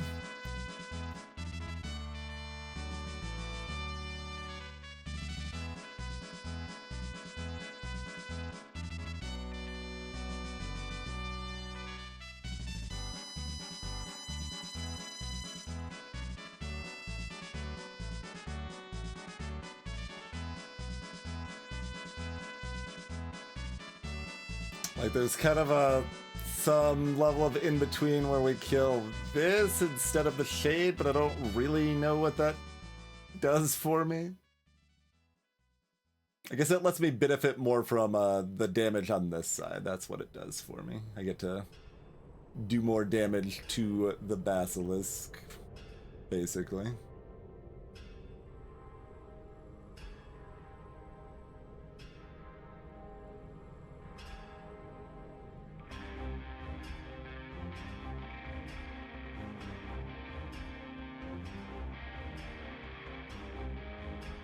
I can't boost Ace before they go. We don't have any mana until Ace uses their die.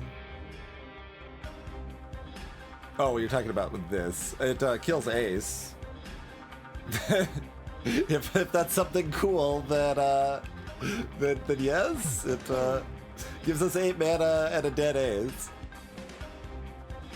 Like, if we want to kill Hydra this turn, that's the line we take.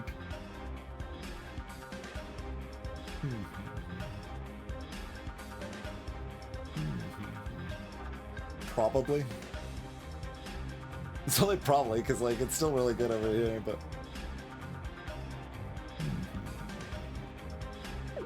Ace is already normally is double, like, they've got the 4 mana by themselves, like, there's no... It's not hard.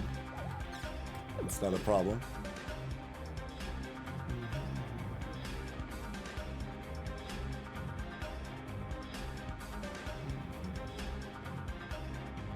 It's just that it's, you know, not enough.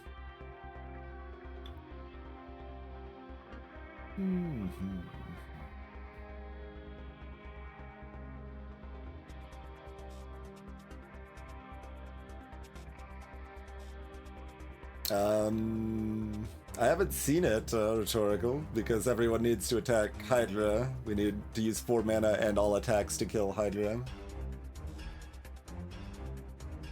Okay. It's like, I don't think so.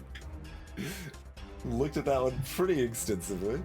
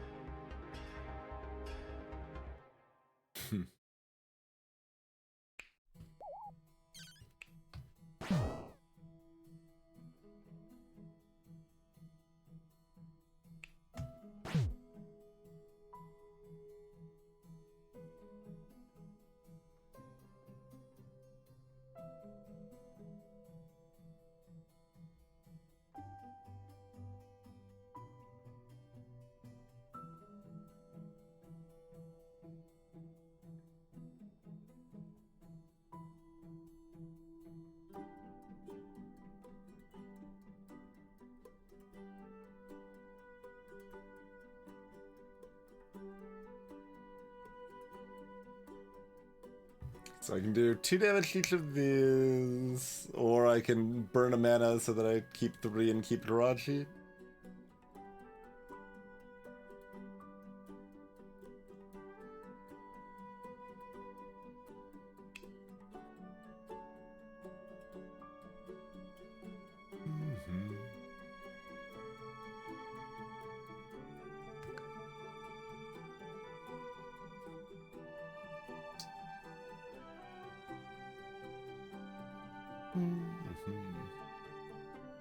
Oh yeah, I don't think it's supposed to be a 2D horn, but maybe it could be a 2D horn, I guess. But yeah, it's like picturing it like that's where it was ripped off a demon's head on that side.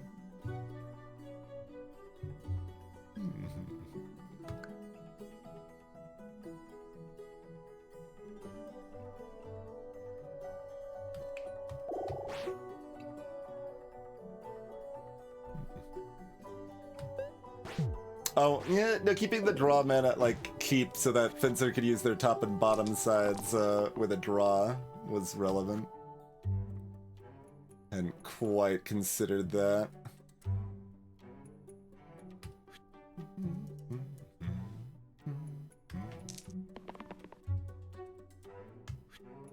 That'll still work, though.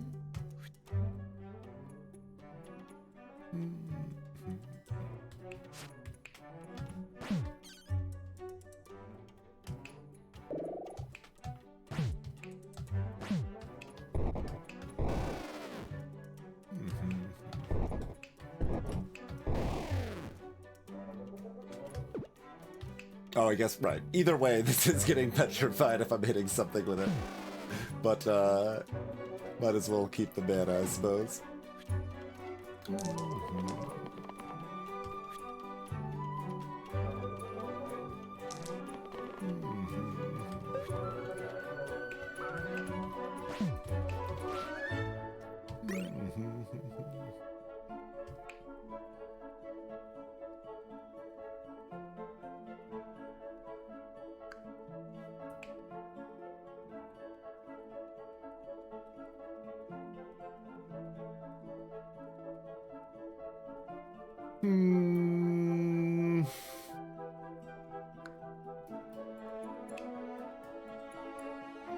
Are these my 2 least favorite tier 9s?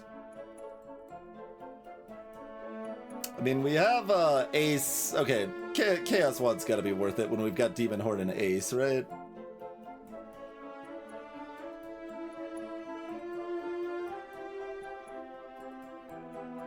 12 Pip Fitzer's cute and all, but it's not like we've got reliable healing.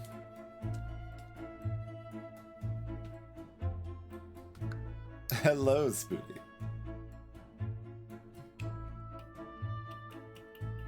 And like Fencer doesn't mind rocking Chaos 1, Keeper could rock it too.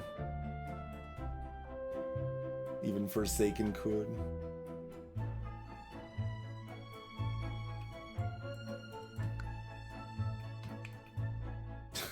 Do you accept the terms of service? I do. Alright.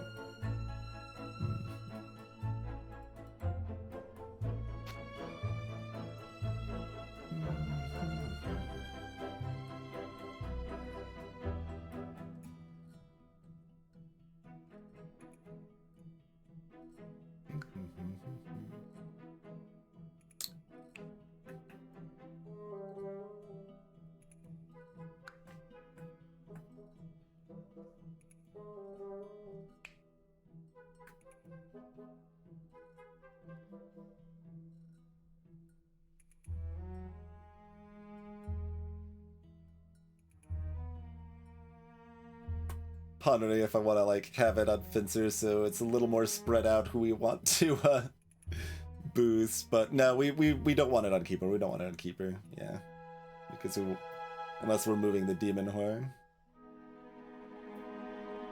Like you could also make a quacking Demon Horn, which is certainly something.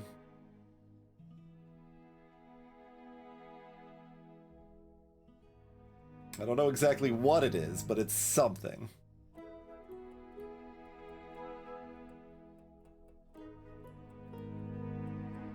Yep. Alright.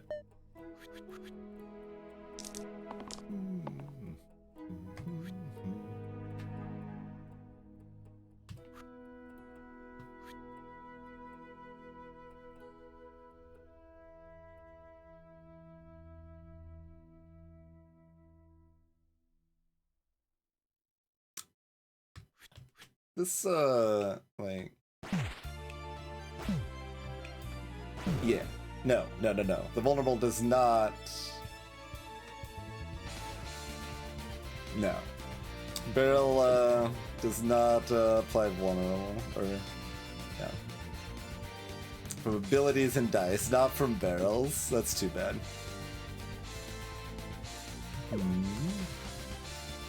What does that mean for, this side? I mean, worst case, it's still a 4 damage side. 4 damage side, pretty good.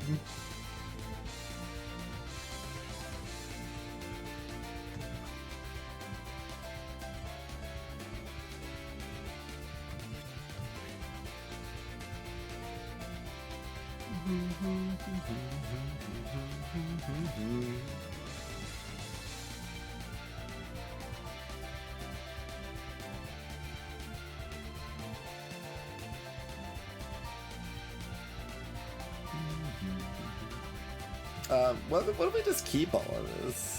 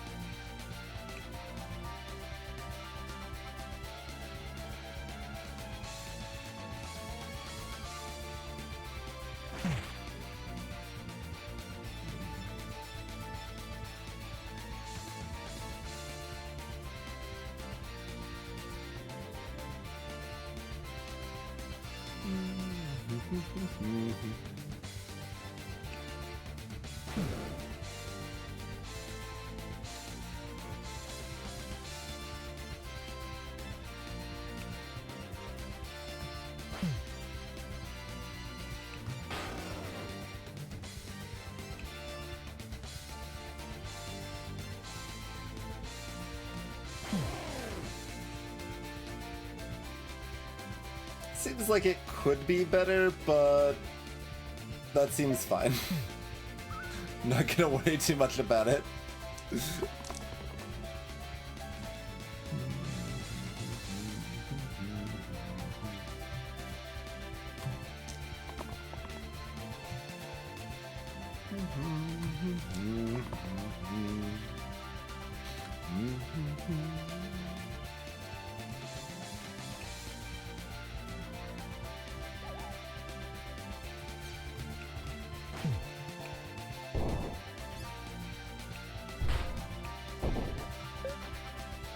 It is the hand.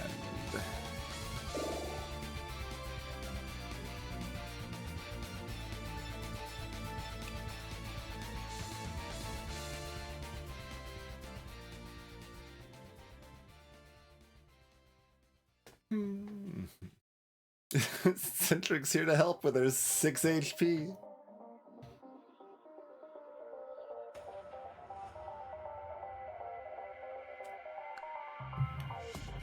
So, Bash has 6 and 8 sides for Duck, and potentially even more with the steel side.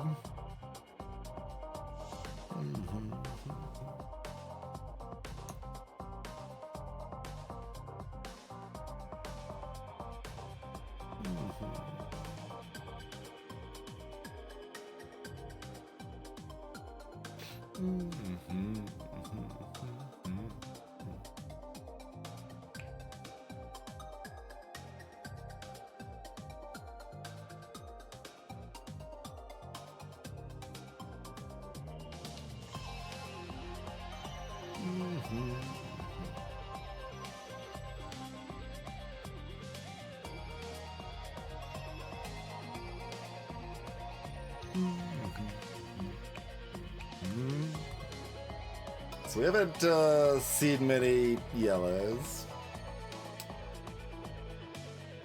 Although random hits are decent since they can't be eccentric.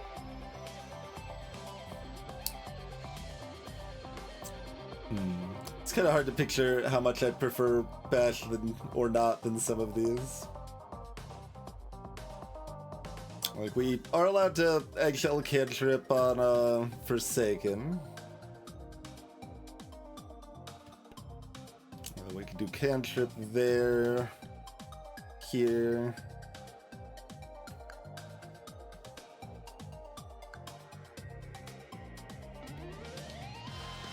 Here, I guess, if we wanted to.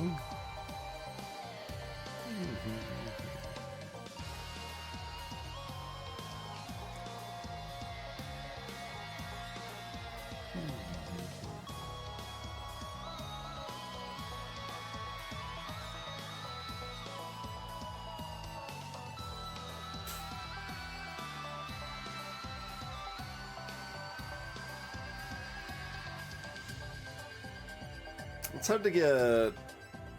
Hard? Is it impossible? We don't have any other cleave, right? So Captain's probably pretty bad too, given like this loses a lot of momentum against hand compared to other opposition. So we'd rather have Bash than Captain, I think.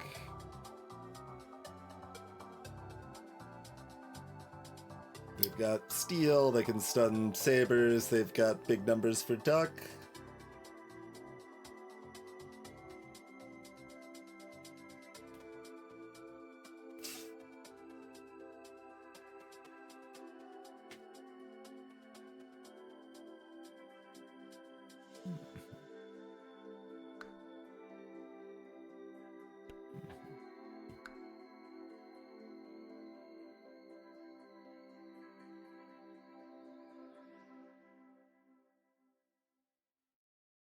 Like, obviously we'd rather have Wanderer. I assume we'd rather have Barbarian with the eggshells.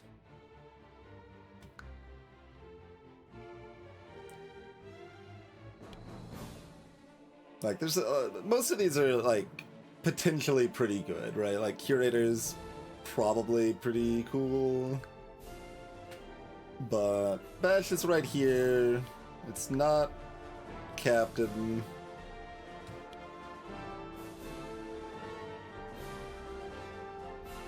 And since we've already gotten Ace, I don't think we want to move the Duck to someone else. Right? Like, we could do stuff with, like, Duck on this and stuff. But then mostly our big numbers are only coming from Keeper, so it's a little harder to hit the duck big sides reliably anyway.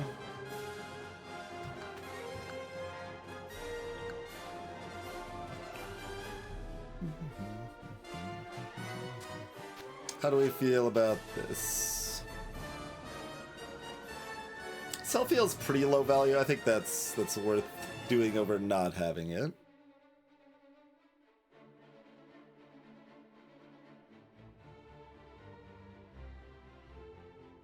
Ice Cube keeps one side active if Bash does exert.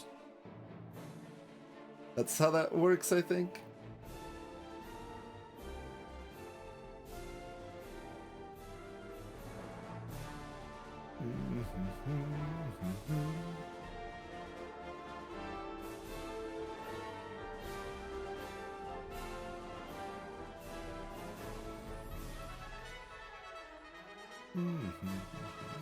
Yeah, that's why we took Chaos Wand.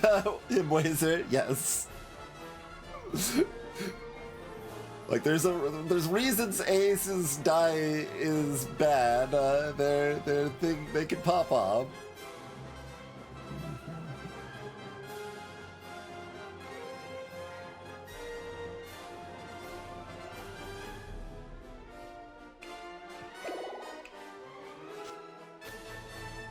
Oh, we do lose the hand pip though. That's interesting. I don't know how I feel about that.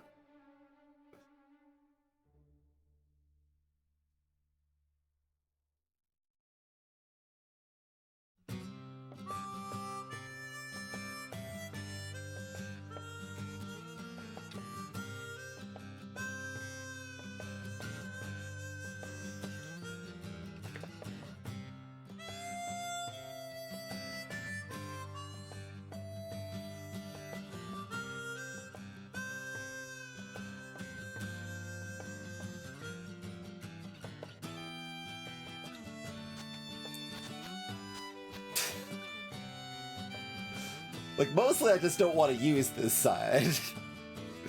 But when I do... I guess I would rather just have a bigger duck. Because that's more likely to kill hand that turn with, like, a ginormous vulnerable or a bunch of mana or whatever.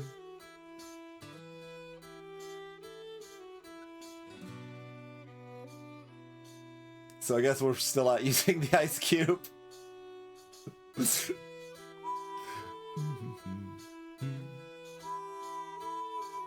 And amusingly, this happens beforehand, right? So like it doesn't cancel it with the pull.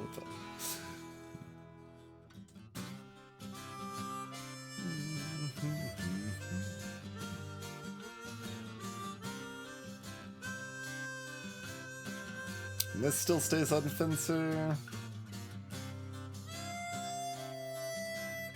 Don't have any dice reuse. It's gonna be pretty sketch to ever get double that. I mean, like, you do have the 6/6, like, it can happen. But, like, then we're not getting the mega value on the steel side anyway, right? We could be getting the mega value on one of these, but then we have almost no attacks to use the vulnerable with. It does, Saikai, yes. We have no self-heal, but we have no pain on this side. And this is not self-heal, so that still works the same, and that still works the same.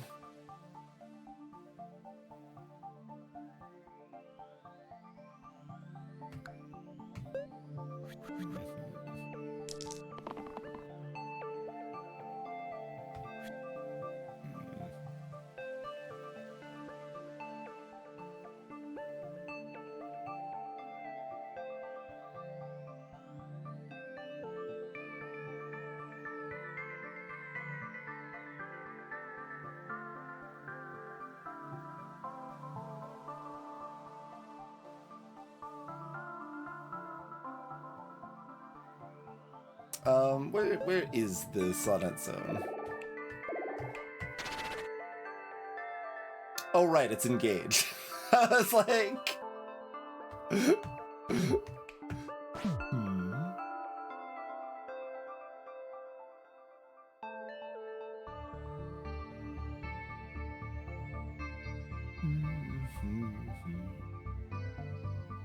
Interesting.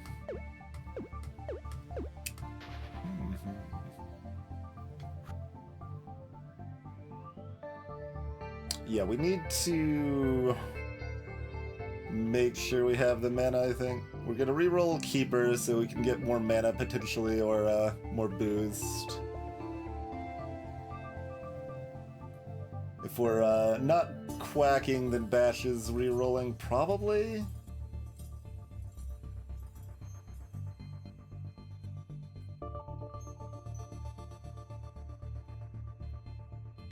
Like, I would rather exert than blank, but... Okay.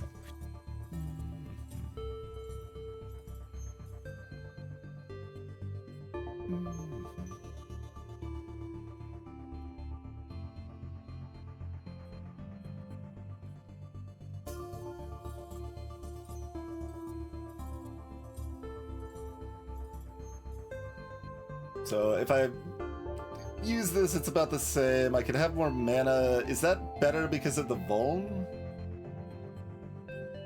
Like, I could still roll a Keeper, too. But, yeah, this would have to be thrown into the garbage. I'll look at it. Not certain by any means, but... Guess we only get one extra burst out of the deal. So yeah, hands at 20, we've got 1 mana left over.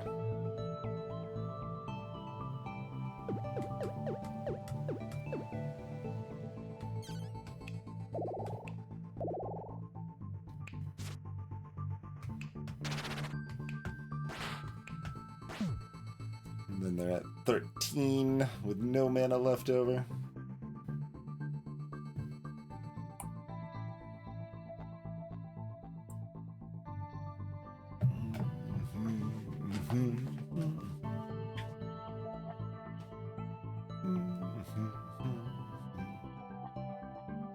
So, I mean, this is 6 damage.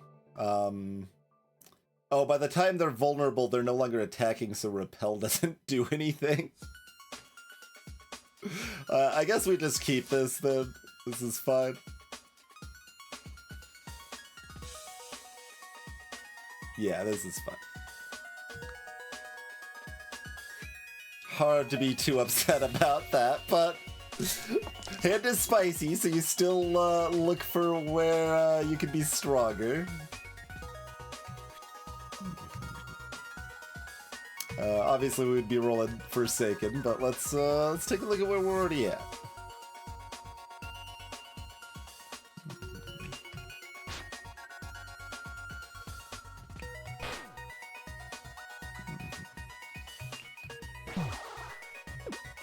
Yeah, alright. It looks great. I guess you might as well roll, but it doesn't matter very much. Oh, hey, we get the, oh, no, it's triple. We don't have the triple still.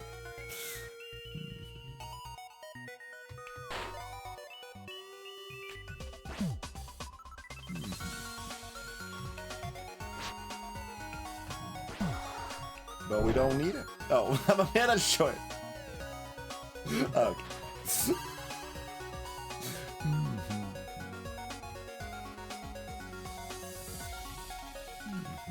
All right, up to 6th. Big gap before we move up again, though.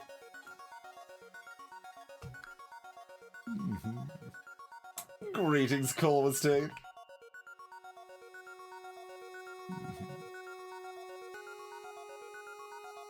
Boosting 3 times would have been worse in that previous example because the burst, with all the Vuln applied, the burst is going to be more damage than the extra Chaos Wand pip would have been.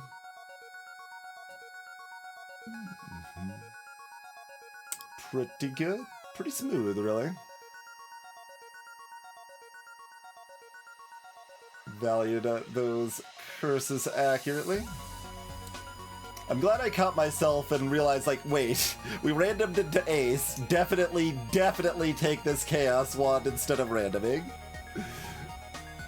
Because I'm like, yeah, Chaos Wand, whatever. But, like, I didn't really think about it. And, yeah, like, Demon Horn you know, it still wasn't like mind-blowing, but it was the correct choice, and it performed adequately. But I like that we didn't even use the duck, which is often the most potentially powerful thing there at the end, or the catnip for that matter. Would have been better. Like, it was tempting to roll Forsaken for that because then we've got 8 mana, then we could have just bursted down with the Volve easily, but... well, the catnip was on Dabbler. We rolled it for some shield value. It wasn't entirely worthless. But yeah, like, I remember when I was looking through the hero list, I did not say Ace was a miss. I did not say Ace was a miss there. I was like, Eccentric is the one miss. Once we'd got rid of Artificer with our setup there.